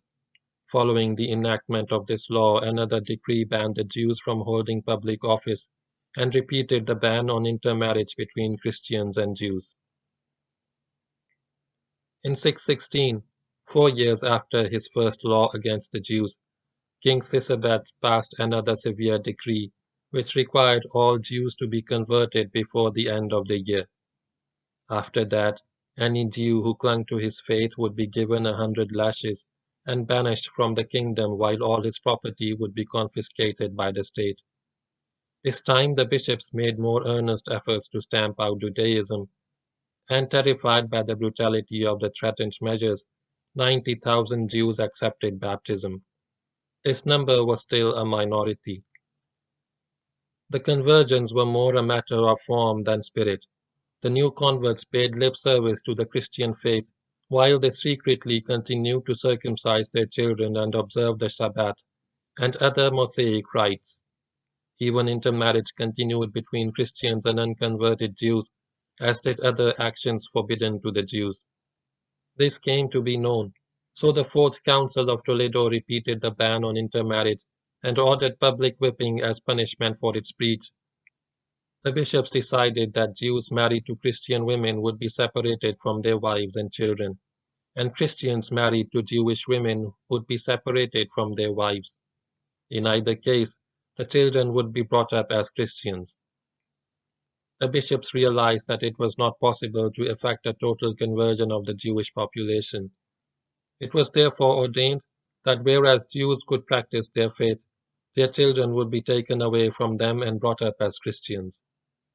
In 638, during the reign of King Chintila, all baptized Jews were made to sign an enforced profession of faith in which they renounced their former faith and agreed to abandon Jewish rites. The Sabbath, circumcision, and dietary rules. They promised to surrender their scriptures to the church and took upon themselves the duty of stoning to death any Jew who deviated from the Catholic faith. What made the Jewish situation even more tragic was that converted Jews were not accepted as true Christians. Their conversion was deemed worthless. Then came harsher measures, though still not the harshest. In about 650, King Requesawint's laws were made into a code. According to this code, no baptized Jew could leave the Christian faith or take flight to escape it. No Jew could celebrate Passover or the Sabbath.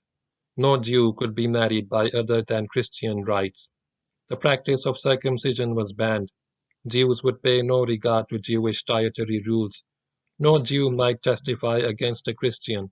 No Jew, baptized or otherwise, could give evidence in court.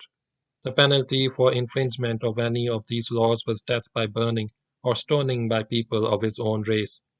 In fact, to be a practicing Jew was now a capital offense. In order to test how much the converted Jews believed in the new faith, in 654 all Jews of Toledo were made to sign a second enforced profession of faith, similar to the first one signed in 638. In the following year, 655, at the Ninth Council of Toledo, the bishops ordered that all baptized Jews would spend Christian feasts in the company of local bishops, who would approve their faith. Anyone failing to attend would be whipped. 10 years after the death of Requesawint, King Erwig forbade Jews to possess or read books criticizing the Christian faith under penalty of 100 lashes. He made this punishment applicable even to children above the age of 10. But, easing the burden of the laws of Requesawint, he decreed that not all the offenses listed in the earlier code need be punished with death. However, to show that he was not being merciful to a people whom he regarded as the worst of humanity, he ordered that all Jews would have to become baptized Catholics. Anyone not accepting baptism would receive the punishment of 100 lashes, banishment and confiscation of property. As a horrible deterrent to the Jewish practice of circumcision, he laid down that both the person circumcised and the person performing the operation would have their genitals wholly amputated. If a woman were found guilty of arranging circumcision, she would have her nose cut off. After Erwig came King Edrica, who, like his predecessors, continued the persecution of Jews, while adding to it a more subtle twist. He attacked their capacity to earn their living. In 687 or soon after, he decreed that Jews would not be allowed to go to the harbors for transacting overseas trade and would not be permitted to trade with Christians. He further declared that of Jewish property in the form of land, buildings, vineyards, and olive groves, whatever had been acquired from Christian owners would be taken over by the state. Compensation would be paid as determined by the state. In spite of all that the Christians did to them, the Jews lived on. They could trade among themselves and with the pagans, who still constituted a considerable part of the population of the peninsula. In spite of the terrible laws enacted against them, they were able to practice their religion. They even held land of their own and even possessed Christian slaves, because the statutes were not always applied with full rigor. The Christian clergy would often turn a blind eye to their offenses, sometimes out of pity, sometimes in return for bribes. Under the savage and persistent attacks of the Christian political and church organization, the Jews could exist, but they were about to face the last and most devastating blow from the Christian state, a blow which would imperil their very survival. This came in 694. The king of Spain was still Edrica, who had earlier tried to cut away the roots of the economic survival of the Jews. He now called a council of bishops, the 17th Council of Toledo, at which he gave out the alarming news that in parts of the world the Jews had rebelled against their Christian rulers. He had confessions which clearly proved that the Jews of Spain were conspiring with the Jews of Africa to rise against their Christian masters and destroy the Christian religion. This was entirely an invention of Ezekah, but it was readily accepted, indeed welcomed by the bishops. They now took the harshest measures that it was possible to take against a religious minority. They decreed that the Jews would be stripped of all their property. They and their wives would be taken from their homes and enslaved forever, never to be freed. They would even be given to their own former slaves. They would be allowed no opportunity to practice their religion. The most painful blow of all was that their children would be taken from them on reaching the age of 7 and given to devout Christian families to be brought up in the Christian faith. Though in some areas bishops and judges found ways to avoid implementing this appalling law, in most of the country it was enforced with the utmost severity. The entire Jewish community was reduced to slavery, stripped of all it possessed, humiliated, imprisoned, its means of subsistence destroyed, its children over 7 years of age forcibly taken away, never to see their parents again.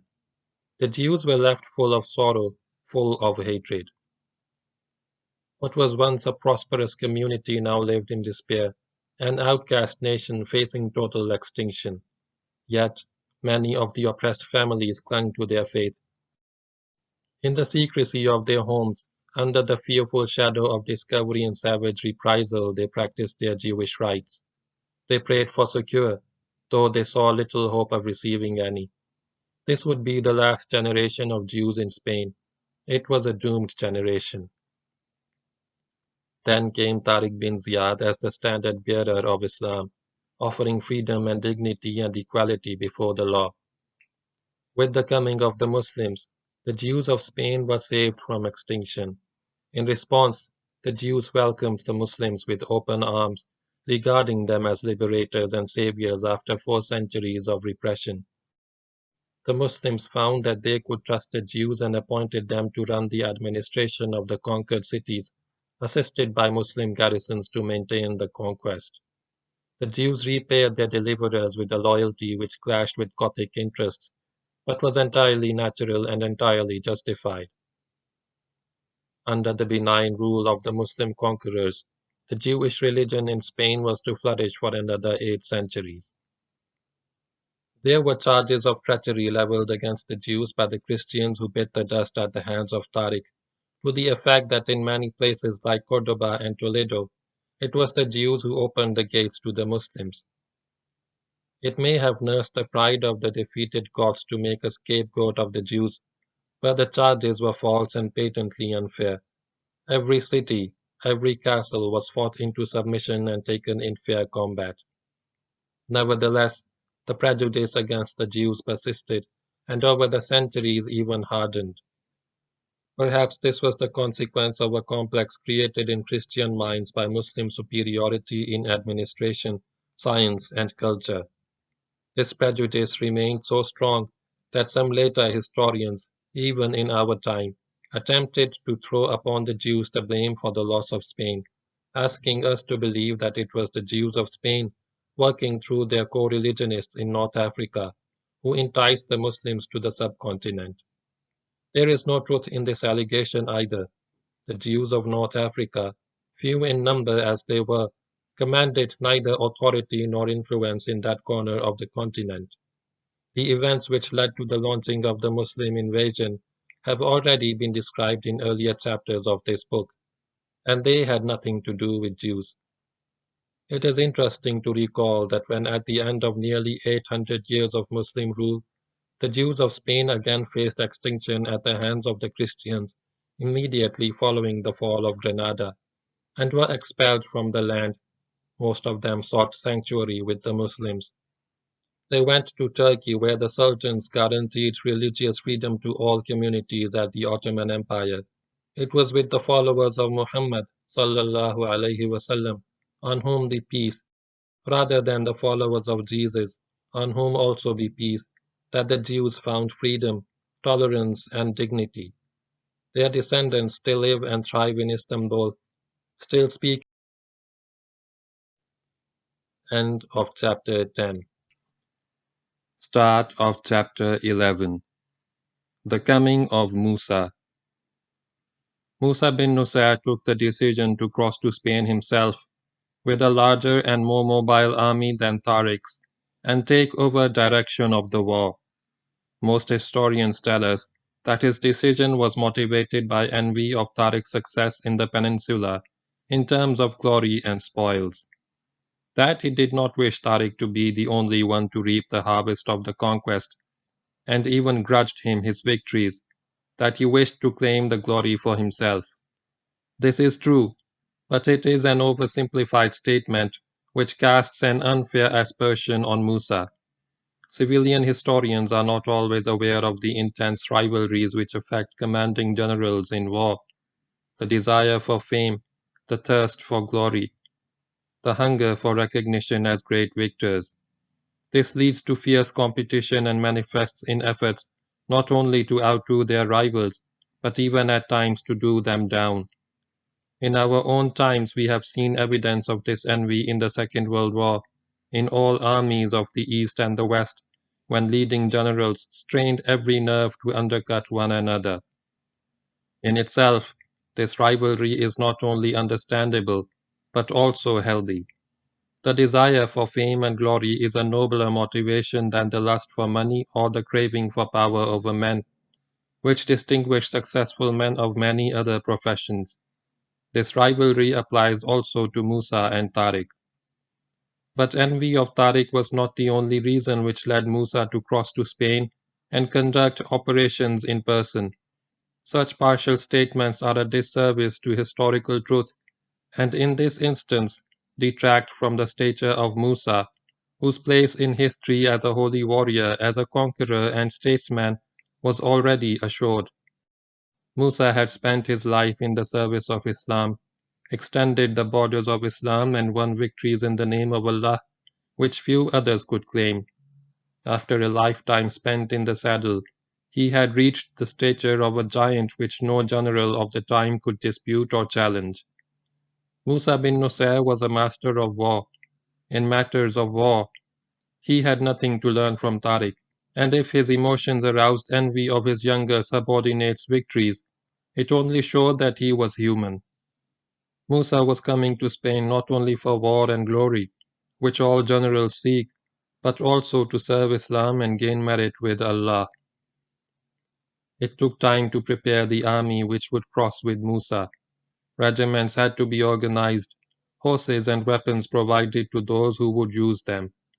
A large number of boats had to be constructed to ferry the army across the Strait. Arrangements had to be made for the administration of North Africa in the absence of Musa, who appointed his son Abdullah to act as governor in his place at Caravan.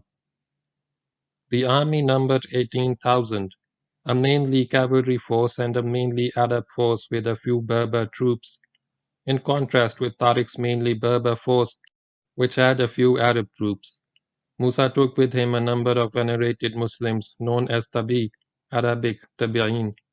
In the time of the Holy Prophet ﷺ, any Muslim who knew him personally was called a Sahib or Sahabi, meaning companion. After the Prophet, any Muslim who knew a Sahabi was called Tabi, that is, one who follows. Musa himself was a Tabi, and at this time had in his company 25 Tabis or Tabi'in. He took 3 of his distinguished sons with him, Abdul Aziz, Abdul Ala, and Marwan, as also Count Julian, the durable old campaigner who had given the Muslims the opening to Spain, of which they had taken full advantage. Musa was ready to start in June 712, Ramazan 93 Hijri. The army was launched from Ceuta. Musa avoided Gibraltar, perhaps for psychological reasons, and landed at another spot not far from Algeciras. This place came to be known as Marsa Musa, that is Harbour of Musa, while the hilly region around it came to be known as Jabal Musa, that is Hill of Musa or Mount Musa. From here he moved the army to Algeciras and formed a base for the initial part of his campaign. When the army had concentrated at Algeciras, Musa called a council of war at which, apart from his Muslim officers, Julian and his lieutenants were also present. At this conference, he would plan and give orders for the next operation. Everyone expected that he would follow Tariq's route, but Musa made it clear that he had no such intention. "I shall not take the route which Tariq has taken," he said, "nor follow in his wake." Julian, who was playing the part of chief adviser and guide, responded, "We shall lead you on a way which is better than his and guide you to cities more important and more wealthy than those taken by him, which have not been conquered before, but which you shall conquer, if God wills it." Julian was exaggerating a bit, but the offer was pleasing to Musa, and he set about making his plans accordingly. Musa's decision not to follow in Tariq's footsteps was not just an emotional rejection of his subordinates' example, it was also strategical wisdom. To advance with a large army through a zone already cleared by a predecessor would be a waste of effort and would not make military sense. There was a lot more of Spain to conquer, with hostile forces yet to be subdued. Musa was determined to take all of Spain. He would start with the southwestern quarter of the peninsula. Musa began the operation by sweeping through the coastal zone west of El Jaquiras in order to establish a broad base for launching his forces into the interior. This was in July 712, Shawwal 93 Hijri. There was no battle, and so far as is known, no blood was shed. The towns and villages through which he passed submitted without opposition. When Musa had got to Vejer, he turned north. The first place where he met serious opposition was Medina Sidonia. This was an ancient town perched atop a large hill which rose 1,000 feet above sea level and dominated the fertile countryside around it. Musa laid siege to the town and soon after attacked and conquered it. This was his first battle and his first victory in Spain. From here he advanced towards Seville. Before tackling Seville, Musa would dispose of two fortresses which acted as outposts of the city. One was Alcalá de Gadera, 10 miles to the southeast, the other Carmona, 20 miles to the east of the city on the main road to Cordoba. Without taking these two places, he would be in a vulnerable position, because while engaged with Seville, his rear would be open to attack from the direction of the two fortresses. Their clearance was necessary. Alcalá de Gadera was the smaller of the two and posed no problem. Musa stormed the place and took it without difficulty. Leaving a garrison in occupation, he marched. Carmona was built for defense, by nature's design and by the skill of the military engineer, an almost impregnable fortress. It was said that there was no stronger position in Spain and none more difficult for a besieging force to capture. It stood upon a ridge which rose above the plain, its slopes getting steeper near the top, and at places capped by an escarpment. Musa invested Carmona without getting too near the walls. It was a loose kind of siege. Musa could find no way of attacking and getting inside the town, and he possessed no siege equipment. Thus some days passed. Unable to find an answer to the problem of capturing the fortress, Musa turned for advice to his Christian allies, who knew the country well. They told him that Carmona could not be taken, except by finesse and guile. Musa, the master of stratagem, then devised a plan to get the fortress without having to scale its walls.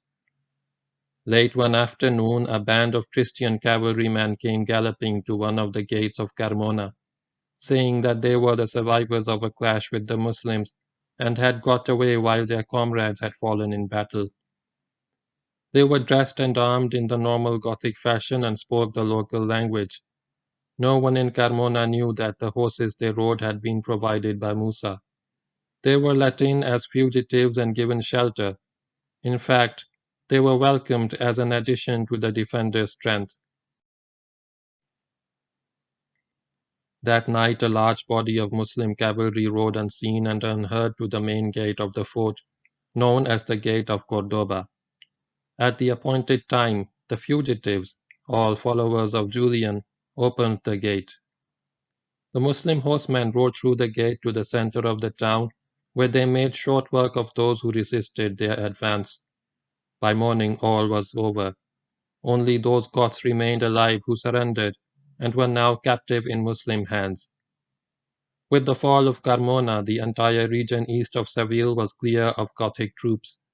Musa advanced and made contact with Seville, which shared with Cordoba the distinction of being the greatest prize in southern Spain.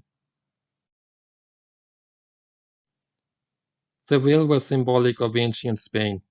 It had existed since the earliest Iberian times and had been occupied successively by Phoenicians, Greeks, and Carthaginians. According to Muslim legend, it was a man named Ishban who conquered Spain and built this city, which he named Ishbilia, and the country too was so named, from Ishbilia, which is the Arabic name for Seville, and its legendary founder, Ishban, is derived the Arabic name for the peninsula, Isbania. To the Western world it was known as Hispalis, conquered by the Romans in 205 BC during their first thrust into Spain in the Second Punic War. They made it the capital of the province of Baetica, which meant the entire southern region of Spain except for the southwestern corner of the peninsula. The city was thoroughly Romanized and called Little Rome, and was later to give Rome the emperors Trajan and Hadrian. With the coming of the Germanic nations at the beginning of the 5th century, it was occupied by the Vandals and became the capital of their kingdom, the kingdom being southern Spain, which they called Vandalicia. But the Vandals passed on to North Africa, and the Visigoth power which took over Spain established its capital at Toledo. Seville was no longer a seat of political and military power, but it remained a large and wealthy city and an important religious center for Christian Spain. Situated on the left bank of the Guadalquivir, it was a fortified city with strong battlements to challenge an attacker. It could be attacked only from the east and along its short flanks to north and south. Its rear, that is the west, was protected by the great river. This was the city which Musa approached in about August 712, Zukat 93 Hijri. He laid siege to Seville. Historians tell us that the siege went on for several months, but it could not have lasted more than 2 or 3 months, in view of the events which followed and which are described in subsequent chapters. Then Musa conquered Seville. Nothing is known about how he did it, what course the battle took, how much blood was shed, but he took Seville and the Christian warriors effected their escape. They crossed the river and retreated westwards, the bulk of them going to Beja and Oxonoba. The rest of the population of the city came peacefully under Muslim rule. Musa lost no time in organizing the administration of Seville as a conquest of Islam. He placed the local Jews in charge of the administration and left a detachment of about 100 soldiers to enforce law and order. Then, with the rest of the army, he marched to the place where he was to face his greatest military challenge in Spain, the ancient and powerful city of Merida. End of chapter 11. Start of chapter 12. The Conquest of Merida. The Goths had taken a terrible beating at the hands of the Muslims. First there had been the fierce battles against Tariq, which had had a shattering effect on the Gothic army. They had been followed by the fall of Cordoba and Toledo, the latter being the nerve center of Gothic political power, which could have been expected to revive and reorganize Christian resistance in the peninsula. Then came Musa bin Nusayr, who conquered Seville and struck another serious blow at Christian hopes. With the passage of every month, the sky turned darker for the Christians. But the Gothic power, though weakened, had not been entirely destroyed. There were plenty of soldiers left with generals to lead them who had courage and spirit, and who still believed in the possibility of expelling the invaders. They concentrated in various fortified cities to continue a stubborn resistance. There was no overall strategy, because there was no overall commander. Nevertheless, Every separate force was prepared to fight it out for as long as possible. One such force was in the fortified city of Merida. Merida had a large number of soldiers, led by brave and dedicated officers, sufficient in strength not only to hold out, but also to come out and fight in the open. The overall command of Merida was in the hands of the governor of province of Lusitania, Duke Sacurus, a Gothic general, both brave and wise, a fitting leader for such tenacious defenders as he possessed in his capital city. Present in Merida also to further inspire the troops was the Gothic queen, widow of Roderick, a young and beautiful lady by the name of Agila or Agilona, whom the Arabs called Ayla. She was not a great leader as many women in history have been, and does not appear to have possessed any outstanding qualities except for beauty and a stubborn nature, but she acted as a symbol of Gothic resistance, and her presence had the effect of strengthening the resolve of the soldiers. Merida was another of the old cities of Spain. It was founded by the Romans in 25 BC on the right bank of the river Guadiana, as a retirement home for veterans of the 5th and 10th legions of the Roman army, which had distinguished themselves in the war in Spain. The city was named Augusta Emerita. Only 2 years before its founding, the Romans had reorganized Spain in 3 provinces, and Merida became the capital of the southwestern province of Lusitania. This province comprised what is now Portugal, south of the river Duero, and the region of west-central Spain, consisting of the present Extremadura, Avila, and Salamanca. Over the years, Merida grew into a splendid city, famous for the fine granite bridge which stretched over Roman arches for half a mile to span the Guadiana. It was one of the great cities of Roman Spain.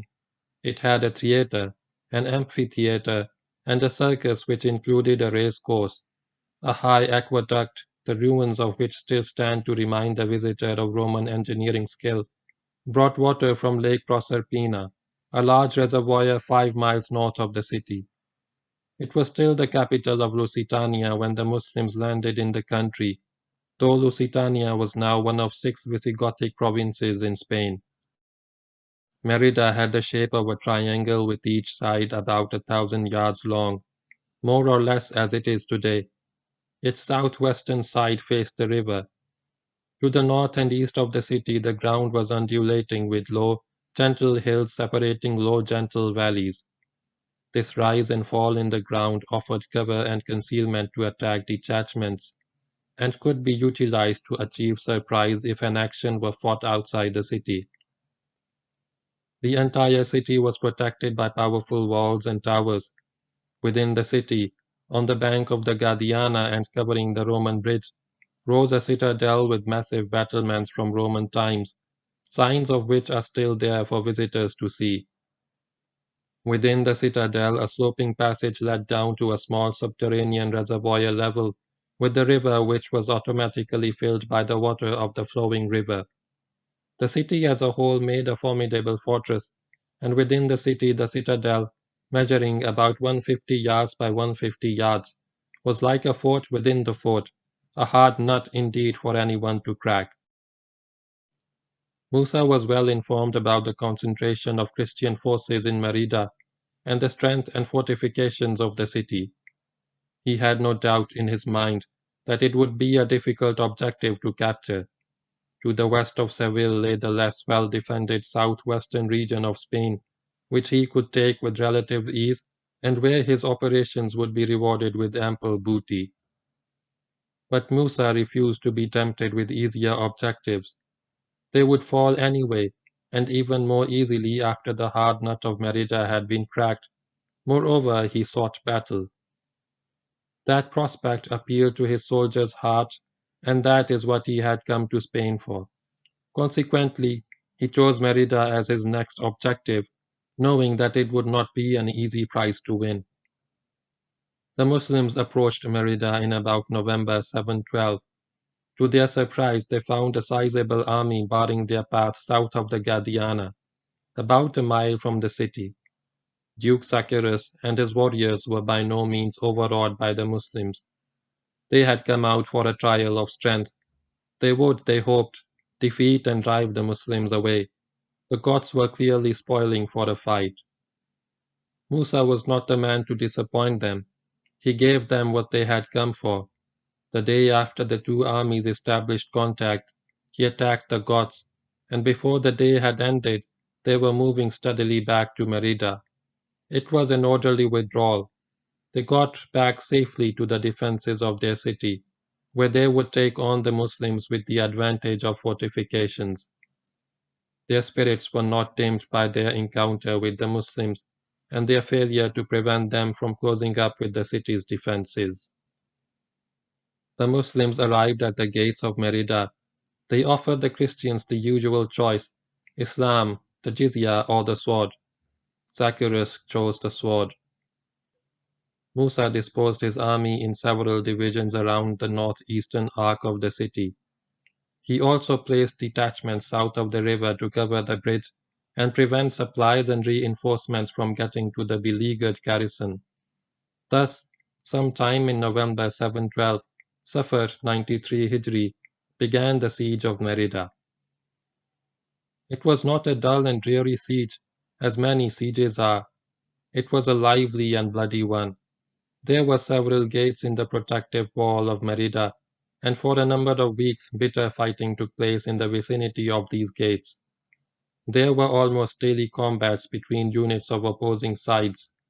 At times, the Muslims would assault the gates and the Goths would come out to fight.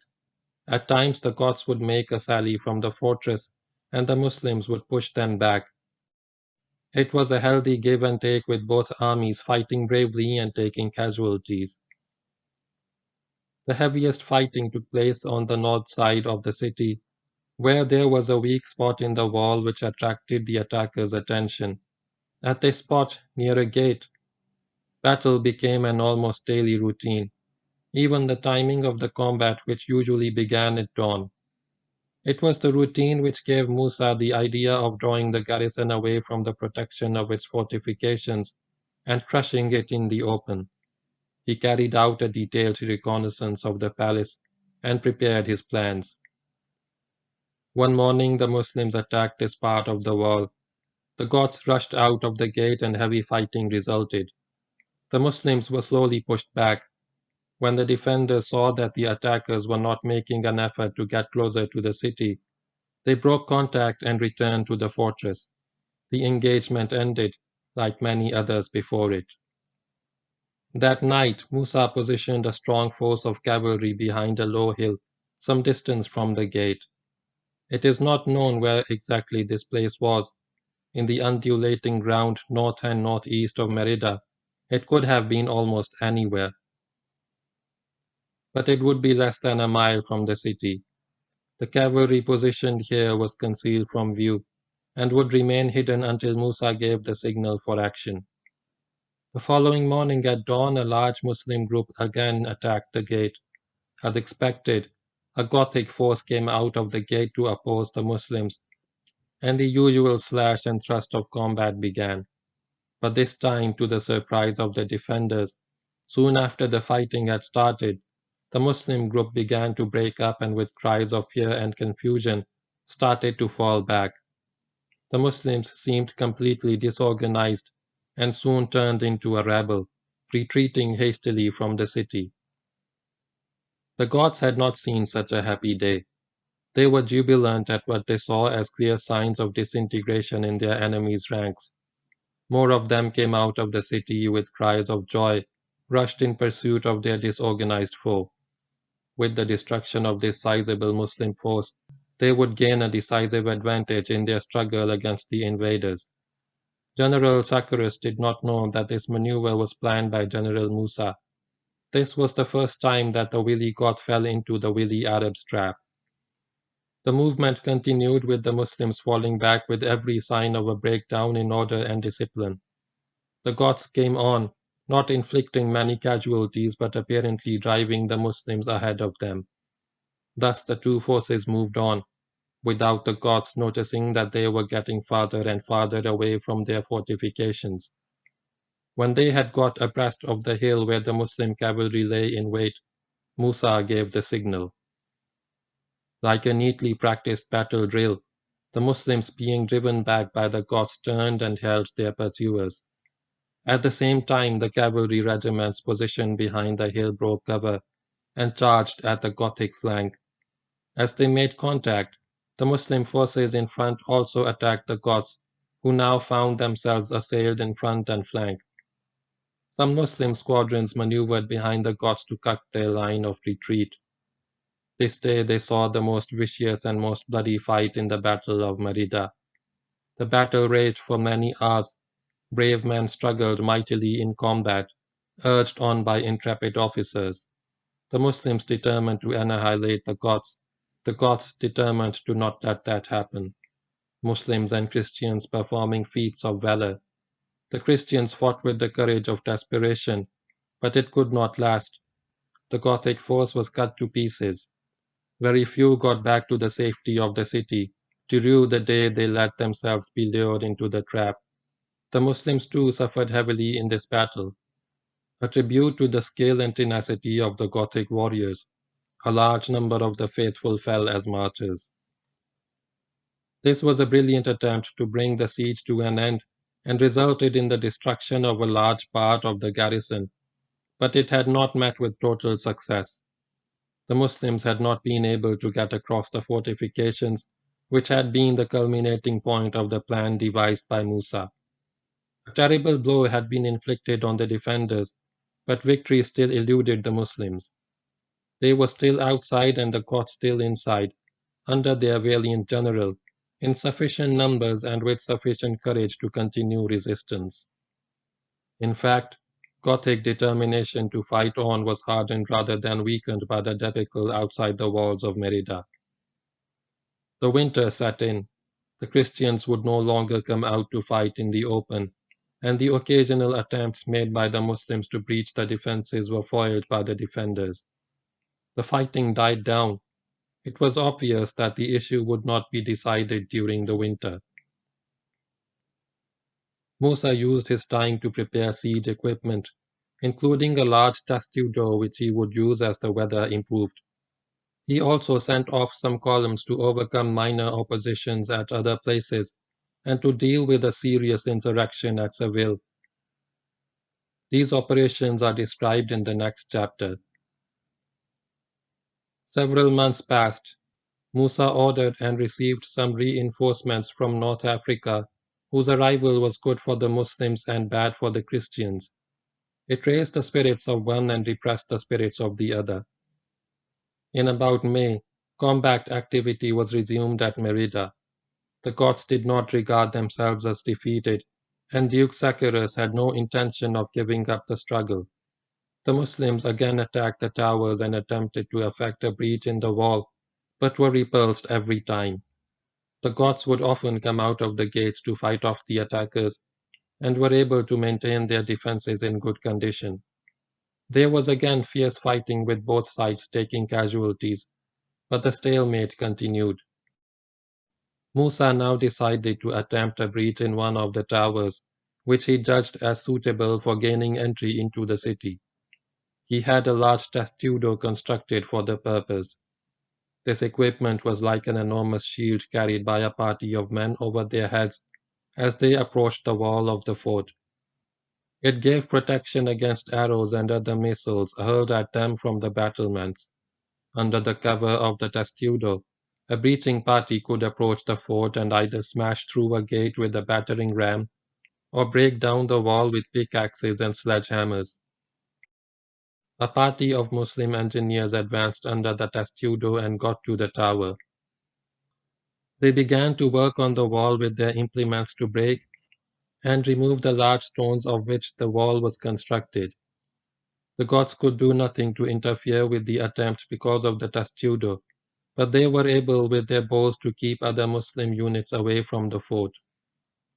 The work of the engineers progressed satisfactorily for some hours. They were able to dislodge a sufficient number of stones to make an opening in the outer wall of the tower. As they entered the breach, they found another wall inside which barred their way. They began to work on this wall too. Then they stopped to rest. It was exhausting work. They put down their tools and relaxed, their vigilance dulled by their fatigue. At this moment of neglect, they were rushed by the Goths. The Goths came out by a gate near the tower and took the Muslim party in flank and rear.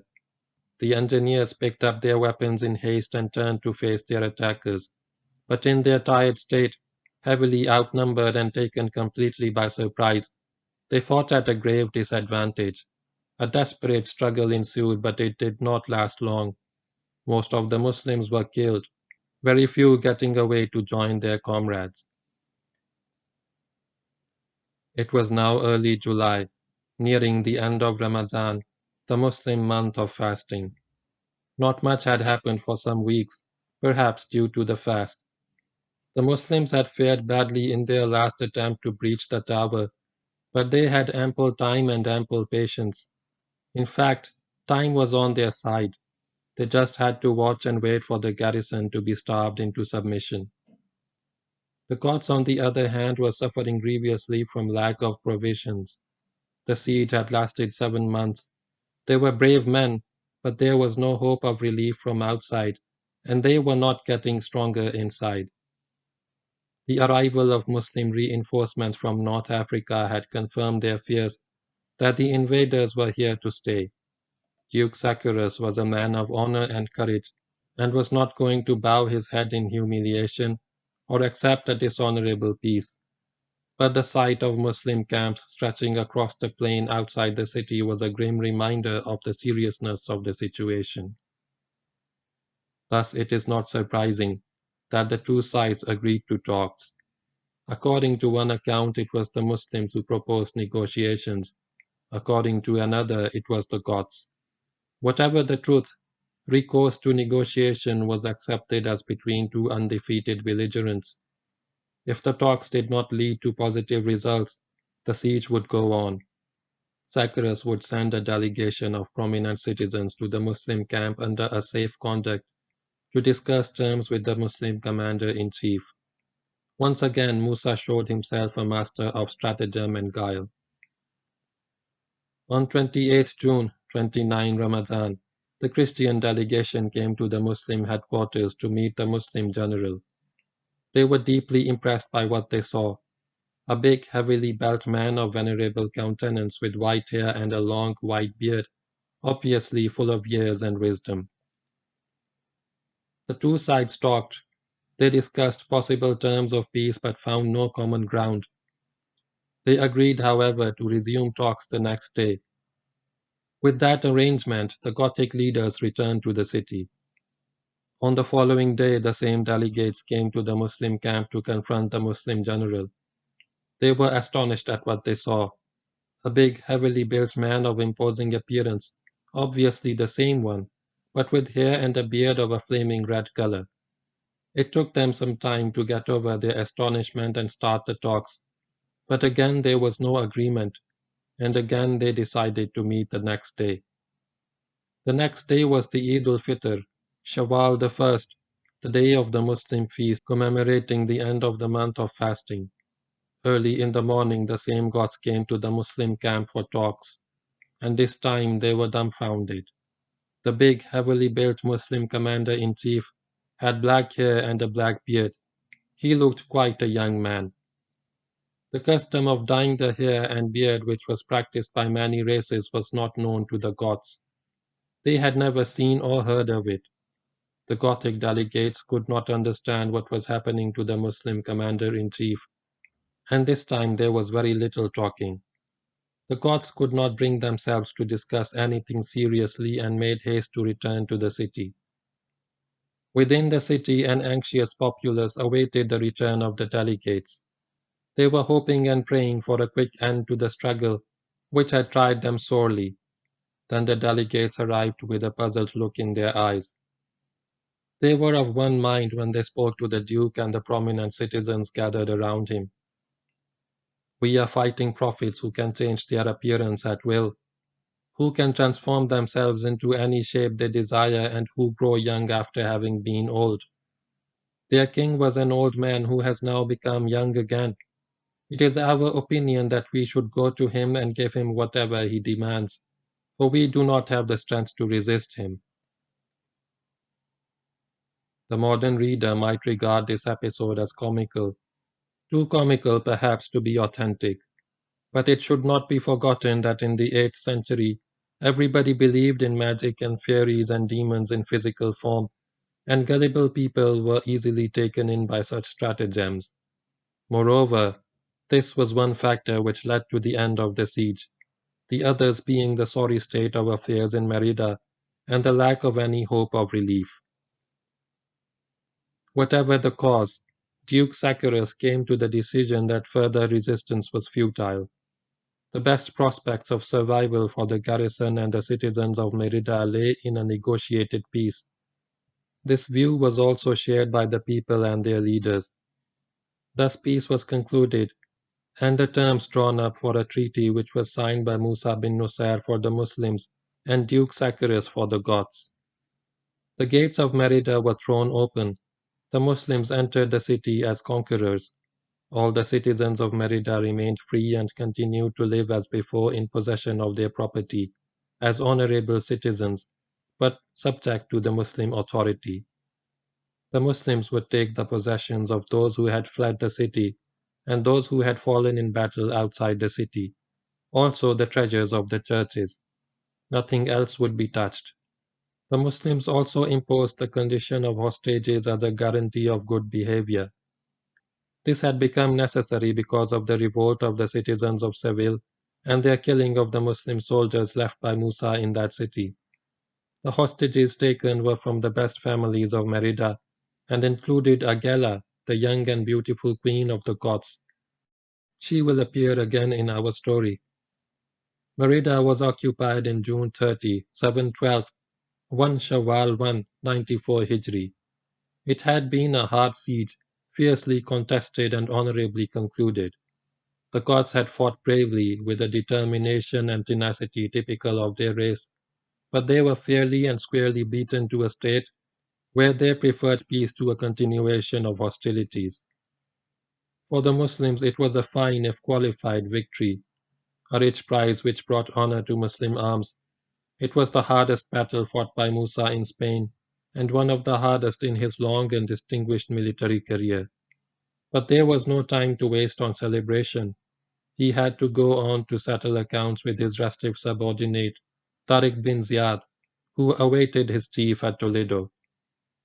Before we take up the meeting between the two top generals of Islam in the peninsula, we will deal end of chapter 12. Start of chapter 13. The rest of southern Spain. It was sometime in December 712, Rabiul Awwal 94 Hijri, soon after the bloody ambush at Merida, that occurred the insurgency at Seville. Musa bin Nusayr had left the administration of that city in the hands of the local Jews, with about 100 Muslim soldiers to assist them. All went well for some time, and it appeared that nothing would happen to disturb the peace of the city. Then a large number of Christians from Beja and Niebla came to Seville. They either concealed their weapons very cleverly, or the Muslims failed to check them, failed to notice that they were not like the other unarmed civilians who came and went. The Muslims believed unquestioningly in the good faith of their newly conquered subjects. It did not occur to them that these new arrivals were warriors bent on mischief. These men joined the local hotheads and took to inciting the populace against the Muslims. The prominent citizens of Seville knew nothing about the mischief which was brewing in their city, nor were they consulted. Had they been consulted, they would have dissuaded the mischief makers from their rash venture. The plotting of the miscreants led to a sharp uprising. They rushed the Muslim guards left in the city by Musa, and these guards were caught in a state of total unpreparedness. 80 of them were killed before the remainder were able to effect their escape. Seville was once again in Christian hands. The Christians were jubilant at their success, little knowing that by this action they had earned themselves a painful doom. The Muslim survivors arrived at Merida and told Musa about the sad fate of their comrades at Seville. The commander-in-chief heard the sorry tale in cold anger. He would teach the rebels of Seville a lesson they would never forget. He organized a cavalry division from the Muslim army, placed it under command of his son Abdulaziz, and instructed him to proceed to Seville, recapture the city, and severely chastise the miscreants, so that the inhabitants of the city would never again attempt a revolt. Abdulaziz rode to Seville. As he arrived at the outskirts of the city, the rebels prepared for action.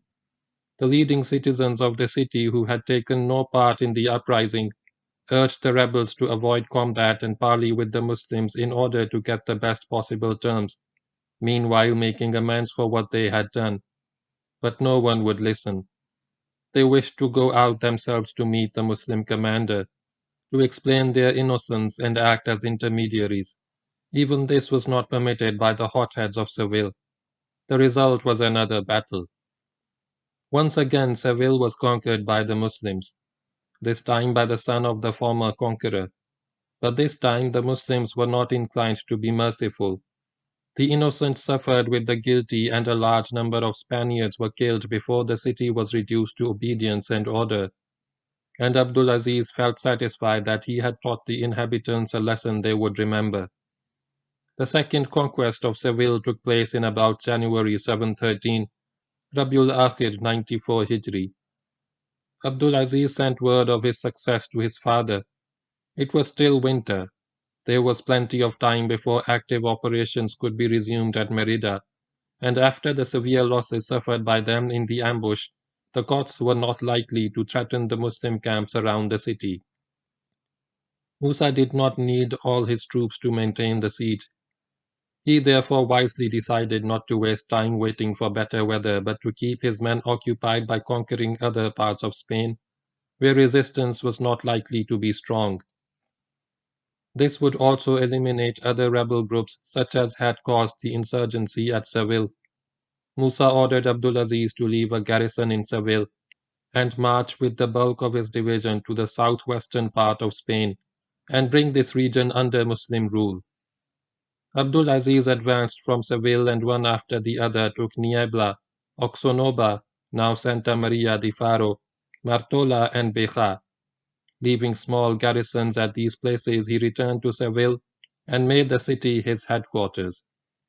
It was now about February 713. The western region of Spain, Al-Gharb to the Muslims and Algarve in present-day Portugal, was now also in Muslim hands. Abdulaziz was not to remain long in Seville, not while his father felt there was work to be done. Musa was still waiting for better weather to resume his attacks against Merida, and he had sufficient forces for the task. Meanwhile, he would use his gallant son and his bold cavaliers to launch offensives against different parts of the peninsula, taking those parts one by one. The Muslims already had Jain, Elvira, and Malaga, taken by Tariq in his first campaign, but there had been no operations east of that line, that is in the southeastern corner of Spain. Musa now gave Abdulaziz the mission of conquering the south. The region to the east of the Jain, Elvira line was still unconquered and according to information available, was held by strong Gothic forces. Some of these forces had received a drubbing from Tariq during his operations in the south-central part of Spain, but they were still in good fighting shape and likely to put up a stiff resistance to any Muslim advance. Their strength lay not only in their determination to fight on, but also in the presence at their head of a man of indomitable courage and will, known to the Spaniards as Count Theodomir, governor of the province of Aureriola, in the southeast of Spain, with his capital at Orihuela. The Muslims knew him as Tudmir, lord of the land of Tudmir. Theodomir, son of Ergobado, Tudmir bin Gabdus, was the most gifted general of Christian Spain. A Gothic noble of high spirit and exceptional intelligence, he was one of the distinguished knights of the Visigothic kingdom. He had an unsurpassed military record, Coming from a leading family of Spain, he enjoyed a position of eminence in the kingdom, to which he combined qualities of valor and eloquence of a high degree. The count was held in respect and affection in all Spain. Theodomir had already tasted battle against the Muslims. He had opposed Tariq at Cartea soon after the latter's landing at Gibraltar, but had been driven back by Maurice the Roman. He was the man who informed King Roderick about the arrival of the Muslims in Spain, admitting his own surprise at the intrusion with the words, "We know not whether they fell from heaven or sprang from the earth." He then took part in the Battle of the Barbate, during which he played a brave if unsuccessful role. Upon the defeat and death of Roderick, he successfully extricated the bulk of his division and, evading the Muslim pursuit that followed, withdrew his troops out of contact to the southeast. Since then he had remained at Orihuela, with his scouts watching and waiting for the move of Muslim forces into the province. The Muslims began their advance from Seville early in March 713. They had not gone far beyond Granada, Elvira, when they made their first contact with Gothic troops. Theodomir was ready for them. He had no intention of fighting a battle in the open, but in the valleys and passes of the hilly region, which lay east of Elvira, he could inflict considerable damage on an advancing force, and this is how he fought the operation. He met the invaders in the defiles and the passes, obstructing their advance, imposing caution, falling back when the pressure mounted. He harassed the Muslim cavalry whenever they relaxed their vigilance, sallying out to attack isolated groups, appearing where least expected and vanishing again into the safety of his hills. So Theodomir fought on, from pass to pass, from hilltop to hilltop, always one jump ahead of the Muslims, always keeping out of reach of the main body of the cavalry division of Abdul Aziz bin Musa. Had more details of these operations been available, including topographical details of places where the rearguard actions were fought, they would have made an excellent study of a fine fighting withdrawal, conducted with skill and determination by the wily Theodomir. He made no mistakes. The Muslims could not get to grips with him, although they followed on and pushed him back slowly and steadily towards his fortress of Orihuela. Theodomir knew that in the long run he would not be able to win in a trial of strength.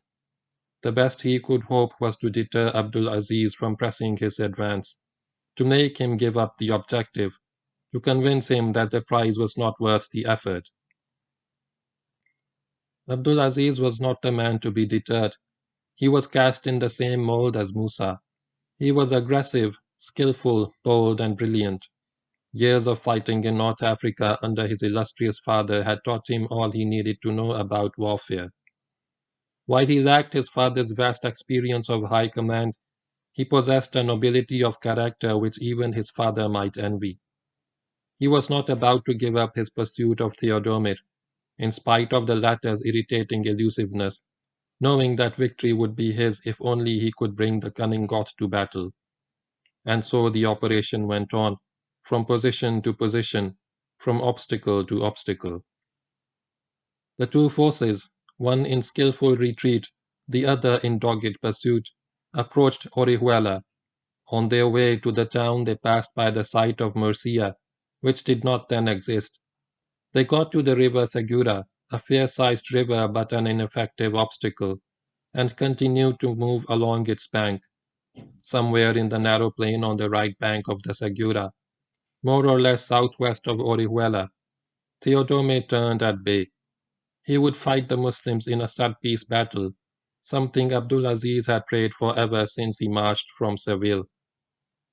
Where exactly the battle was fought has never been properly established. Historians have not specified its location. Local tradition does not give much help to the investigator, in spite of the willingness of the local authorities of Orihuela to help. It is known that the battle was fought in the plain near Orihuela, since the old road from the south and southeast ran on the south bank of the Segura, and not the north bank like the present Murcia road.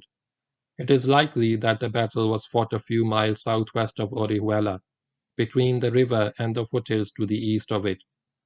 This gives a manageable front of 2 to 3 miles with secure flanks, which an able general like Theodome might well choose for his last stand in the open. Why Theodome accepted battle at all in the open can only be guessed. Perhaps he thought that he had caused enough injury to the squadrons of Abdulaziz and could now take them on in a set-piece battle. Perhaps he was encouraged by his excellent choice of battlefield, which gave him every advantage. Perhaps he needed more time to strengthen the castle of Orihuela and provision it for a siege. Perhaps it was just an error of judgment, and it was a grave error indeed. The battle was fought at the end of March, and it proved one of the hardest actions in the military career of both generals. After a bloody and pitiless struggle lasting many hours, the Goths were routed and the bulk of the Christian army annihilated by the Muslims. Theodome was able to save himself. He got away from the scene of slaughter, but only with a handful of soldiers. The rest lay on the battlefield as mute evidence of their own courage and the superiority of the Muslim fighting man. Theodome crossed the river with his stragglers and arrived at the fortified town of Orihuela. He had very few soldiers fit for combat and was also short of weapons and provisions. But the Muslims did not know that, and Theodome knew that the Muslims did not know. Orihuela was another of the ancient towns of Spain, and a very strong one, easy to defend and difficult to conquer. Its south and southwest face was covered by the river Segura. Its northern edge rested at the foot of a round hill, 700 feet high, which was included in the town's defenses. This hill actually formed the peak of a spur of the Sierra de Orihuela, a ridge rising 2,000 feet above the plain and stretching to north and northwest of the town.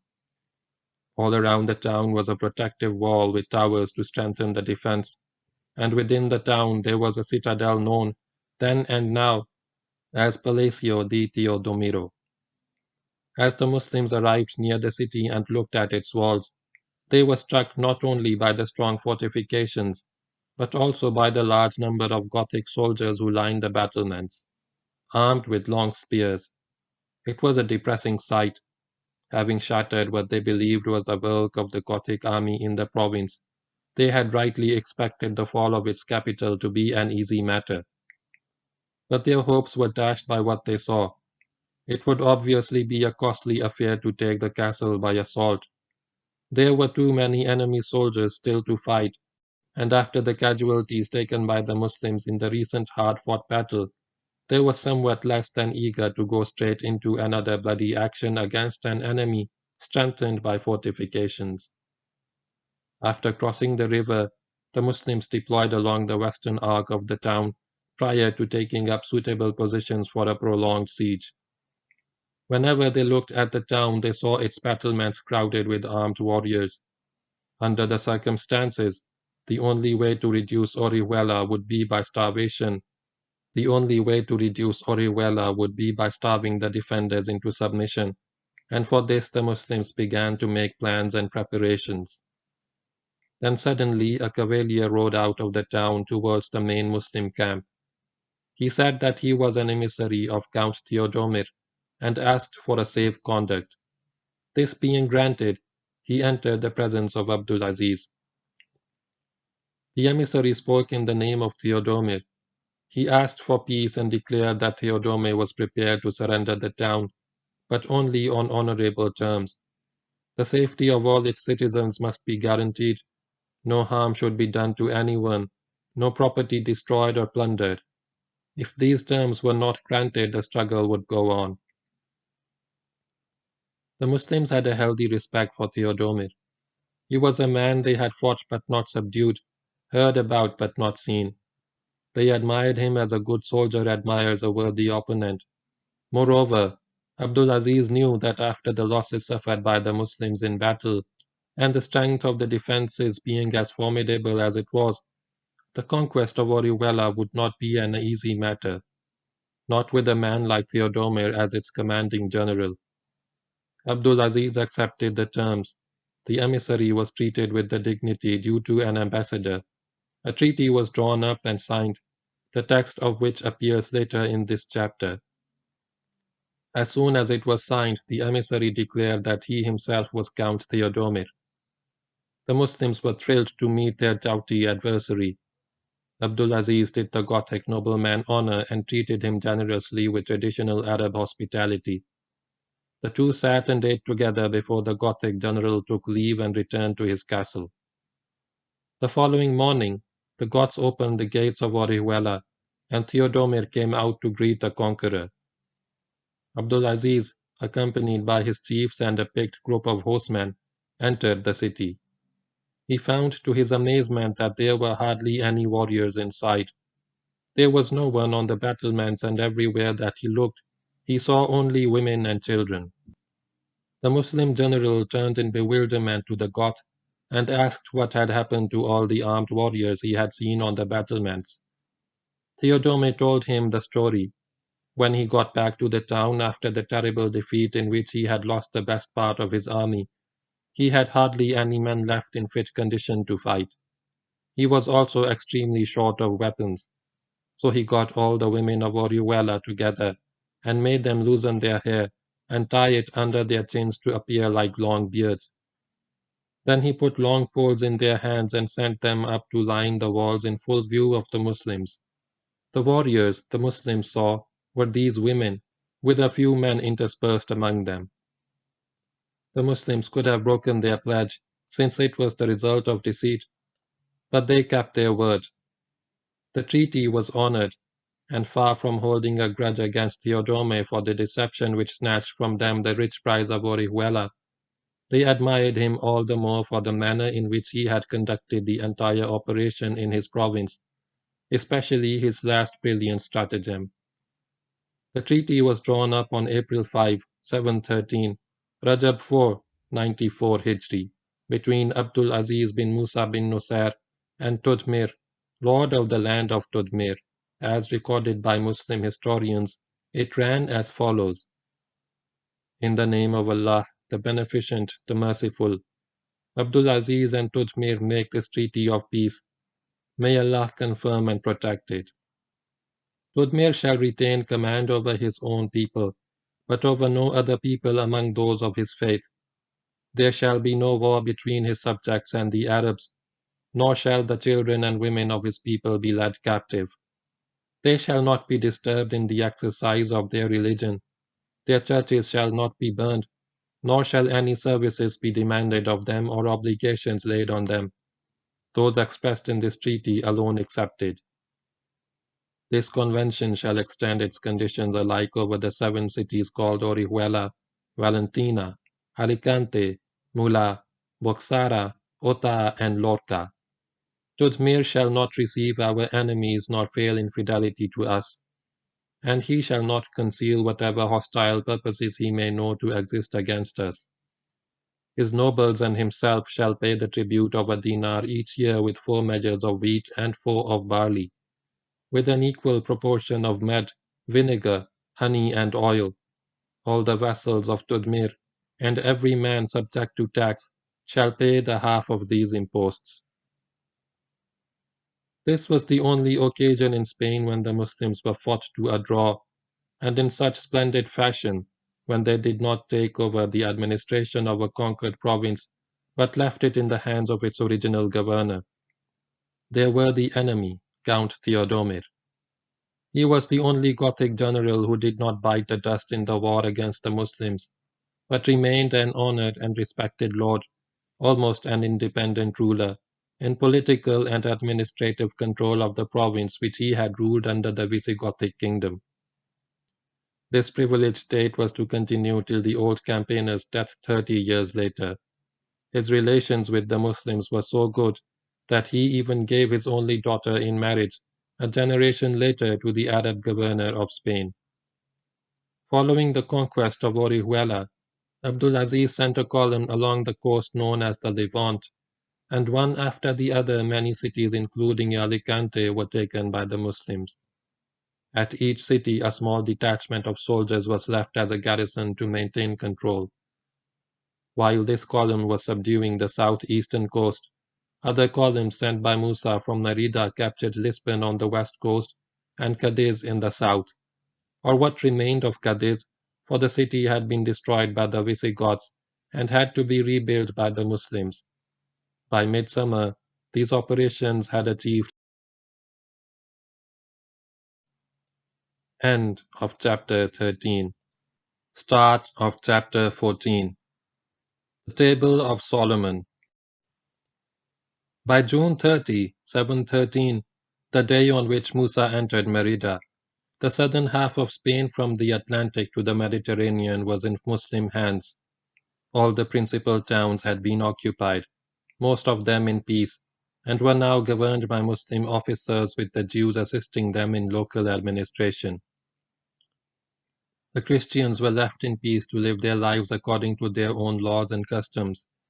There was no opposition left, and this had been achieved by Musa by sound employment of time and troops, wasting neither, using both with skill and judgment for simultaneous action by separate divisions in different parts of the country. But now it was time to deal with Tariq, to bring that restive subordinate under control and put a bridle on him. Musa had his own victories in Spain to show the world, and if they were not as bloody and as glorious as the victories of Tariq, at least they were sufficient to restore the old man's pride. The resentment which he felt at the successes of Tariq was still the dominant emotion. It hurt Musa, outweighing any feelings of appreciation which might have moved him to kindness. He would put Tariq in his place, and he had the strength of personality to do so. Plus an assurance born of a lifetime spent as a leader of men and a commander of victorious armies. Nearly a month had passed after the conclusion of the siege of Merida, when at the end of July, end of Shaban, Musa began his journey to Toledo. On the way he subdued more towns, the inhabitants of which readily accepted Muslim assurances that they had not come to kill or plunder, but to rule in peace. Sometime in August, Musa arrived at a rendezvous where the two top Muslim generals in Spain were destined to meet. More than 2 years after, they had parted in North Africa. Tariq had been more or less idle ever since he conquered Toledo and cleared all opposition in its vicinity. He bided his time in the old Visigothic capital, impatient to get on but restraining himself. Tariq was wasting his time, remaining inactive through 2 campaigning seasons when he could have taken the northern half of the peninsula, while Musa captured the south. This inactivity was forced on him by Musa, who would not let Tariq move. Musa wished to claim for himself whatever laurels fell to the Muslim lot in the north of Spain. Tariq was not inclined to disregard any more the orders of his superior officer. He had done so when the military situation demanded action without restraint against the enemies of Islam. But now there was no such compulsion, and disobedience of his master's orders could no longer be justified. So Tariq remained idle at Toledo for 18 months, waiting for the coming of Musa and knowing that the meeting would not be a pleasant one. Upon being informed that Musa was on his way to Toledo, Tariq set off from the capital to meet the commander-in-chief en route. He took a few officers and a small escort with him. Traveling faster with his small group than Musa was moving with his large army, he arrived at the halfway between Merida and Toledo before Musa. This was the town of Almaraz in the district of Talavera, the rendezvous. At Almaraz, the two generals met. Out of reverence for the chief, Tariq dismounted from his horse and advanced on foot. He was calm and collected, a look of respectful welcome on his face. Musa sat motionless on his horse, watching the approaching Berber, his hand gripping the handle of his whip. He had made no secret of his hostility to Tariq, and made no effort to conceal it now. His anger showed in his face.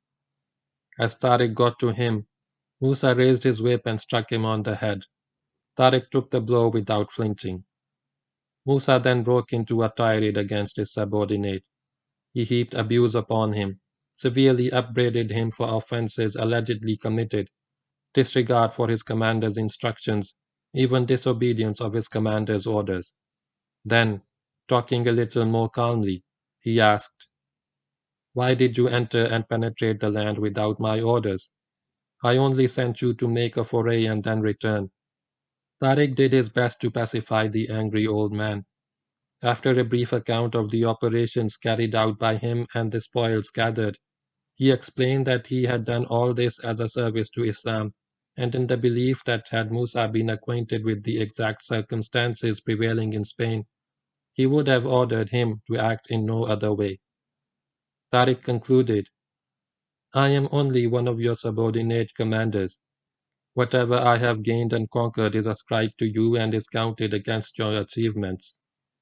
Musa listened attentively, but made no reply. He chose to postpone further actions until after they had got to Toledo. When they got to Toledo, Musa installed himself in the Visigothic palace as ruler of Spain. Here he demanded of Tariq all the spoils won by him in war, that is the fifth which was the share of the state. 4/5 have been already distributed among the soldiers. He also called for the treasures of kings which had fallen into Tariq's hands at Toledo, and the fabulous table of Solomon which Tariq had found at Almeida soon after the fall of the Gothic capital. There are fantastic accounts of this table.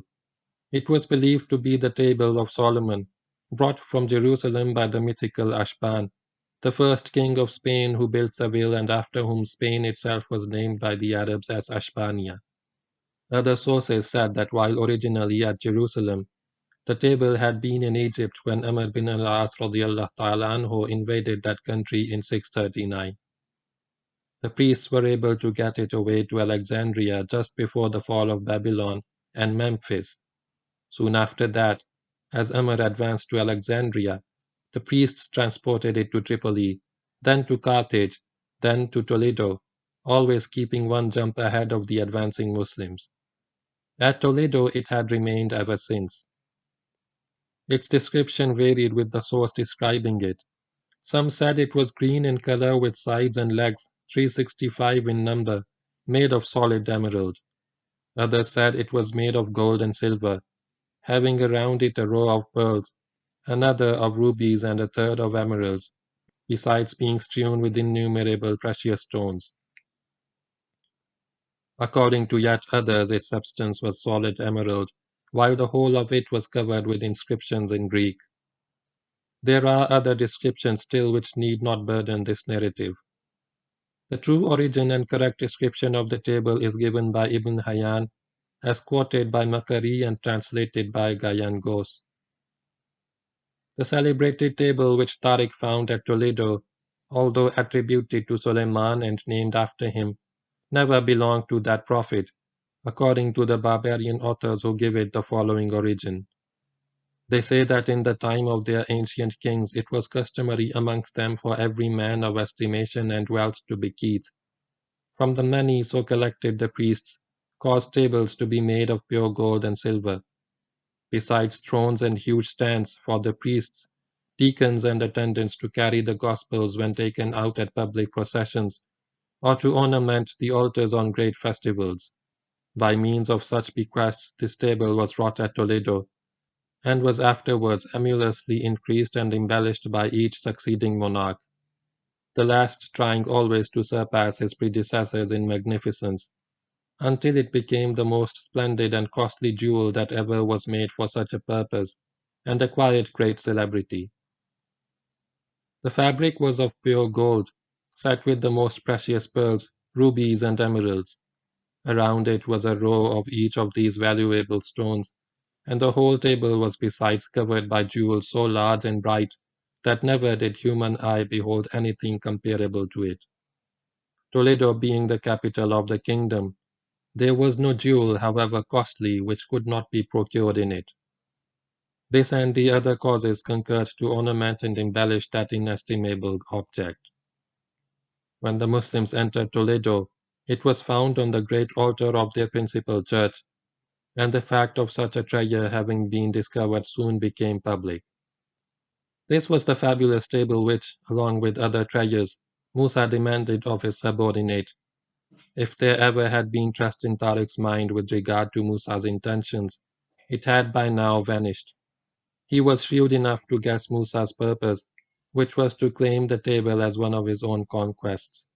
Not willing to let the commander-in-chief get away with such a claim, Tariq had one of its forelegs removed and concealed it among his own belongings. The table with the remaining 3 legs was then brought before Musa. When Musa had got over his amazement at the dazzling prize placed before him, he asked Tariq what had happened to the 4th leg of the table. "I know not," replied Tariq innocently. "This is how I found it." And such was the love and confidence which the Berber general inspired in his soldiers that not one man gave him away or even hinted that he had seen the table with 4 legs. Musa had another leg fashioned of gold and fixed to the table. It was a beautifully finished work which did credit to its maker, but it was obviously different. Musa had got what he wanted. He now had Tariq put in fetters and thrown into prison, meanwhile letting it be known that he intended to have Tariq executed for disobedience of orders. This led to deep resentment among the Berber tribes which comprised the army of Tariq. They rightly felt that after all the bloodshed and all the victories gained against the toughest Gothic resistance, they and their chief deserved better treatment. But discipline and loyalty precluded any outward expression of insubordination or disobedience. It speaks volumes for the nobility of character of Tariq that he accepted his undeserved punishment and humiliation without rebelling against it. He could have defied his commander-in-chief. At a word from his Berber troops would have risen against the Arabs, as their sons were to do a generation later. Musa was not an adversary to be taken lightly. Indeed, he was a most formidable opponent. Nevertheless, Tariq, as a brilliant leader in battle at the head of his battle-hardened Berber veterans, would at least have held his own against Musa, whose Arab troops were at this time probably not more numerous than the Berbers. Such a confrontation would have shaken the foundations of Islam in the West, with consequences altogether catastrophic to the new faith. However, this did not happen, thanks to Tariq's devotion to Islam, his discipline, and his willingness to sacrifice his personal interests to the larger interests of Islam. He bore the injustice and the ill-treatment with fortitude. Mughis al-Rumi, an outspoken man who had little love for Musa, interceded on Tariq's behalf. He recounted the victories which the Berber general had gained and the services which he had rendered to Islam, for which he deserved honors and not abuse. But the pleas of Mughis fell on deaf ears. About now, Musa decided to send a delegation to Damascus to give Caliph al-Walid an account of the war in Spain, highlighting his own achievements at the expense of Tariq. As leader of the delegation, he appointed the old venerable Ali bin Rabah, who was a tabi, follower of a companion of the Prophet sallallahu alaihi wasallam, and like Musa, came from the Iraqi tribe of Lakhm. Mughis also asked to join the delegation so that he could see his old friend and master al-Walid, and since his close relations with the Caliph were well known, the request could not be refused. Tariq heard about the delegation going to Damascus. He also heard that Mughis was going with it. In this he saw a ray of hope. He sent a request to his erstwhile subordinate to put his case before the Caliph, to let him know that it was he who had conquered Spain, and that Musa had imprisoned him and contemplated his death. He promised to give Mughis 100 slaves if he succeeded in getting him out of this predicament. Before leaving Toledo, Mughis made sure that Tariq would not come to harm during his absence. He said to Musa, "Do not make haste in the matter of Tariq. You have enemies. The commander of the faithful has come to know about him, and I fear for you from his anger." The warning was sufficient to stay Musa's hand. When the delegation arrived at Damascus, Mughis told the whole story to the Caliph. The conquest of Spain by Tariq, the envy of Musa, how Musa had imprisoned Tariq, and what Musa had in mind about killing him. Mughis had a lot to tell, and with his eloquence he told it beautifully. He clearly stood up for Tariq in his dispute with Musa. This was not necessarily because of any love for Tariq. but the reader will know more about this triangular relationship in a later chapter. The Caliph wrote a strong letter to Musa. He warned him against any action harmful to Tariq and ordered his reinstatement to his original command. "Do not render useless," wrote the Caliph, "one of the best swords of Islam. According to one account, Al-Walid even threatened Musa, 'If you whip him, I shall whip you. If you kill him, I shall kill your son.'" The winter had almost passed when the courier carrying the Caliph's letter arrived at Damascus. The orders of the Caliph were obeyed without delay. Tariq was released from prison and reinstated. The troops rejoiced at his deliverance, happy that justice had been done and Tariq was back in a position of honor and authority. To all appearances, there was a full reconciliation between the two generals, which manifested itself in a show of mutual friendship and confidence as they went on together to new conquests. But neither the Arab nor the Berber forgives. The hostility between these two fine and able generals was to simmer beneath the surface until the following year, when accounts were settled. End of chapter 14. Start of chapter 15. The conquest of the north. The winter passed, followed by the spring of 714. If we take April as the starting point of spring, this would be Rajab of the year 95 Hijri. In Madrid it is said that the winter lasts till the 40th of May, but from April onwards the weather would be good enough for the Muslims to start campaigning. This time they would take all of what remained of Spain, and what remained of Spain was northern half of the peninsula. In spite of the hostility between Musa and Tariq, the combination of the two generals was to prove unbeatable. Musa with his experience and wisdom, his strategical grasp and political acumen, Tariq with his tactical brilliance and dash, his colorful leadership and drive, were to provide between them all the qualities needed for war and conquest, for campaigns and battles. Musa was the first to acknowledge the importance of Tariq. He showed how central the Berber general was to his scheme of conquest by placing him and his Berber warriors in front of the advance. Tariq would lead the Muslim army, going from objective to objective within the strategical design conceived and outlined by Musa, with the commander-in-chief following with the bulk of the army to consolidate and organize the conquest. While we have been given no precise dates by the historians, it is known that the next campaign was carried out over the spring and summer of 714. We start with the spring, choosing April as a reasonable starting point. We do not know the strength of the force which now operated under Musa and Tariq, but in view of the fact that garrisons had been left in every important town taken by the Muslims, and that the necessity for a large concentration of troops no longer existed, the army may have numbered 20,000. About a third of this or a little more was Tariq's division. Tariq was not the advance guard. He was the commander of the leading division, within which a regiment acted as advance guard under an Arab officer named Muhammad bin Ilyas. Tariq organized his command as a light, fast-moving cavalry division suitable for rapid movement, unfettered by a cumbersome supply system. Every man carried all that he needed on his person and his horse. He had his weapons and armor, a bag of rations and a copper kettle, the use of which he shared with his comrades. Some soldiers may have enjoyed the luxury of a change of clothing. Provisions for each tribe and clan were placed on a number of mules in proportion to its strength, giving the force all that it needed for a few days without replenishment from local foraging. Men less suited than others for combat were placed in charge of the mule train.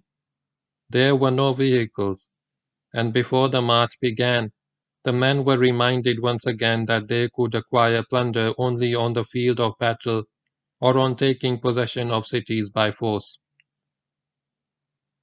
Musa's first strategical objective was that the Muslims were to call the upper frontier, corresponding to the Spanish province of Saragossa on the river Ebro, which was to become the capital of the future kingdom of Aragon. Saragossa was an important center of communication, the capture of which was essential for the successful launching of further operations. So with Saragossa as objective, Tariq set off from Toledo. The advance guard arrived at Guadalajara, which Tariq had taken but evacuated in his very first campaign. There was no opposition. The advance guard occupied Guadalajara, but soon after, on the orders of Tariq, resumed the advance in the direction of Saragossa. Saragossa was an ancient town which had been in existence since the Celtiberian period, hundreds of years before the start of the Christian era. It was then called Salduba. In 24 BC, at the end of the Celtiberian War between the Romans and the local Spaniards, the Romans refounded it as their chief military station in the Ebro Valley and a cantonment where legionnaires could retire. They called it Caesarea Augusta or Caesarea Augusta, which the Muslims wrote as Sargusta. It was a white city surrounded by emerald green gardens. Because of its whiteness, the Muslims called it Madinatu Bayza, the White City. Tariq arrived at Saragossa to find the gates closed and the city prepared to defend itself. He sent a messenger with the usual offer: Islam, the jizya, or the sword. Within the city, a heated argument was in progress among the leaders as to what course to follow. Bishop Bencio, the highest dignitary of the church, was doing his best to persuade the others, especially the clerics, not to rely on the promise of safety offered by the Muslims, but to evacuate the city with all the possessions that they could carry, the most important of which were the religious relics and the treasures of the church. But Bencio was in a minority. Most of the others preferred to stay and surrender in peace. The inhabitants of the city too were loath to leave their homes and property. Consequently, the leaders accepted Tariq's offer of peace on payment of the jizya and opened the gates, whereupon the Muslims marched in and occupied Saragossa. Soon after, Musa arrived in the city with the main body of the army. He agreed with the decision of Tariq and confirmed the terms of surrender. From here, Musa now sent out fast columns to subdue the surrounding countryside, which proved an easy task because everywhere the Muslims rode, they found a populace too frightened to oppose them. Moreover, what they had heard of the just and benign treatment received by their fellow Christians at the hands of the conquering Muslims further weakened their desire to fight them. In fact, it was a positive encouragement to surrender, and all of them willingly and wisely submitted. The province of the upper frontier came under Muslim control without an arrow being shot. Henceforth, the awe inspired in Christian hearts by the rapid and convincing victories of the Muslims in all their tactical actions would be an important factor facilitating Muslim conquest. Within Saragossa, no harm came to the people or their property or the churches. Everyone could live in peace and security, in possession of what was his, and could pray unmolested in his church. The Muslims confiscated the official treasures and any valuable, easily movable property belonging to the state. They also took the wealth of the churches. For the Muslims, the church was worthy of respect as a place of worship. In their simple concept, it was a temple of God, not a place for storing gold and silver and gems and pretty idols. So they took what treasure they found in the churches and left the churches intact for use by the Christians. This was to become a normal practice in all cities conquered by the Muslims in Spain. Musa appointed the venerable Hansh bin Abdullah as governor of Saragossa. Hansh was a tabi'i, and at once began to make plans to build a mosque. In fact, his is believed to be the first mosque built in Spain, starting as a simple structure which was to be considerably enlarged and embellished over the succeeding generations. But the Muslim conquerors did not wait for Hansh to build his mosque. They set off for further conquests, again with Tariq in the lead. One after the other, the cities of the northeast opened their gates to Tariq. The better-known ones among these cities were Huesca, Merida, and Barcelona, the last named being the greatest prize of the region. There was no opposition anywhere. Musa followed in the steps of Tariq, confirming the arrangements made by him and confiscating the treasures of the palaces and the churches. From Barcelona, Tariq marched southwards and took Tarragona, Valencia, Jativa, and Denia. This brought him very close to Alicante, which had been taken the year before by the column sent up by Abdulaziz from Orihuela. Tariq arranged terms of surrender at every conquered city and organized its administration as part of the Muslim state, leaving behind a small garrison at each place to ensure compliance on the part of the population. Then he marched back to join Musa at Barcelona. While Tariq was operating south of Barcelona, Musa had sent a strong column northwards which conquered Girona and the coastal district. Thus, by the time Tariq returned to the main body of the army, the whole of the east coast of Spain was in Muslim hands. Having consolidated his hold on Barcelona and the east coast, Musa turned his attention to the north, to what is now France. It was not then France. The southwestern region of what is now France was part of the Visigothic kingdom of Spain. Moreover, the geographical continuation of the coastal zone of Spain into the coastal zone of France made it natural for Musa to go on with the conquest of what he regarded as the same region. Thus his next objective was Narbonne. Again Tariq took the lead. He marched through the coastal zone and got to Narbonne, which was an important city of the Visigothic kingdom. While accounts conflict as to how it was taken, it is clear that a big battle was fought at Narbonne. The Goths put up a stubborn resistance to the invaders, but again the army of Islam prevailed and the Christians were defeated. Narbonne submitted to the Muslims with a vast amount of treasure falling into their hands. Some writers believe that Musa never went to Narbonne, that he stayed within the boundaries of what is now Spain proper. Others maintain that he did much more, that he took Carcassonne and Toulouse, even went on to take Avignon and Lyons on the river Rhone. The last mentioned accounts have probably confused Musa's operations with the operations of his successors. What is evident, and this is supported by most Muslim and Christian historians, is that Musa took Narbonne and probably nothing beyond it. The booty taken at Narbonne was among the richest that came into the possession of the Muslims during this campaign.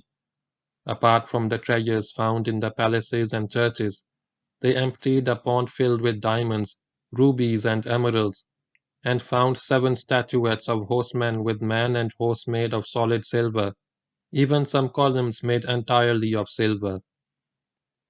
These descriptions of immense treasures are probably exaggerated, but what is beyond doubt is that a great deal of booty was taken by the Muslims, of which 4/5 were distributed among the soldiers and 1/5 kept as the share of the state. Of the latter, according to the allegations of Tariq, not all was sent by Musa to Damascus. This was the farthest north that Musa went in his conquest. From here, he would turn back. The cause of the Muslim return, however, has become a subject of legend. According to one account, Musa came upon a vast plain full of ruins, where he found a colossal monument like a column, upon which was inscribed in Arabic characters, "O sons of Ismail, you have come, now go back." Musa was startled at reading this. The words on the column became known to everyone in the army, and the soldiers came to regard this as a sign from heaven that they had gone far enough. They came to Musa and said, "Where are you taking us? We are content with what we have in our hands." Musa is said to have remarked, "By Allah, if they would follow me, I would lead them to the gates of Rome and conquer it, God willing." The first part of the story is invention, the second part probably true. This has often happened in military history, an untiring general tiring out his men and driving them to the limits of endurance. Musa turned back. This was his only incursion into the land of the Franks, the rest of which he left for others to subdue in the years that followed. Musa is reported by Muslim historians to have toyed with the idea of plunging deep into the Christian world. He wanted to fight his way through infidel lands until he had got to Constantinople and Damascus. He had visions of building a great highway between Spain and Syria, so that the faithful could travel from one to the other without entering upon the sea. It is unlikely that a man of Musa's judgment and wisdom would launch the army on such a perilous venture. He may have considered the possibility of such a campaign, and he seems to have mentioned it to his officers, but whatever the truth of the report, it was to the good fortune of the Muslims that Musa did not put any such plan into effect, because very few would have survived such a campaign. Musa returned from Gaul laden with spoils. He marched back to Saragossa. He had hardly unpacked and begun planning the next campaign when he received a message from the Caliph ordering him to return to Damascus. The man who brought the message was none other than Mughis al-Rumi, just back from Syria. The instructions of the Caliph were quite clear. Musa was to leave the army in Spain and return in person to Damascus, bringing Tariq with him. It was obvious that there was going to be a settlement of accounts. Mughis did not tell Musa that he himself was responsible. The Muslims had taken all but the northwestern part of Spain, which was called Galicia, but this name was meant not the present small province of Galicia at the tip of Spain, but the entire northwestern region of the peninsula, which included Old Castile, Leon, and present Galicia. In fact, all that lay south of the Cantabrian mountains. The Muslims even spoke of Zamora as the capital of Galicia. The name of Castile, in its Arabic form, did not come into use by the Muslims till much later. This was one of the poorer parts of Spain. The people inhabiting the region were for the most part barbarians, of whom an interesting description has come down to us.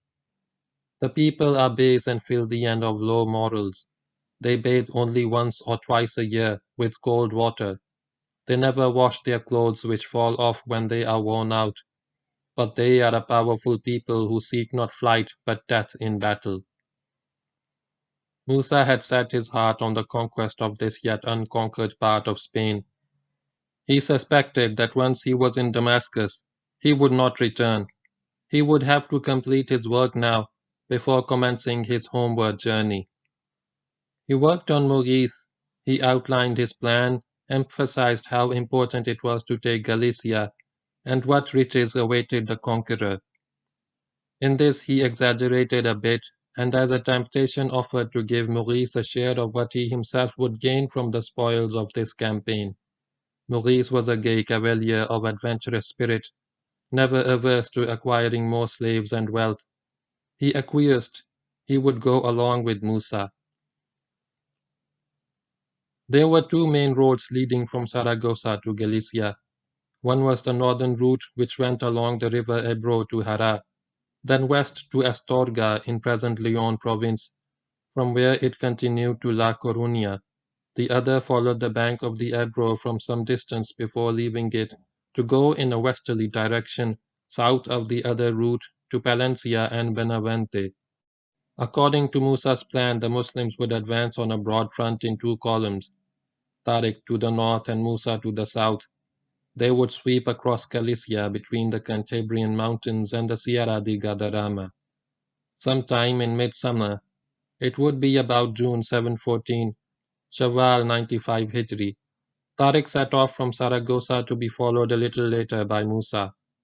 He advanced along the river, and at some stage during this march occurred the conversion to Islam at the hands of Tariq, of an exalted Gothic noble. This was Count Cassius, governor of the Ebro Valley region, a powerful lord hailing originally from Tarazona in what is now the province of Navarra. This led to the conversion of others and helped in reducing opposition to Muslim operations in Aragon and Vasconia. Count Cassius, or Cassi as the Muslims called him, remained faithful to Islam as did his family. It is believed that he journeyed to Damascus with Musa and swore allegiance to Caliph al-Walid. His descendants were to establish a Gothic Muslim dynasty called Banu Qasi, which ruled for several generations over the northeastern part of Spain. After a few days of marching along the river, Tariq turned north into Vasconia, the land of the Basques, with its capital at Pamplona. The Basques put up little resistance, probably because of Count Cassius. Pamplona opened its gates and was given an assurance of peace and security in return for submission and loyalty. Tariq then retraced his steps to the Ebro. He marched along the river, but after a few days, upon arrival at Hara, he left the right bank and struck out across the plain to Briviesca, which surrendered without a fight. The first place where Tariq met opposition in Galicia was Amaya, where he fought and defeated the Gothic garrison and sacked the town. After this, the towns of Leon and Astorga submitted peacefully to the Muslims. While Tariq was subduing the Basques in the mountains of Vasconia, Musa had left the Ebro a few miles ahead of Saragossa and taken Tarazona and Soria. After this, as he penetrated deeper into Old Castile, he found that the Gothic counts had neither the means nor the will to challenge him. All submitted readily on terms offered by Musa, which they found to be more benign than any they could have expected, or would themselves have offered their enemies. An interesting light is shed on Musa's political skill by the way in which he used the Christian clergy as intermediaries to discourage Gothic leaders from resistance, in case fear of Muslim arms and the certainty of defeat at Muslim hands were not sufficient to do so. Bishop Oppas, brother of the late King Witiza, who had plotted against Roderick, was with Musa during this operation and did much to facilitate his advance. Oppas was anxious to show his gratitude for the generous treatment he had received from the Muslims, and did so by fully cooperating with the conquerors. He was later to be appointed Archbishop of Toledo by Musa. The extent to which the bishops went out of their way to placate the conquerors is shown by what one of them said to Musa. "We have found you in our book of Daniel, where you are described as the hunter of the Basques. You have 1 foot on land and 1 foot in the sea. You strike here and you kill. You strike there and you kill." Musa was not deceived by the words of the priest. He was too old and too experienced to be taken in by such flattery, but he was glad to hear the words as evidence that the Christians were bowing low to please their new conquerors. Marching through the rolling plains of Castile, Musa occupied various towns on the north bank of the river Duero, in all of which he confiscated the treasures of the palaces and the churches. After the fall of Valladolid, he detached a column which took Salamanca, while with the rest of the army he advanced to Villabaruz, a town between Rio Seco and Villalon. At Villabaruz, to his surprise, a Gothic garrison put up a fierce resistance, but this too was overcome and the town taken by storm. From here Musa went on to take Benavente, which marked the limit of his westward advance. On this march, more than in his previous operations, he encountered a people who lived like beasts. Musa arrived at Benavente at about the time that Tariq got to Astorga, and here he received intimation from Tariq that bands of Christian soldiers were gathering in the mountains to the north, the Cantabrians, with intent to oppose the Muslim advance. The two generals had driven a broad swath through the center of the Castilian plain without touching the Cantabrian mountains. Musa now took the decision to march north in order to crush the remaining hostiles, who were obviously the last of those who still harbored hopes of a successful resistance to the invading army. Musa joined Tariq at Astorga, and here the two generals set their combined forces in motion towards the north. The army marched through Leon and then took a route which ran east of the present Leon-Oviedo highway. The Muslims got to the pass of Tarna, and from here followed the course of the river Nalon to Oviedo, which they occupied without opposition. 5 miles north of Oviedo, At the town of Lucas Asternum, or Santa Maria di Lugo, or Luc as the Arabs called it, or Lugo de la Nera as it is now known, the Muslims met their last stiff resistance of the campaign. The Muslims played havoc with the defenders of Lugo. They flattened the town, and this was the last major tactical action in Musa's conquest of Spain. Many Christians succeeded in effecting their escape from the doomed town and took shelter in the mountains known as Picos de Europa, Peaks of Europe. Musa established his base in the vicinity of Lugo and sent columns into the mountains to hunt down the survivors. It was a difficult operation because of the rugged nature of the mountains with their steep ridges and deep ravines. Nevertheless, the Muslims achieved a fair degree of success. The columns killed many miscreants before returning to report that if any of the wretched stragglers survived in the more inaccessible parts of the mountains, they would no doubt die of cold and starvation. While these columns were clearing the nearer part of the Picos de Europa, Tariq had advanced and captured Gijon, where the Muslims looked for the first time at the Cantabrian Sea or the Bay of Biscay, which extends into the Atlantic Ocean. Gijon now became the capital of this new northern province of Muslim Spain with Tariq as its first Muslim governor. Meanwhile, yet other columns sent by Musa occupied the northwestern corner of Spain, which now comprises the province of Galicia, with its principal towns of Lugo and La Coruña. With the successful conclusion of these operations, with the clearance of the Cantabrian mountains and the occupation of the northwestern corner of the peninsula, Musa and Tariq had taken all there was to take of Spain. There was no more to be taken, no more enemies to fight, no more resistance to overcome. Spain now belonged. It was now August 714, the very end of 95 Hijri. A magnificent campaign had come to a glorious end, brilliantly conceived, brilliantly executed.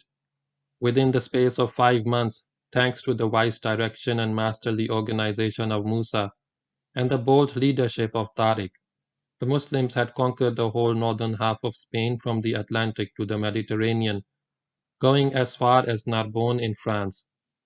This would not have been possible without the light, fast-moving division of Tariq, which sped from objective to objective, while the heavier main body of the army under Musa followed at a slower pace.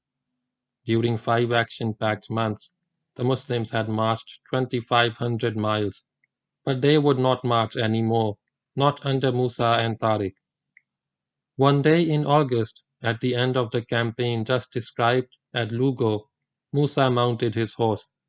Where he was headed we do not know, but he was not destined to start whatever journey he had in mind, for suddenly an Arab traveler, obviously having completed a long and tiring journey, rode up to him and caught the reins of his horse, ordering him back to Damascus. He was the second messenger of Caliph al-Walid. Since this messenger came barely 2 months after the first, Maurice, and a fast courier would take a month to cover the distance between Damascus and Lugo, the Caliph could not have known that Musa was not obeying his order to return. We can only guess that the Caliph felt that Musa would need more persuasion than a single order to give up his cherished design of continuing his war against the enemies of Allah. So another messenger, this one named Abu Nasr, arrived in Spain and rode fast to Lugo. Having found Musa, he caught the reins of Musa's horse and delivered the Caliph's letter. It contained a rebuke for the general, and it conveyed to Musa the personal orders of the Caliph. A. To leave the army in Spain under suitable command arrangements. B. To return to Damascus. And C. To bring Tariq with him. By now, the work of consolidation had been more or less completed. All the principal towns of Spain were in Muslim hands, garrisoned by Muslim soldiers with Muslim governors appointed for all districts. The Muslim tribes, Arab and Berber, had chosen the districts where they wished to settle and got down to living in the conquered territory as permanent residents. Whenever a tribe or clan liked a place, it took up its abode in it. Many clans occupied towns abandoned by the Christians. Spain was now fully under Muslim control, another large country added to the world of Islam, where the new faith would spread rapidly at the expense of other religions. Early in September 714, still the very end of 95 Hijri, Musa bin Nusayr began his journey back to Syria. End of chapter 15. Start of chapter 16. The return of the generals. The year 95 Hijri had not yet ended when Musa bin Nusayr started his journey to Damascus, a journey which would take 5 months to complete. It had to be a long and slow journey because it was like a procession, encumbered by a vast amount of booty and glorified by the large number of captives who accompanied it. More will be said later in the chapter about the captives, but just the treasure is said to have been transported in 114 wagons, which also carried the table of Solomon. This is obviously an exaggeration. One source brings the figure down to 30 wagons filled with gold and silver coins, while another places the coins in 30 skins instead of wagons. The treasure transported by Musa was truly enormous, with necklaces of inestimable value and pearls, rubies, topazes, and emeralds. There were also goods of various kinds and numberless curiosities, the total value of which would be impossible to guess. The wagons preceded Musa on the journey, and the inhabitants of the towns through which the caravan passed gazed in wonder at the marvelous spectacle. With Musa travelled Tariq and Mughis, as well as the Caliph's second messenger, Abu Nasr. An escort was organized for the protection of the column, and all who wished to visit Syria or Arabia were allowed to join it. It was a sizable column, though we have no knowledge of the actual number of people, warrior or captive, who travelled in it. The column started from Lugo and journeyed to Toledo, then to Cordoba, then to Seville. Here Musa spent 2 or 3 days making command arrangements and organizing the security and administration of Spain during his absence.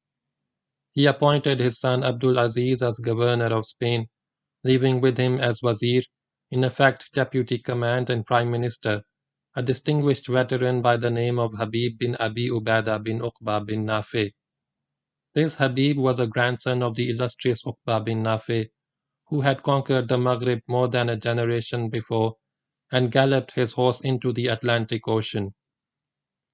Musa also saw to the organization of garrisons in the towns of Spain. Arab and Berber tribes had already settled in various parts of the country, in most cases taking over the houses and lands of the Spaniards who fought and died or fled or were taken prisoner. These Muslim tribes formed a natural garrison for the protection of the districts which were now home to them. Musa paid special attention to the northeastern frontier, roughly a line running along the southern foothills of the Pyrenees. He made this a single front and placed it under Noman bin Abdullah, who would of course take his orders from Abdul Aziz. Having made these arrangements, Musa travelled to El Jaquiras, where he embarked for North Africa with a large retinue of soldiers and slaves. He landed at Ceuta, and here he appointed his son Abdul Malik as governor of the Maghrib, with Tangier as capital of the province. Then he went on to Kairouan, where he had spent 12 long years conquering and administering Africa and the Maghrib. His arrival at Kairouan, then capital of the entire region of North Africa, took place at about the turn of the year 296 Hijri, which began on September 16, 714. The column was joyfully welcomed by the people of Kairouan. Musa took up residence in Qasrul Ma, the Palace of Water, some distance outside the city. His short stay in the capital was marked by a public display of the riches brought from Spain and a series of meetings and audiences granted to nobles of the land, Arab and Berber, all of whom were given suitable presents. Musa also had a congregational prayer for rain, because Kairouan was suffering from drought, and it is said that the prayer was answered by an immediate and abundant downpour. While at Kairouan, Musa appointed his eldest son Abdullah as governor of Africa. This Abdullah was the general who had conquered Majorca during Musa's first campaign in Africa. With this command arrangement, all the Muslim West, that is Africa, the Maghrib, and Spain, were ruled by sons of Musa. Having made this last appointment, Musa resumed his journey to Damascus. The captives who travelled with the column, prisoners and hostages of both sexes and of all ages, are the subject of dispute among historians. Musa had with him on this journey many distinguished members of noble Gothic and Berber families, apart from the notable Arab chiefs who kept him company. Among the Berbers were the son of Kusayla and the sons of the high priestess, the chieftain and chieftainess who had fought the Muslims with great valor before the arrival of Musa in Africa. We are told that present with this column were 20 kings, probably big chiefs from Africa, 20 Gothic kings, probably lords from Spain, as well as the kings, probably governors of Minorca and Majorca. There were virgins from the princely families of Berbers and Goths, their faces beautiful as the full moon, resplendent in their jewelry. The largest figure quoted for the captives is 30,000. This is clearly impossible, considering the logistical problems of feeding, watering, and quartering such a vast number of people on a journey of 4,000 miles. The figure has been brought down by one source to 1,100, of whom 400 were princes and princesses of the royal blood. The figure of 400 nobles, not princes and princesses, is more likely to be correct and is supported by other sources. These princely hostages were made to put their gold diadems on their heads and their gold girdles around their waists whenever they were displayed as trophies of war. There were actually no princes of the royal blood in the hands of the Muslims, except for one. This was the Gothic governor of Cordoba, captured by Maurice the Roman. Others had evaded captivity by flight and by taking refuge in the mountains or by surrendering to the Muslims on terms which guaranteed their liberty. But even the Lord of Cordoba was not destined to see Damascus. It appears that Musa had talked to many of his officers about the possibility of a major invasion of the land of the Franks and a march across Europe to Syria. Mention has been made in the preceding chapter of his toying with the idea. This came to the knowledge of Caliph al-Walid, who was astounded at the report. Fearing for the safety of the Muslims in case Musa should embark on such a rash venture, he sent a messenger to Spain to stop him and order his return to Syria. This probably relates to his second messenger. The Caliph even instructed the messenger to convey the Caliph's orders against such an operation direct to the troops should Musa fail to obey the order. The Caliph was also influenced against Musa by his old friend Maurice, who had visited Damascus after the imprisonment of Tariq at Toledo. Thus the Caliph's mind had been made up against Musa before that general left Spain. Maurice had confined himself in his adverse opinions to Musa, speaking well of Tariq, although he had no great love of Tariq either. Disagreement and jealousy are not uncommon among generals, especially when they are rivals for honor and glory. When the generals belonged to volatile races like the Arabs and the Berbers, their relations came easily to a boiling point.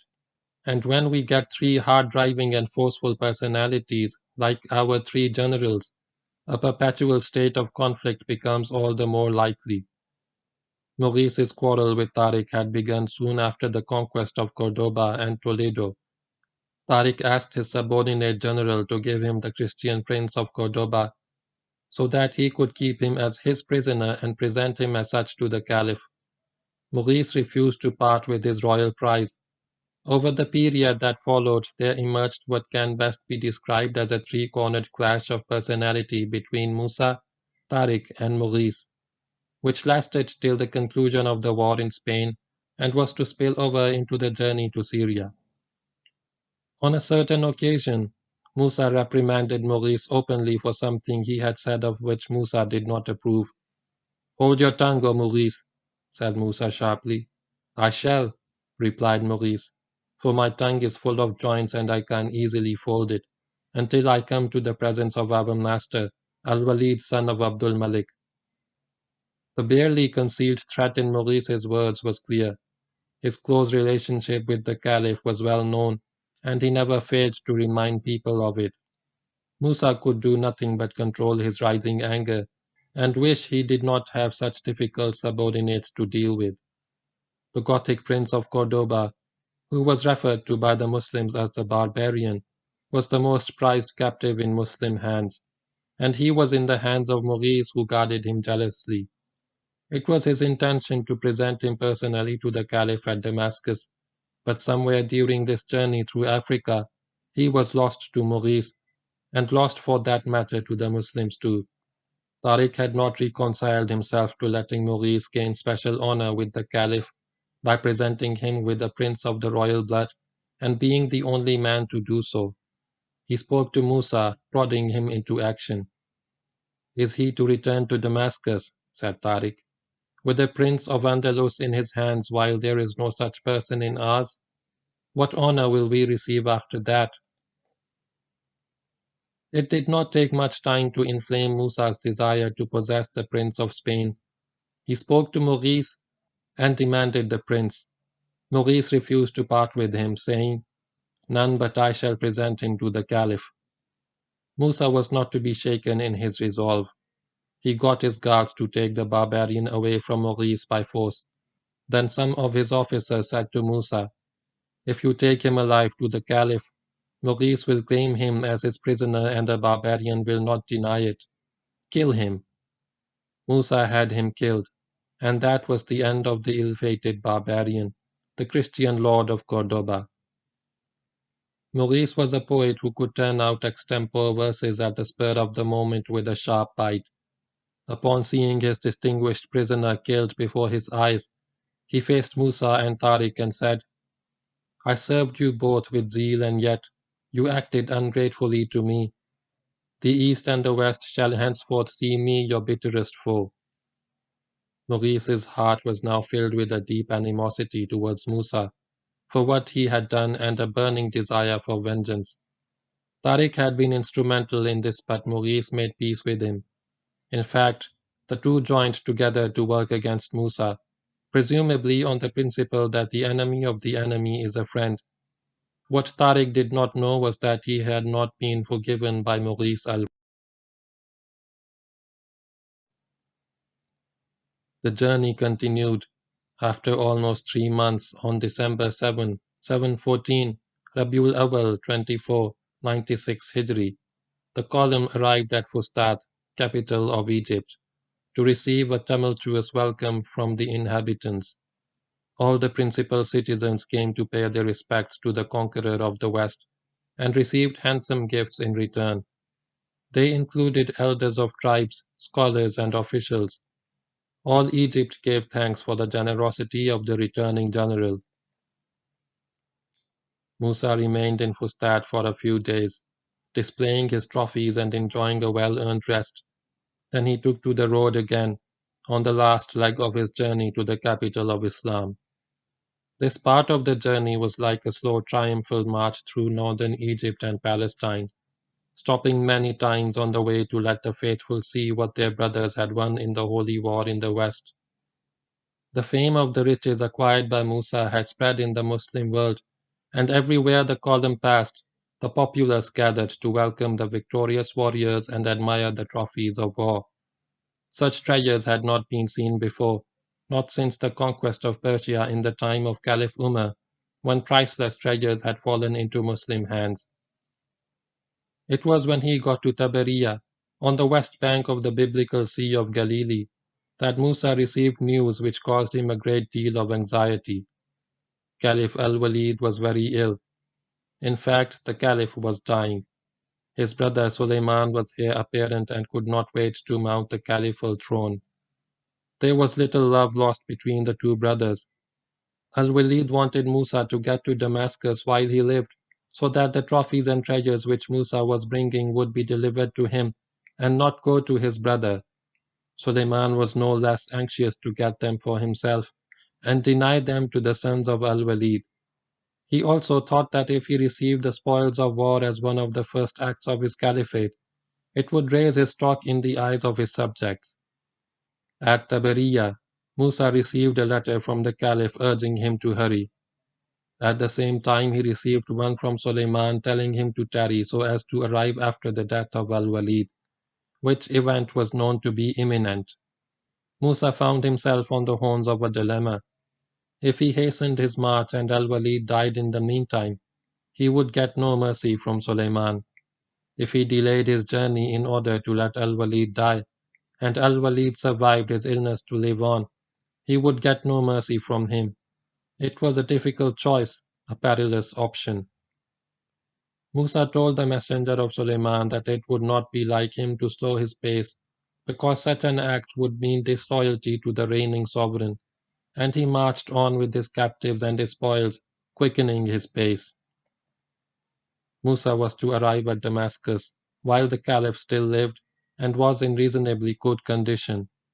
He may have guessed that Tariq and Mughis, who had gone on ahead, would have met the Caliph and given him their version of events in Spain. What he did not know was that when Suleiman's messenger conveyed Musa's reply to him, the heir apparent said, "By Allah, once I get him, I shall crucify him." End of chapter 16. Start of chapter 17. Judgment at Damascus. Tariq and Mughis got to Damascus ahead of Musa. Some time before its arrival at the Beria, they left the column and rode on ahead. No sooner had they arrived at Damascus than they went to see the ruler of the Muslim world and make their report. Caliph al-Walid was well disposed towards both of them. Mughis was a childhood friend and trusted companion whose sparkling wit and lively humor he always enjoyed. As for Tariq, the Caliph had heard so much about him, and not only from Mughis, that he was anxious to meet the renowned soldier and conqueror of Spain. The Caliph was glad to welcome the two generals. He received them with joy and did them honor. Tariq gave the Caliph an account of his deeds in Spain, the victories of the Muslims, the defeats of the infidels, the services rendered by him and the warriors of Islam. He told the Caliph about the spoils gained by the conquerors and the famed table of Solomon, how it came into his hands and how Musa took it away, and now claimed it as one of his own acquisitions. He said nothing about the leg of the table which he had removed, and which was even now secreted in his baggage.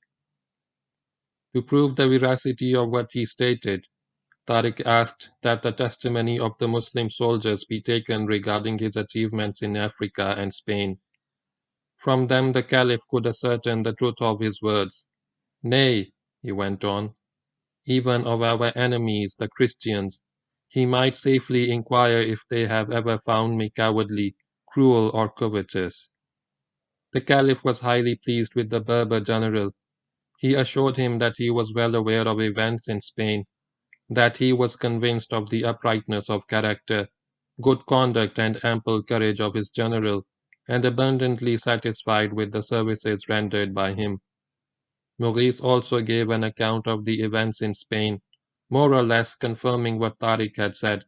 Apart from the story of the table, he also brought up the matter of the barbarian lord of Cordoba, the only prince of the royal blood to fall into Muslim hands.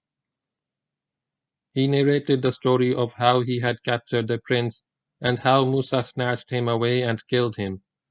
Mughis put his eloquence into full play. Furthermore, he went on to accuse Musa of embezzlement, picking out incidents relating to the handling of spoils which reflected adversely on Musa. "He has appropriated a diamond of such great value," Mughis added, "that kings have not possessed the likes of it since the conquest of Persia." The two veterans of Spain also went and saw the heir apparent, Suleiman, brother of Caliph al-Walid. They knew, as did everybody else in Syria, that the Caliph was dying, and before long the world of Islam would have Suleiman as its new ruler. Suleiman himself was counting the days till that happened. So Tariq and Mughis thought it wise to see Suleiman, in case Al-Walid did not live long enough to receive Musa, and it fell to his brother's lot to do so. They told Suleiman what they had told the Caliph. The heir apparent believed every word of what they said, having heard from his messenger how Musa had rejected his call to delay his arrival in Damascus. Suleiman was boiling with rage, impatient to get his hands on Musa. Everything that he heard against Musa was like music to his ears. Meanwhile, Musa was marching to the capital of Syria. He was approaching Damascus like a returning hero, laden with spoils and glory, and conqueror of new lands and new peoples. He was coming with the expectation of a tumultuous welcome from an adoring public and an honorable reception from a grateful monarch. He would dazzle the Caliph with the riches he had brought from Africa and Spain, the most prized of which, and which Musa claimed as his own conquest, was the Table of Solomon. He had already sent the Caliph a written account of his victories and the part he himself had played in them. He had summed up the account with the words, "These are not conquests. These are like the meeting of nations on the day of judgment." There is a discrepancy in history with regard to who was Caliph at the time of Musa's arrival at Damascus. According to some accounts, it was Al-Walid. According to others, Suleiman. Most historians give both as possible versions, and most historians favor the former. That is, Caliph Al-Walid was alive when Musa arrived at the capital. This has to be correct because Musa got to Damascus on January 16, 715, Jamadiul Awwal 596 Hijri, while Al-Walid did not die till February 23. The Caliph was alive and well enough to receive his commander-in-chief in the west, though he was not too well. Musa made an impressive entry. He paid his respects to the ailing Caliph and presented his gifts, treasures of gold and silver and pearls and precious stones, curious objects never before seen in the East, noble captives of the Berber and the Gothic race, lords and ladies with gold diadems on their heads and gold girdles around their waists, young virgins of matchless beauty, and last, though by no means least, the Table of Solomon. The Caliph kept the proceedings at a formal level. He was not feeling very well, and it appears that nothing more happened at his first meeting. The Caliph took no action in the matter of the charges levelled against Musa by Tariq and Maurice. He was probably too ill to do anything more than accept graciously the trophies of the West. He did order, however, that the Table of Solomon be broken up, and all its precious metals and gems be put in the treasury, though this was not done till somewhat later, till after his death. Thus a few weeks passed with the Caliph's condition deteriorating, the Caliph's brother waiting impatiently in the wings and Musa wondering what the future had in store for him, if anything. He would have been lucky if the future had nothing in store for him. Then on Saturday, February 23, 715, Jamadiul Akhir 1396 Hijri, Caliph Al-Walid died. On the same day, Suleiman became Caliph and commander of the faithful. Suleiman's only claim to the caliphal throne was that he was born to the right father, Caliph Abdul Malik. He had no other qualifications for the job. He was a very handsome man, extremely vain and known as a gourmet who could consume enormous quantities of food. In his mid-30s, he was young enough to be Musa's grandson and had never fought a battle in his life. But that did not prevent him from doing what he did to Musa. His 3-year reign was to start on a vicious note. Suleiman had already made up his mind to punish and humiliate Musa for refusing to delay his journey to Damascus. Musa's stature as a distinguished general and a governor of high standing, in fact as possibly the greatest general of his time, did not count with the new caliph. The words of Tariq and Maurice had fanned the flames of his anger, and as if that were not enough, he was approached by a man named Isa bin Abdullah at-Tawil, the Tall, who had served in Spain and been the officer in charge of the spoils of war.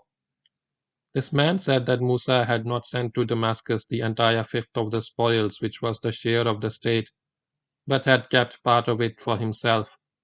Suleiman now had all the evidence that he needed. He ordered a trial of Musa bin Nusayr, with himself as judge, for offences related to the disposal of spoils of war acquired in Spain. The trial was duly arranged. Musa was called up as the accused, with witnesses present to give evidence against him. The main item in the charges was the Table of Solomon, which was also brought before the court. As everyone could see, one of its four legs was different, and not of the same workmanship as the other three. The Caliph began. Tariq claims that it was he and not you who found the table. Nay, Musa replied calmly. He has never seen it except with me. Now Tariq entered the proceedings. Let the commander of the faithful ask him about the missing leg. The commander of the faithful asked him about the missing leg, and Musa replied, This is how I found it. I had another leg made to replace the missing one. Thereupon Tariq reached into the folds of his robes and pulled out the missing leg, which was exactly the same as the three original legs of the table. He placed it before the Caliph. All present now knew the truth about the Table of Solomon. Musa stood guilty. He had no more to say. Moreover, because he had been found guilty on this charge, the Caliph and others present assumed that all the other charges brought against him must also be true. Whether any more charges were actually taken up and acknowledged or disputed is not recorded in the account of these proceedings. Suleiman turned viciously upon Musa. He gave him a terrible tongue-lashing, abused him severely, brutally. Musa made an attempt at putting up a defense. If the table were not his, at least other conquests were.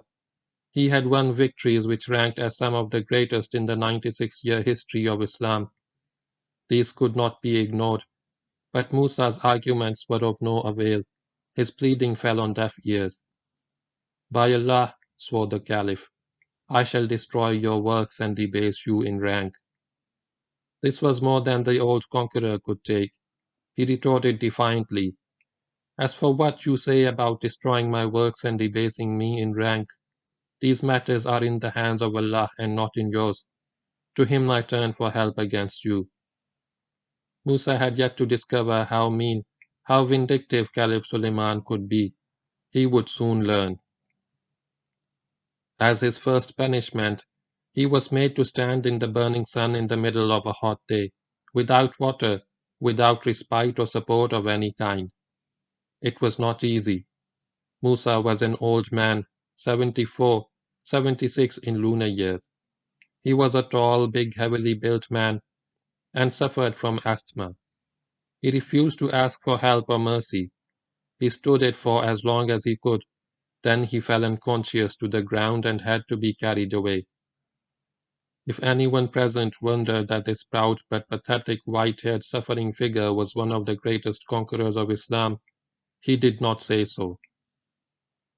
Musa was dismissed from all his offices, civil and military, and all his possessions were taken away by command of the Caliph. Suleiman also ordered that the fallen general be given in the charge of an Arab officer, who would take him to Africa and leave him there as an exile. Musa appealed against this punishment to the Caliph's young son Ayub, who felt sorry for the old soldier and interceded on his behalf with his father. The order of banishment was cancelled.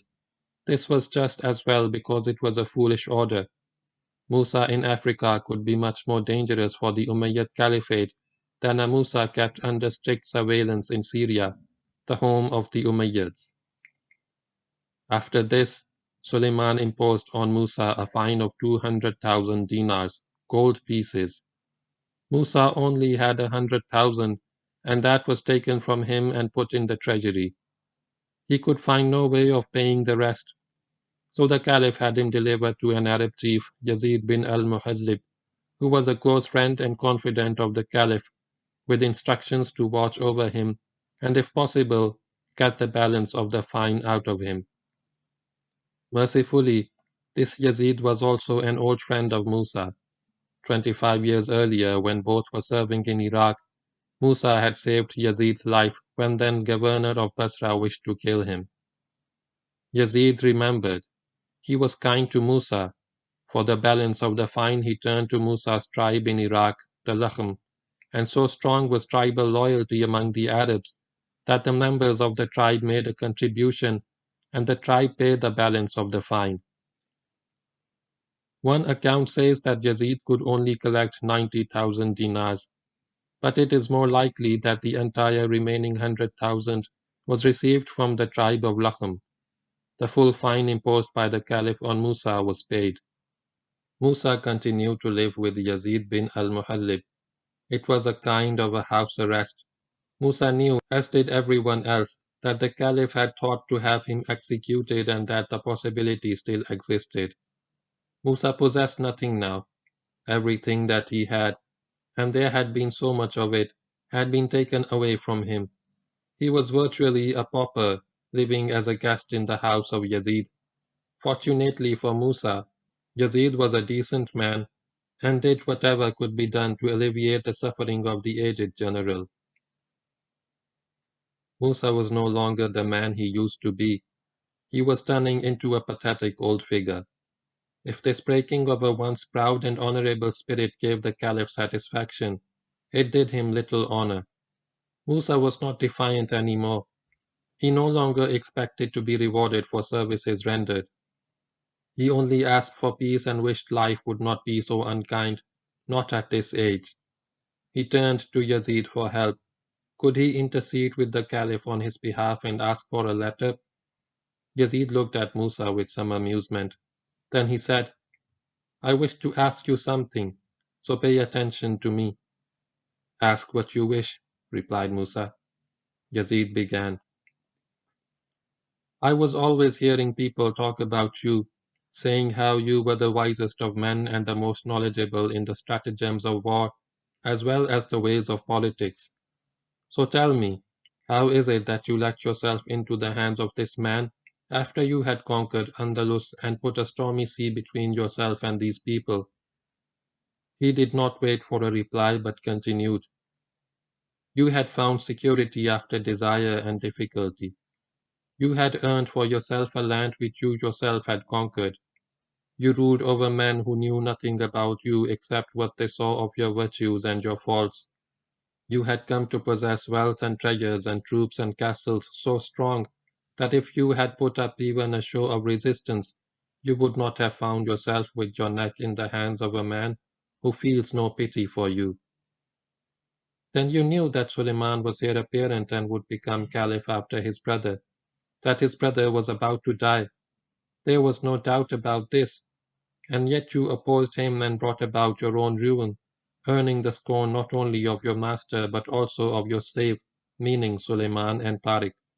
This man will not easily be persuaded to let you off, but we will try. Musa remained silent for a few moments. The tears welled up in his eyes. Then he said, This is no time for reproaches. You must have heard the saying, when the opportunity is there, the eye is closed. I did not intend to reproach you, Yazid explained, nor did I wish to make you cry. I only wished to clear my own mind and know where you stood. Musa accepted this, but added, Have you seen the wild pigeon? It can see water underground at a great distance, and yet gets not in a snare right before its eyes. Yazid spoke with Suleiman about Musa.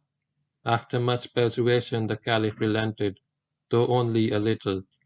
He would not ease the burden of the fine imposed on Musa or return his confiscated property, but he would be allowed to live free and secure. He would not be beheaded. In fact, he gave Musa's life to Yazid as a gift. I give you his blood, said the Caliph grandly, but beyond that I shall not lighten his punishment. Musa bin. End of chapter 17. Start of chapter 18. The sons of Musa. When Musa bin Nusayr set off on his long journey to Syria, he left the entire western part of the Muslim world in the hands of his sons. There was Abdul Aziz at Seville as governor of Spain, There was Abdullah at Kairouan as governor of Africa, and there was Abdul Malik at Tangier as governor of the Maghrib. There is some doubt about the last named, as not all historians have mentioned him. Either he was not so appointed and the Maghrib remained under the governor of Africa at Kairouan, as was the normal practice, or he was so appointed and just faded out of history. In either case, the son of Musa escaped the wrath of Caliph Suleiman bin Abdul Malik.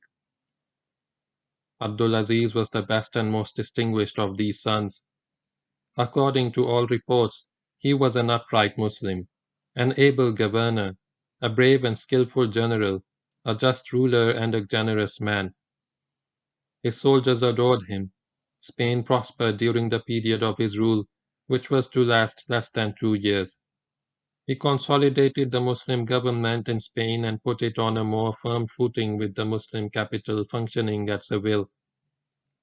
He brought together the scattered bands of Muslim warriors which had been left at various places in a hastily organized manner during the time of Musa and Tariq, and reformed them into more effective regiments and divisions.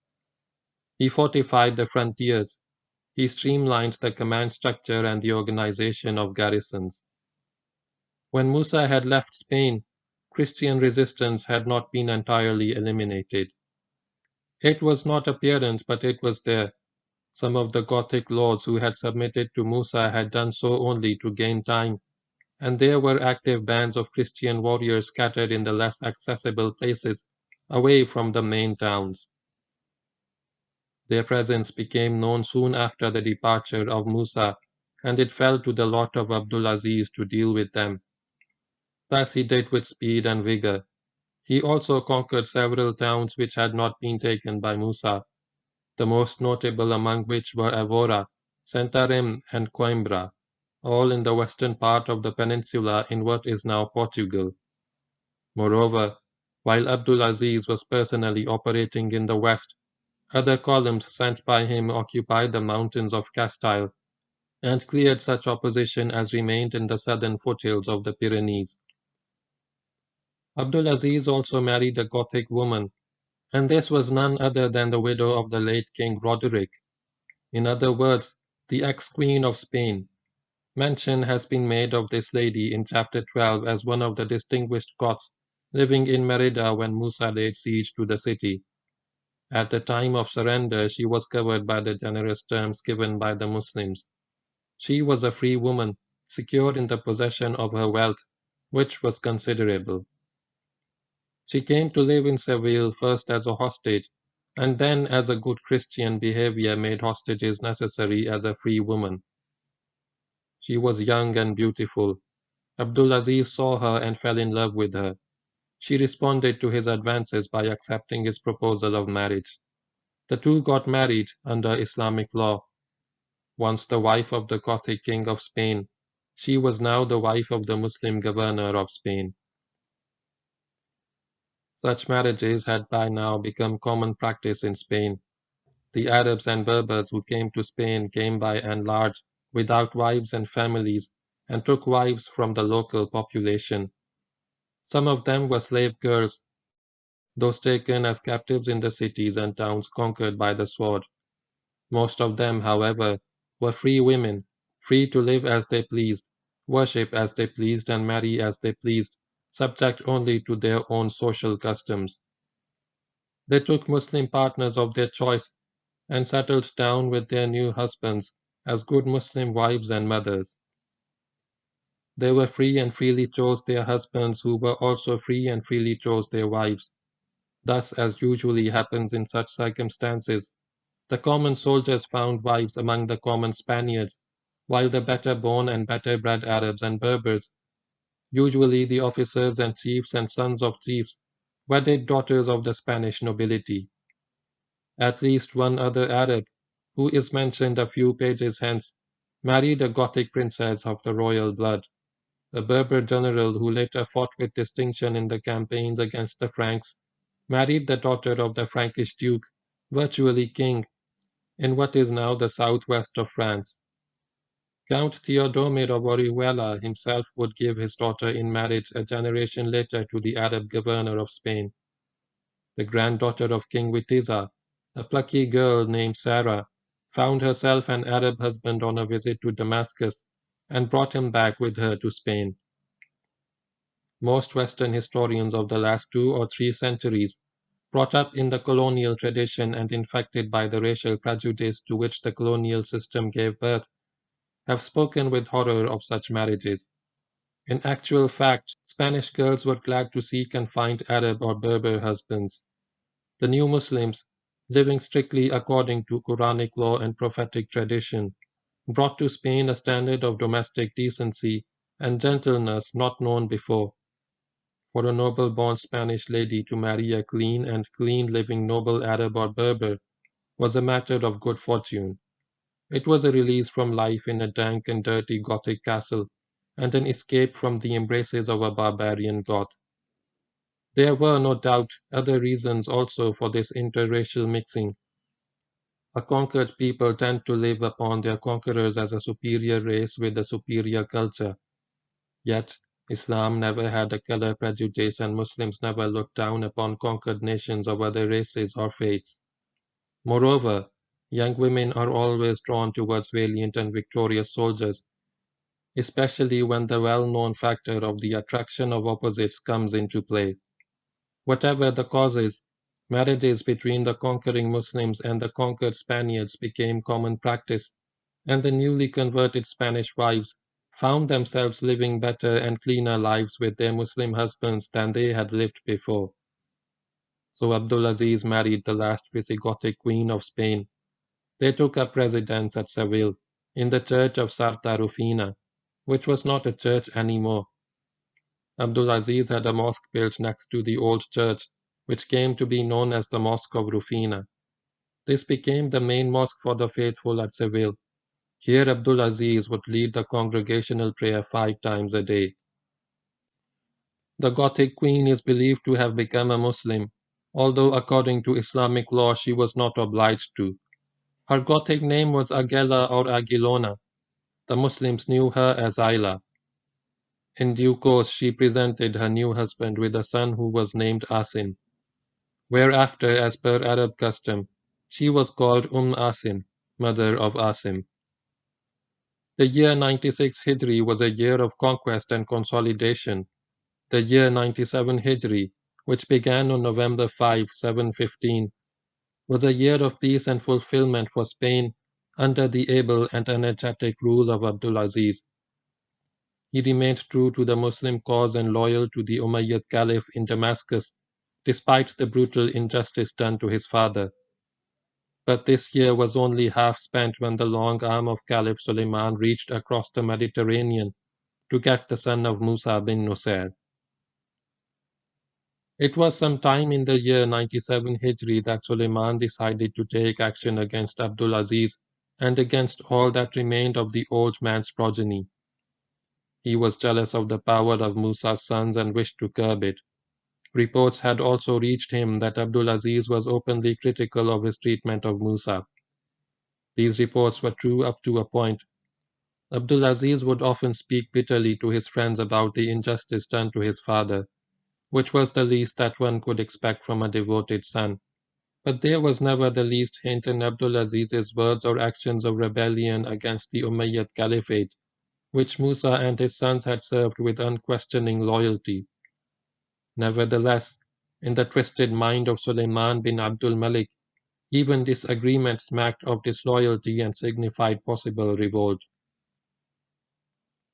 He decided to eliminate Abdulaziz. In pursuance of this objective, he wrote letters to 5 prominent Arab officers in Spain whose personal loyalty to him was beyond question. These 5 included Habib bin Abi Ubaidah, whom Musa had left with Abdulaziz as wazir, and Ziyad bin Nabigha, who had also married a Gothic princess. The letters of the Caliph instructed the 5 officers to kill Abdulaziz, emphasizing the importance of getting the troops on their side. The love and respect in which Abdulaziz was held by the Muslim soldiers in Spain was not hidden from the Caliph. After some hesitation, the 5 conspirators set to work. They started a whispering campaign against Abdulaziz. The charge of disloyalty in which the Caliph believed was not likely to be accepted by the soldiers because their commander's loyalty and devotion to the cause of Islam were only too well known. In fact, an attempt by him to throw off the unwanted yoke of Damascus and establish an independent state in Spain may well have been welcomed, certainly by the Berber element in the peninsula. So the plotters chose another subject to vilify Abdulaziz, his wife, the Gothic queen.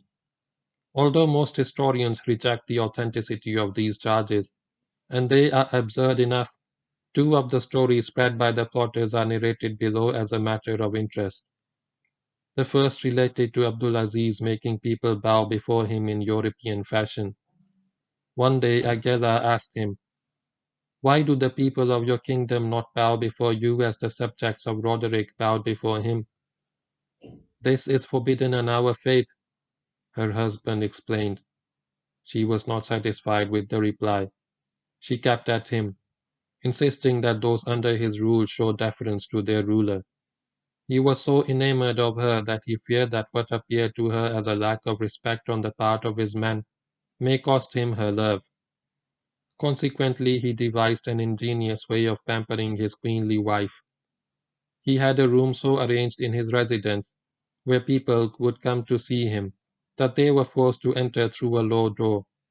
When passing through the door, they had to bend down, and this gave the impression that they were bowing upon entering his presence. He put Aguela where she could see this contrived phenomena without herself being seen. Apparently, she was satisfied with this and came to believe that the men over whom her husband ruled were showing him adequate deference. The second story, even more ridiculous, was spread by none other than Ziyad bin Nabigha, husband of the Gothic princess and one of the recipients of the Caliph's letters. According to this story, Aguela said to Abdulaziz, "If rulers do not wear crowns, they have no authority. I wish I could make you a crown with what I still possess of gold and jewels." "This is not permitted in our faith," her husband explained. "But how can people of your faith know what you do in the privacy of your home?" Here again she kept at him, insisting that he wear a crown until he gave in. He agreed to wear a crown, but only in the privacy of their home where none could see them. She had a crown made, and he began to wear it whenever they sat together by themselves in their chamber. Then one day, when Abdulaziz and Aguela were sitting in their chamber, he with the crown on his head, the princess married to Ziyad bin Nabigha, came in unannounced to see her kinswoman, the ex-queen. She saw Abdulaziz with the crown on his head. Upon returning to her husband, she said to him, "Can't I make you a crown?" "This is not permitted in our faith," he explained. "By the Messiah," she retorted, "such a crown rests on the head of your king and ruler." Ziyad bin Nabigha related this account to Habib bin Abi Ubada, and soon it was all over the army. "He has become a Christian," they said. To what extent these stories were passed on and to what extent they were believed by the soldiers is not known. They could not have been believed not only because the soldiers knew their general, but also because Aguela, having seen at close quarters the desert egalitarianism of the Arabs, could hardly have asked her husband to make people bow before him or to wear a crown. To this day, Arab kings do not wear crowns. It is possible that the stories were invented later by partisans of Suleiman in order to justify the killing of Abdulaziz. This is also more likely because the soldiers took no part in the crime and remained loyal to the family of Musa bin Nusayr. But the stories throw an interesting light on the application and effect of propaganda 12 centuries before the word itself came into common use. The assassination took place during the first prayer of the day at dawn. The faithful in Seville assembled in the mosque of Rufina. Abdulaziz assumed his place in front as the imam, the leader of the congregation. He began to pray. He was still in the first rakat when he was attacked by Habib bin Abi Ubada, Ziyad bin Nabigha, and Ziyad bin Uzra, all with swords in their hands. There was an uproar in the mosque, but the assassins made haste to sever the general's head and then vanished from the house of prayer. This happened in Rajab 97 Hijri, March 716. The assassins, led by Habib bin Abi Ubaidah, carried the severed head of Abdulaziz to Damascus.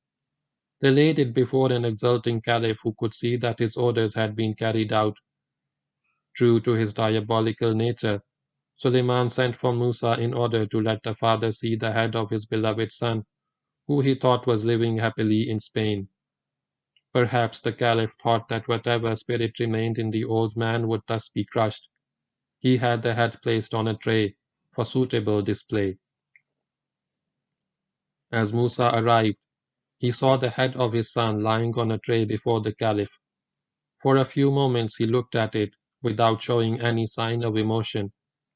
Then Suleiman, gloating, said, "Do you know him?" "Yes," replied the old warrior. "I know him as a pious and upright believer. Give him tidings of martyrdom, and may the curse of Allah be upon him if the man who killed him be better than he." Musa's son Abdullah, who was governor of Africa, suffered an even worse fate.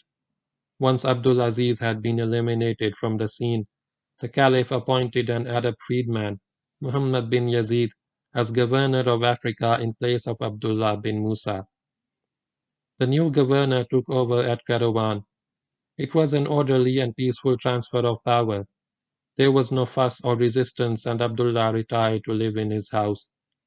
Soon after this, Suleiman wrote to the new governor to arrest and torture Abdullah and then kill him. This was done.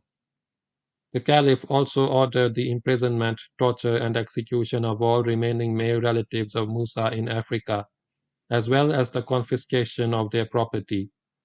This too was done. It is even believed that the head of Abdullah also was sent to Damascus, and that this head also was shown to Musa, and Allah knows best. A bad Umayyad. The end of chapter 18. Start of chapter 19. The end of the generals. We started this book with the generals, those who conquered Spain. The reader has followed their fortunes through 17 chapters, has observed their virtues and foibles, has seen them as generals and as human beings. It would be of interest to him to know what became of the generals, how fate treated them when they were no longer conquering Spain. We start with the most illustrious of them all, Musa bin Nusayr. Musa went through a difficult period in the evening of his life. After the punishment and fine imposed by Caliph Suleiman, which left him broken in pocket and almost broken in spirit, he lived for a few months a life of relative poverty. Some reports about the depth of destitution and helplessness to which he sank could not be true, or at least are grossly exaggerated. We are told that he ended his days as a common beggar, surviving on alms from the charitable, the poorest and most debased of men.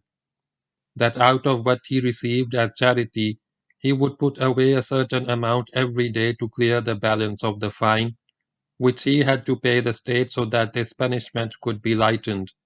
That one of his former slaves saw him begging, and out of old loyalty took him to his house and looked after him. This is not likely to have happened. If it happened at all, Musa's state must have been less dark than described, and it could only have been so for a short time in the very early part of the period of his disgrace. It is unbelievable that his sons who ruled the West could not have sent him enough money to sustain him in comfort and dignity. During the early part of the period of disgrace, Musa lived with Yazid bin al-Muhallib, the man who interceded on his behalf with the Caliph. Yazid was part host, part jailer. Musa and Yazid were old friends and would often chat together. Musa would regale him with tales of the wars in the Maghrib and Spain, as old soldiers love to do, and Yazid would sit and listen and wonder why Musa ever came back. "O father of Abdurrahman," said Yazid one day, "how many did you have of servants and slaves?" "Plenty," replied Musa. "Could it be 1,000? 1,000 and 1,000 and 1,000, as many times as you can say that in one breath." Yazid pondered this a while, then went on, "You had all that, and you yet threw yourself to your destruction. Why did you not remain where you were safe, in the land of your glory and power?"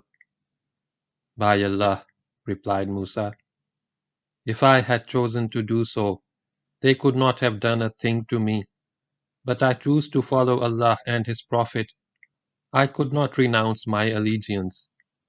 It appears that after the horrible episode of the son's head being presented to the aged father, relation between the two adversaries, the Caliph and the ex-commander-in-chief, improved somewhat. Suleiman got over his malevolent hatred of Musa. He even ordered the payment of a pension to Musa and the supply of provisions needed for the upkeep of his household.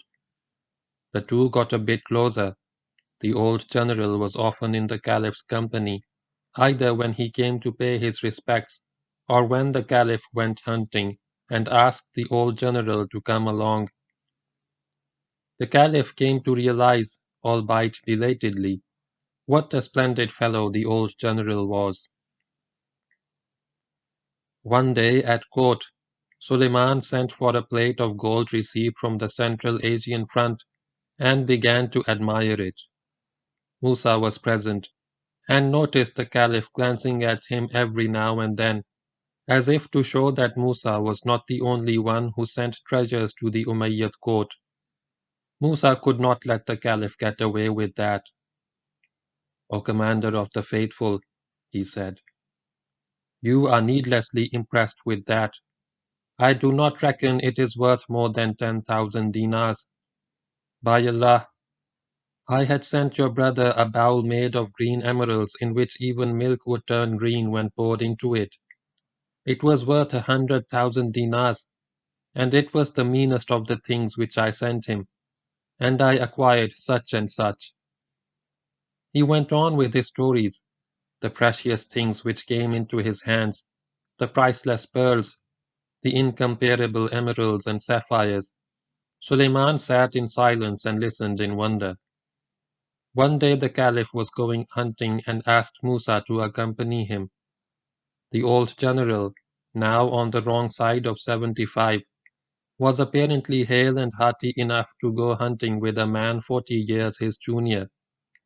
The two were riding through some property which belonged to the Caliph, and saw a flock of 1,000 goats, also the Caliph's property. Suleiman thought that 1,000 goats were a lot of goats. He turned to Musa. "Did you ever possess anything like this?" Musa burst into laughter. "By Allah, the meanest of my servants used to have twice as many." "The meanest of your servants?" the Caliph exclaimed. "Yes, by Allah, yes, by Allah." Musa repeated that several times. "And this is nothing compared with what Allah had given me. There you could buy 1,000 goats for 10 dirhams. A skilled infidel slave with wife and children would sell for 50 dirhams. Again the Caliph fell silent, marveling at the old warrior's words. But the most interesting dialogue between the two, in which Musa put in a nutshell his opinion of his military adversaries over a lifetime of campaigning, went as follows. Suleiman asked, "In what did you place your trust when facing your enemies in battle?" "In humility and prayer and steadfastness." "Which nations did you find the hardest to fight?" "They are more numerous than I can describe." "Then tell me about the Romans." By this the Caliph meant the Byzantine Empire based on Constantinople, which was also known as Eastern Rome. "They are lions in their castles, eagles on horseback, women in their vessels. If they see an opportunity they exploit it, and if they are faced with defeat, they flee to the mountains. They see no shame in defeat. Tell me about the Berbers. Of all the nations, they are the most like the Arabs in fighting and horsemanship and courage and perseverance, except that they are the most treacherous of men. They have no loyalty and never keep a pledge. Tell me about the Spaniards, the Caliph continued. They are like lords living in luxury and ease, but as knights they do not hide their faces from the enemy. Tell me about the Franks. The Franks, as the Muslims call them, were not only the Franks of Gaul, which is now France, but also the Christians living in the northern part of Spain, especially in Galicia. All these peoples were known to the Muslims as al-Afranj. This was the nation for which Musa seems to have had the highest regard. There you have an enemy, he said, with numbers and weapons and firmness and strength and courage. Musa then delivered an overall judgment. Among all the nations I have described to you, there were men of honor and integrity as well as cowards and knaves. There were those who valued peace and those who sought war. Some we subjugated, to others we had to offer conditions. Some observed their treaties faithfully, while others violated them. And each of the nations I fought according to its character. Tell me how you fared in battle against the enemy. This was the Caliph's last question. Did your army ever lose? By Allah, said the general with pride, I have not lost a single standard in battle, nor have my troops ever been scattered, nor have the Muslims ever been defeated under my command, since I turned 40 until now that I am 80 years old. Musa bin Nusayr is one of the towering figures of Muslim history, if also one with a most tragic end. He put his mark on history as few have done, being known and admired in the entire world. He won a whole empire in the West which he added, physically and spiritually, to the world of Islam. He organized and administered the conquered lands with a talent and efficiency possessed by few in his time. Born the son of an ex-Christian slave, he rose to enjoy wealth, fame and glory which most men seek but few achieve. He lived to the ripe old age of 79, reckoned in lunar years. In terms of solar years, that would be 77. As a military figure, Musa was a giant who stood head and shoulders above his rivals and his enemies. As a young man, tall, athletic, strong, he had been a brave and skilled warrior. In his mature years, he was a general who marched from victory to victory. It was in the realm of strategy and high command that he reached his true stature and showed his real genius. At that level, he was without equal. He had a strategical vision of enormous sweep which enabled him to see possibilities that eluded lesser men. This led to plans which, because they were flawless, achieved total success in the actions in which they culminated. Musa directed his campaigns like a chess master, with incisive judgment tempered like a noble blade by experience. It was rightly said of him that he knew more about the stratagems of war than anyone, and that he never lost a battle in his life. It is noteworthy that Musa conquered Spain during the same span of years in which Muhammad bin Qasim conquered the Sindh, and Qutayba bin Muslim conquered Samarkand and much of Central Asia. This was the period when the Muslim Arabs got to the farthest point in their expansion to west and east. Musa lived and fought in a century, the first century of Islam, packed with action and achievement. It was a century of wars and campaigns and battles, of invasions and conquests, of glory and fulfillment. It was also a century crowded with shining military figures, starting with Khalid bin al-Walid, but too many to name, who knocked down every adversary and shattered every army that stood in their path. Of these shining military figures of the first century, Musa was one of the brightest stars. Musa bin Nusayr was the greatest general of his time. Musa was not just a brilliant military man and an expert political administrator. He was also a man of letters, an intellectual, a writer of prose and poetry of no mean quality. He possessed great eloquence, a virtue with which the Arabs of the time were generously endowed. He was a tabi'i, that is, a companion of the companions of the Holy Prophet sallallahu alaihi wasallam. He is believed to have written a voluminous work on the lives of those who transmitted the traditions of the Prophet sallallahu alaihi wasallam, and also a book on Spain which was regarded as principal source material on the history of the country and studied by professors of history and other scholars. None of these works has survived. He was a man of undaunted courage and unswerving loyalty. He could have declared himself independent of the Caliph and established his own dynasty in Spain and North Africa. It would have been a brilliant dynasty, but he was too loyal, too devout a Muslim and holy warrior to do something which could be dubbed as high treason. He chose not to neglect his duty to Islam, not to destroy the unity of the Muslim world, not to dishonor his oath of allegiance to the Muslim sovereign of the time. In the last decade of his life, Musa's fame was tarnished by envy and greed, envy of his rivals and greed for wealth and fame. This blot on his achievements is a greater tragedy than what he suffered at the hands of Caliph Suleiman bin Abdul Malik.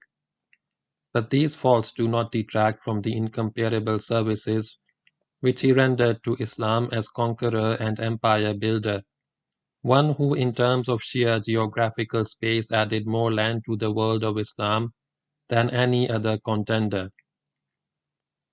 After the heart-rending experience of seeing the head of his beloved son on a tray, which would be in about April 716, Shaban 97 Hijri, Musa had only 3 months to live. His time had come. Mercifully, his relations with the Caliph also improved and he lived again in comfort and dignity. Then the final honor approached. In July 716, Zulqa'd 97 Hijri, the Caliph set off from Damascus for the annual pilgrimage to Mecca. He took Musa with him. During the long journey, the caravan stopped at Wadiul Qura, between Taima and Khaybar, a few days' march from Medina. This was a well-used staging post for caravans traveling between Syria and the Hijaz. Among the many accomplishments of this versatile man was a knowledge of the stars. Musa was one of the best astrologers of the time. When the caravan had camped at Wadiul Qura, he said to those around him, "On the day after tomorrow will die a man whose fame has spread in the east and the west." His companions, probably sycophants of the Umayyad court, thought that he was speaking about Caliph Suleiman, for who but the master could be the man whose fame had spread in the east and the west?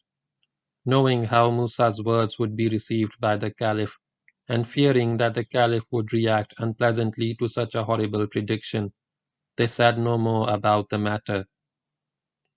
2 days later, at Wadiul Qura, in Zulqa'd 97, occurred the death of the old campaigner, whose fame had spread in the east and the west. Musa bin Nusayr died in obscurity, a heartbroken man. May Allah be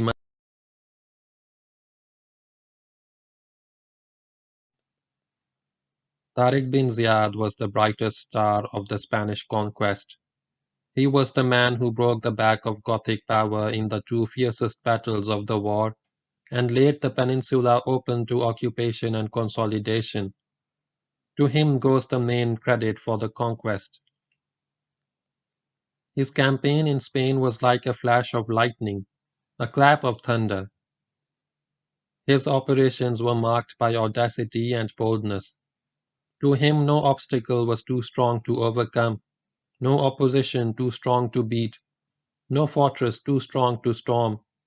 Danger was not a warning to Tariq but a challenge and an invitation, like a romantic tryst whose eventual joys outweighed his risks. Tariq is one of the romantic figures of Muslim history, a dashing cavalier winning glorious battles for Islam and making the enemies of Allah bite the dust. He was cast in a heroic mold. He played a role similar to that of Khalid bin al-Walid and Uqba bin Nafi, a valiant knight of Islam blazing a trail through infidel lands.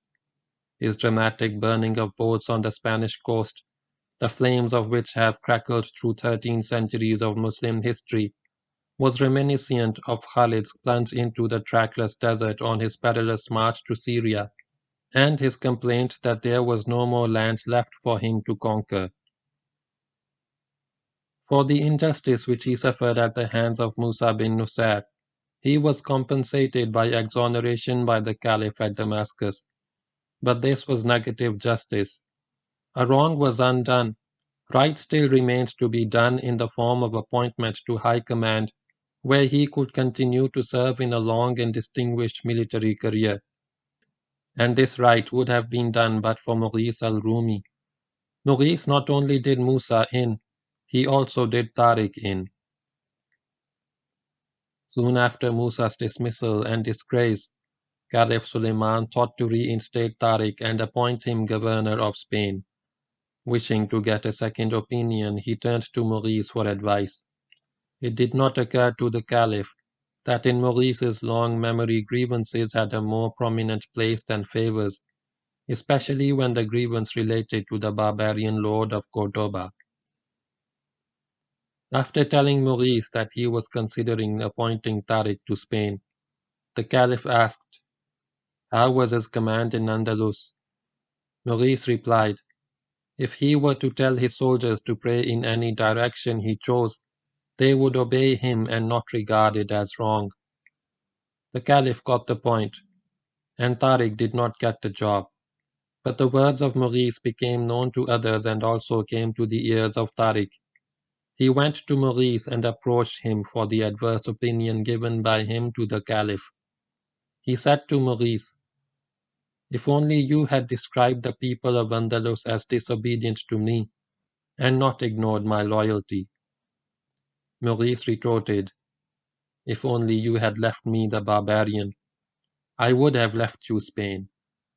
Tariq was left out and forgotten. He did not again mount the stage of history.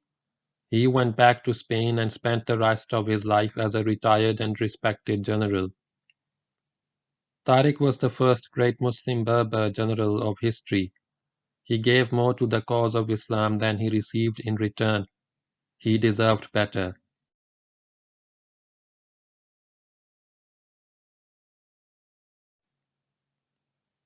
Maurice al-Rumi was the most powerful personality that took part in the conquest of Spain. He was a man of many parts, soldier, adventurer, courtier, and poet. By temperament, he was a soldier of fortune.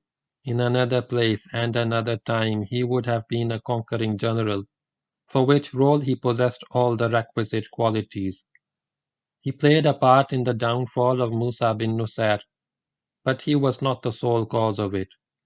Musa did not fall into disgrace only for what he did in Spain, but also because a vindictive caliph would not forgive him his refusal to delay his arrival at Damascus with the spoils of Spain. Maurice's contribution to his downfall was little more than marginal. As he saw it, this was a personal vendetta between him and an individual who had treated him unfairly, misusing his authority as commander-in-chief by snatching away his royal prisoner and depriving him of the special honor which he had gained in a battle. Maurice was not looking at Musa and Tariq from the point of view of history and the great trust of Islam. He did not see the matter with the hindsight of 13 centuries as we do now. Maurice too returned to Spain, to the scene of his greatest exploit. He bought a palace in Cordoba which came to be called the Palace of Maurice. Here he lived in wealth and honor, becoming the head and ancestor of a noble family known as the Sons of Maurice. His descendants also achieved fame as distinguished citizens of Andalus and as statesmen and generals, starting with his son Abdurrahman, who became Hajib, or prime minister, to Abdurrahman al-Dakhil, the founder of the new Umayyad dynasty in Spain. Count Julian, the crafty old governor of Ceuta who opened the doors of Spain to the Muslims, also moved to Cordoba, where he spent the rest of his days as a respected lord. No doubt he found life in the new Muslim capital of Spain more interesting than in his small fortress town in his native Berber land. Julian lived and died a Christian. His son converted to Islam.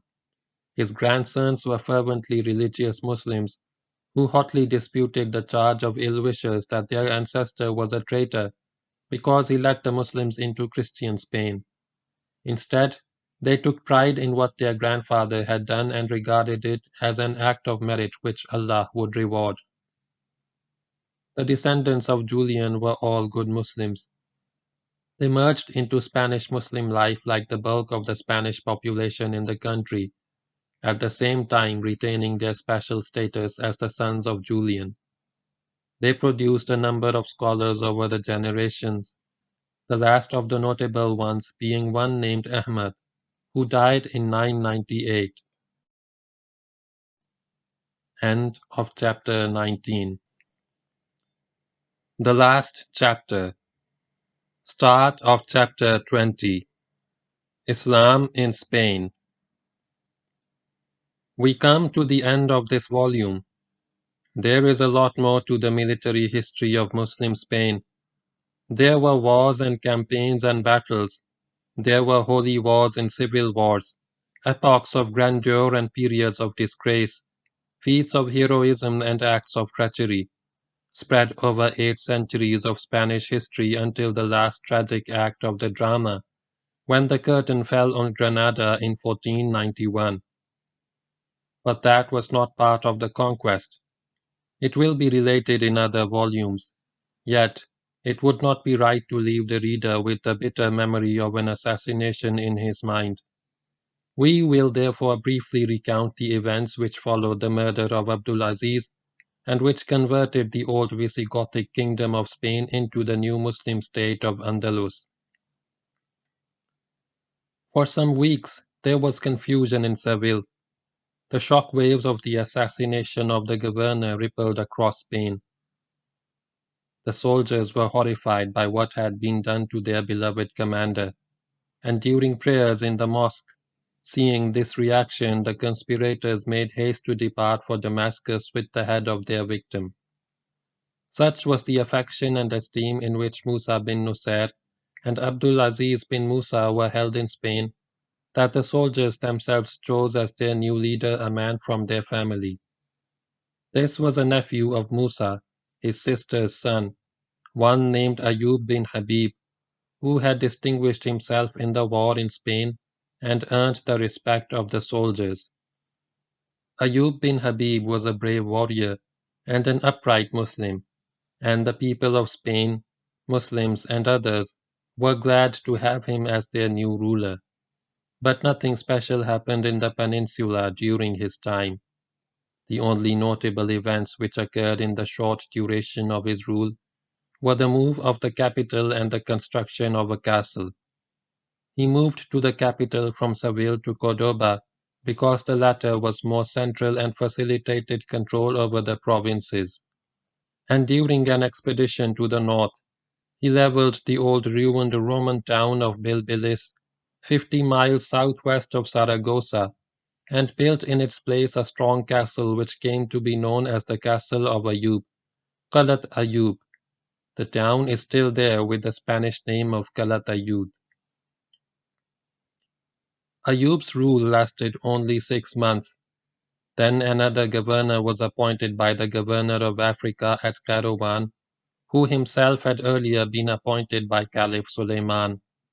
The new governor, Al-Hur bin Abdurrahman as-Saqafi, traveled to Cordoba with an escort of 400 horse, divested Ayub of his office and took over as governor of Spain. According to some accounts, it was he and not Ayub who moved the capital to Cordoba. Ayub bin Habib was the last governor of Spain from the family of Musa bin Nusayr. With his replacement by Al-Hur, a new era began in the history of the peninsula. What Al-Hur did, and he did a great deal, will be narrated in another volume. When studying the causes of great historical events like the Muslim conquest of Spain, we must take care not to be diverted by direct causes, like Julian's desire for revenge. There are often deeper causes, unseen and intangible, which operate beneath the surface and impel events towards certain ends. Direct causes are merely instruments which bring about those ends, like keys which open doors.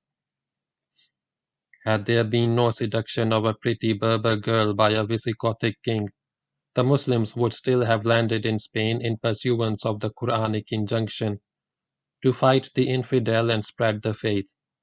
It was this impulse which led to the expansion of Islam under the Holy Prophet sallallahu alaihi wasallam and the early caliphs. Behind the military campaigns lay the dynamic religious thrust of Islam, whose elemental power was tempered with the justice and humanity of Quranic law and prophetic tradition. The new faith, young and vigorous, possessed a powerful impetus, and until that impetus was spent, the conquest of Muslim arms would continue. Islam had a destiny to fulfill, an ideal to achieve. The whole war had to go on, blazing a trail through unbelieving lands, flattening all ramparts, destroying all enemies who stood in the path of the faithful. No enemy was too strong to check the advance of the Muslims, no nation too brave and warlike to intimidate them.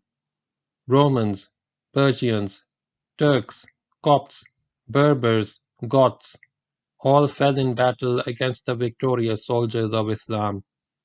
The holy warriors were led on by God's promise of the best of both worlds for the faithful, glory and gain in this world if they conquered, paradise in the next if they died. If there had been no Florinda and no Julian, no Romans and no Goths in Spain, there would have been someone else and something else. The Muslims would still have got to Spain. If there had been no Musa and no Tariq, there would have been other slaves of Allah seeking merit with their Lord. There would still be Moors in Spain. As a matter of interest, to the west they were known as Moors and still are. Originally the word was Maori and was brought into use by the Romans, although it is believed to be a Phoenician word meaning westerner. The Romans called their northwestern province of North Africa Mauritania, and the people Maoris. The true Moors were the Berbers of North Africa and not the Arabs, but over the centuries, the term was to acquire wider application to cover all Muslims of North Africa and Spain, even Spanish Muslims of pure Gothic descent. In Spanish, the word used was Moro. As a concluding part of this book, it will be useful to establish what Islam did to Spain, what the new faith brought to a troubled peninsula which had suffered for centuries from brutal conquerors and savage rulers.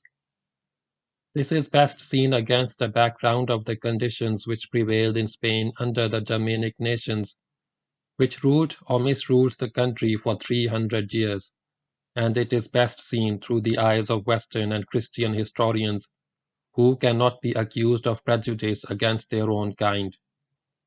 At the end of the 4th and beginning of the 5th century, just before the eruption of the Germanic tribes, conditions in Spain were pitiable. It had been part of the Roman Empire for 600 years.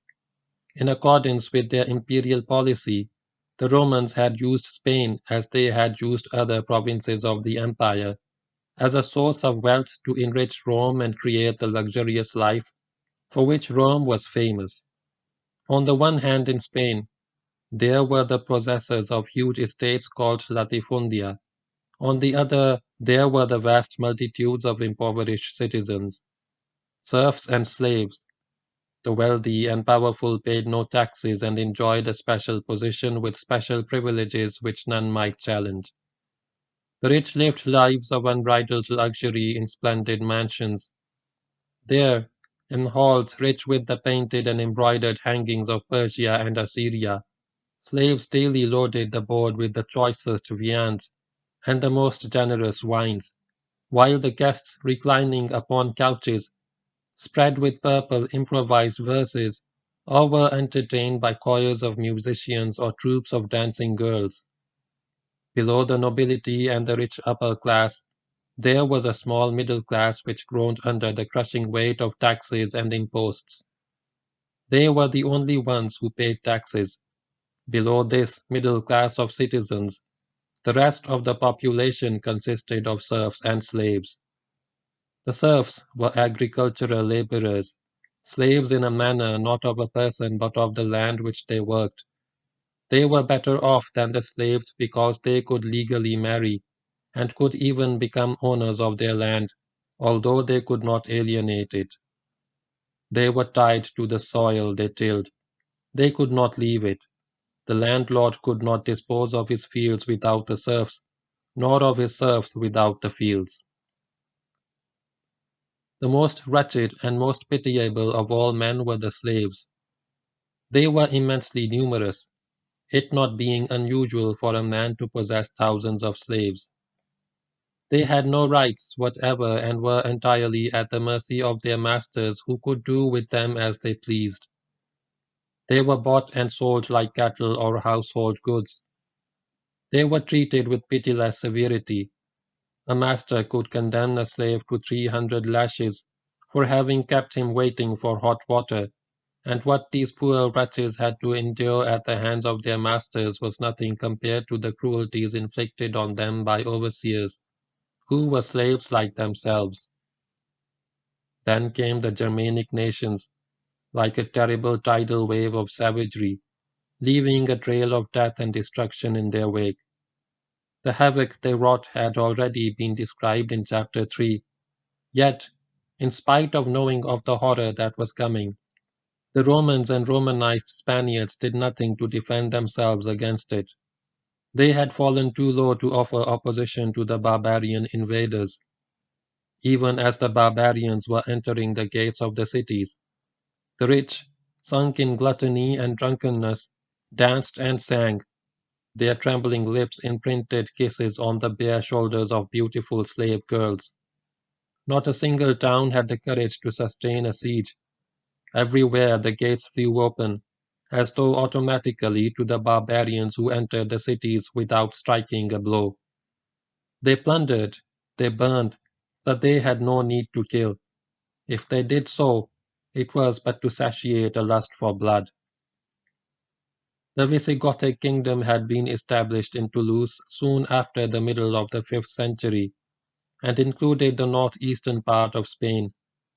100 years later it transferred its capital to Toledo, and soon after the Visigoths were in control of most of the peninsula. Henceforth, the law of Spain would be Visigothic law superimposed on Roman law. The lot of the serfs and slaves got worse rather than better under the Visigoths. Some of the brutality was institutionalized by passing harsh laws against fugitive serfs and slaves. Now neither serf nor slave could marry without the permission of the lord, and if he did, the wife was forcibly separated from the husband. When one married a woman belonging to another lord, the offspring of the marriage was shared between the two masters. In this respect, the law of the Visigoths was worse than the law of the Romans, which at least did not permit the separation of man and wife or children from parents. A new element which now entered relations between master and slave was the church. With the conversion of the Visigoths to the Catholic faith, the Roman Catholic clergy assumed greater power in the kingdom, commanding a position which the state would not dispute.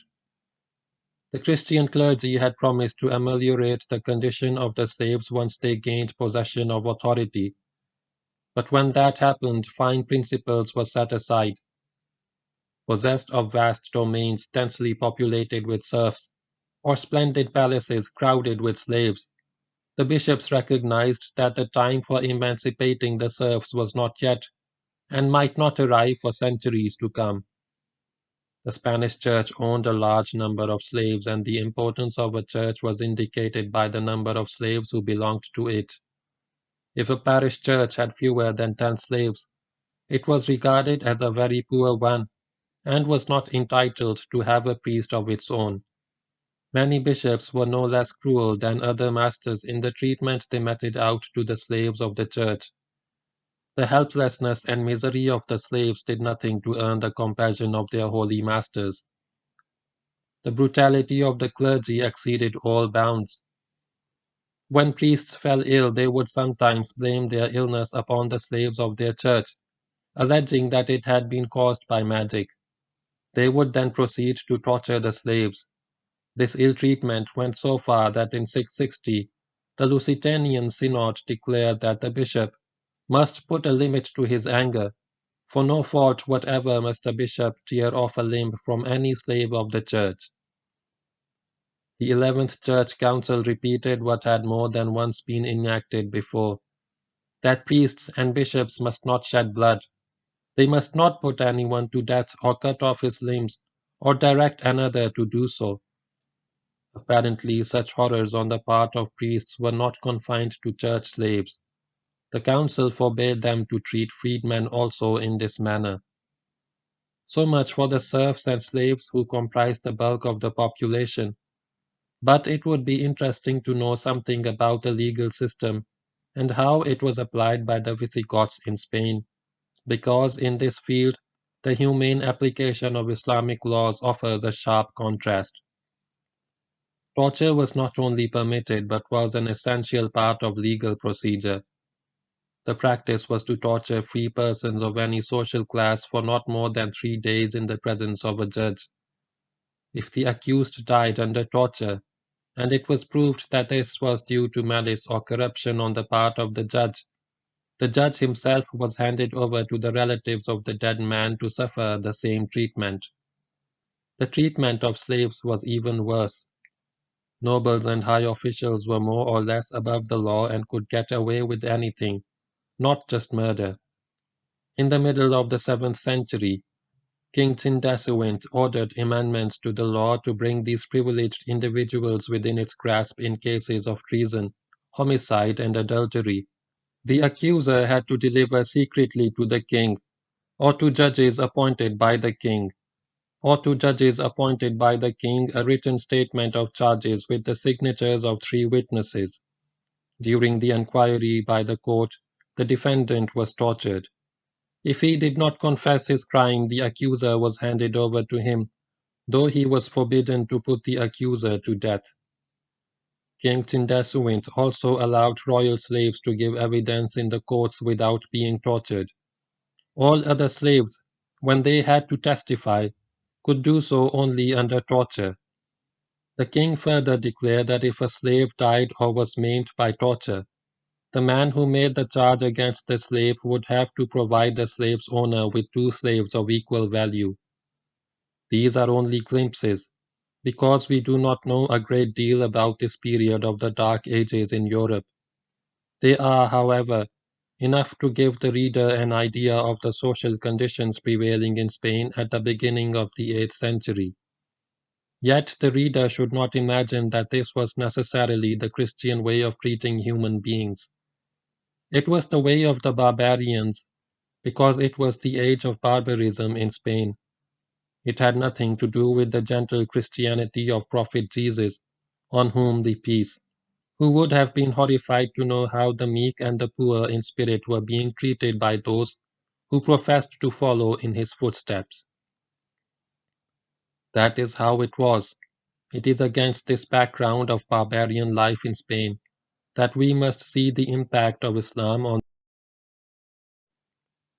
The Muslim conquest of Spain was notable for the absence of suffering and horror which usually attend military invasions. There was no bloodshed, no rapine or destruction. The country was not devastated. The inhabitants were not slaughtered. The churches were not desecrated. The economy was not ravaged. The institutions were not dishonored. The women were not ravished. On the contrary, peace and stability were restored, order and discipline re-established, economic prosperity strengthened, the social conditions of life purified. With the coming of the Muslims, the land smiled. Spain turned over a new leaf in its history, for the first time a bright and cheerful one. Under the Muslims, there was complete religious tolerance. There was no religious persecution, not even pressure. The Christians and Jews were free to worship in their churches and synagogues as they pleased. Even Gibbon, no friend of Islam, is led to admit. Yet, if we compare the invasion of Spain by the Goths or its recovery by the kings of Castile and Aragon, we must applaud the moderation and discipline of the Arabian conquerors. This tribute, grudgingly conceded, is a gross understatement. The Muslims did not have to compare themselves with the Goths and the Spanish reconquistadors of later centuries to establish their claim to social and moral excellence. The tolerance of the Muslims was exemplary and unmatched by the followers of other prophets and other gods. Had the Muslims not been tolerant, there would have been no Christians left in the Iberian Peninsula, at least not more than there are Muslims today in Spain. As a result of this tolerance, the followers of all faiths were satisfied with their lot. The Jews were again free to practice their religious rites without interference and oppression. Even many Christians were happier than before, because the harshness of the clergy was curbed. Moreover, under the impact of the Muslim example and the justice and fair play introduced by them, a large number of Spaniards opted for the faith of their conquerors. This conversion was to advance by leaps and bounds. Those who were suffering in Spain gained from the coming of the Muslims. Those who were not suffering did not lose. The vanquished were left in peace to live under their own laws and be judged by their own judges. The Muslims gave them governors and counts of their own to see to their administration, to collect taxes and settle disputes. Territories conquered by the sword and the property belonging to the church and the nobles who had fled were taken over. 1/5 of such property belonged to the Muslim state, and was earmarked as such while the rest was parceled out among the conquering warriors. The serfs were left to till the land, from which the Muslim owners took a share of the crop as their due. The jizya was imposed on all non-Muslims. This tax was levied in return for exemption from military service and as a guarantee of protection against other enemies. The rate of jizya was 48 dirhams, silver pieces for the rich, 24 for citizens belonging to the middle class, and 12 for those who earned their living by manual labor. There was no jizya on women and children, on monks, on slaves, or on the handicapped. Any non-Muslim who became a Muslim automatically ceased to pay the jizya. All slaves belonging to the church and other institutions were freed. Those not freed, those belonging to individual owners, were given a new dignity and a right to decent humane treatment. Islam permitted the institution of slavery, but did not permit cruelty and brutality. A slave in Islam lived much like one of the family. When a slave girl bore a child, it was acknowledged as the legal offspring of the master with rights of inheritance. Many sultans and nobles in the centuries that followed were born to slave girls. Islam gave equality to all, high and low, creating a great brotherhood of mankind. There were economic differences. There were rich and poor, but there was no social difference. All Muslims sat together, ate together, prayed together. Before the law, all were equal. There was no torture, no intimidation, no corruption. For the first time in their history, The Spaniards experienced complete legal equality and justice. Prophet Muhammad sallallahu alaihi wasallam, on whom the peace, had said, I have been promised the east of the earth and the west, and whatever has been promised to me will be mastered by my followers. So the Muslims mastered Spain. They settled down in the beautiful country and made it their own, becoming one with the land and its people. They would be there for 8 centuries, ruling part of the time over all of it, all of the time over part of it. They lived and ruled not as Arabs or Berbers or Spaniards, but as Muslims. Spanish Muslims to the world, Muslim Spaniards to themselves. This was the beginning of Muslim Spain, one of the most brilliant and most glorious epochs of human. End of chapter 20. End of the book The Muslim Conquest of Spain by A. I. Akram.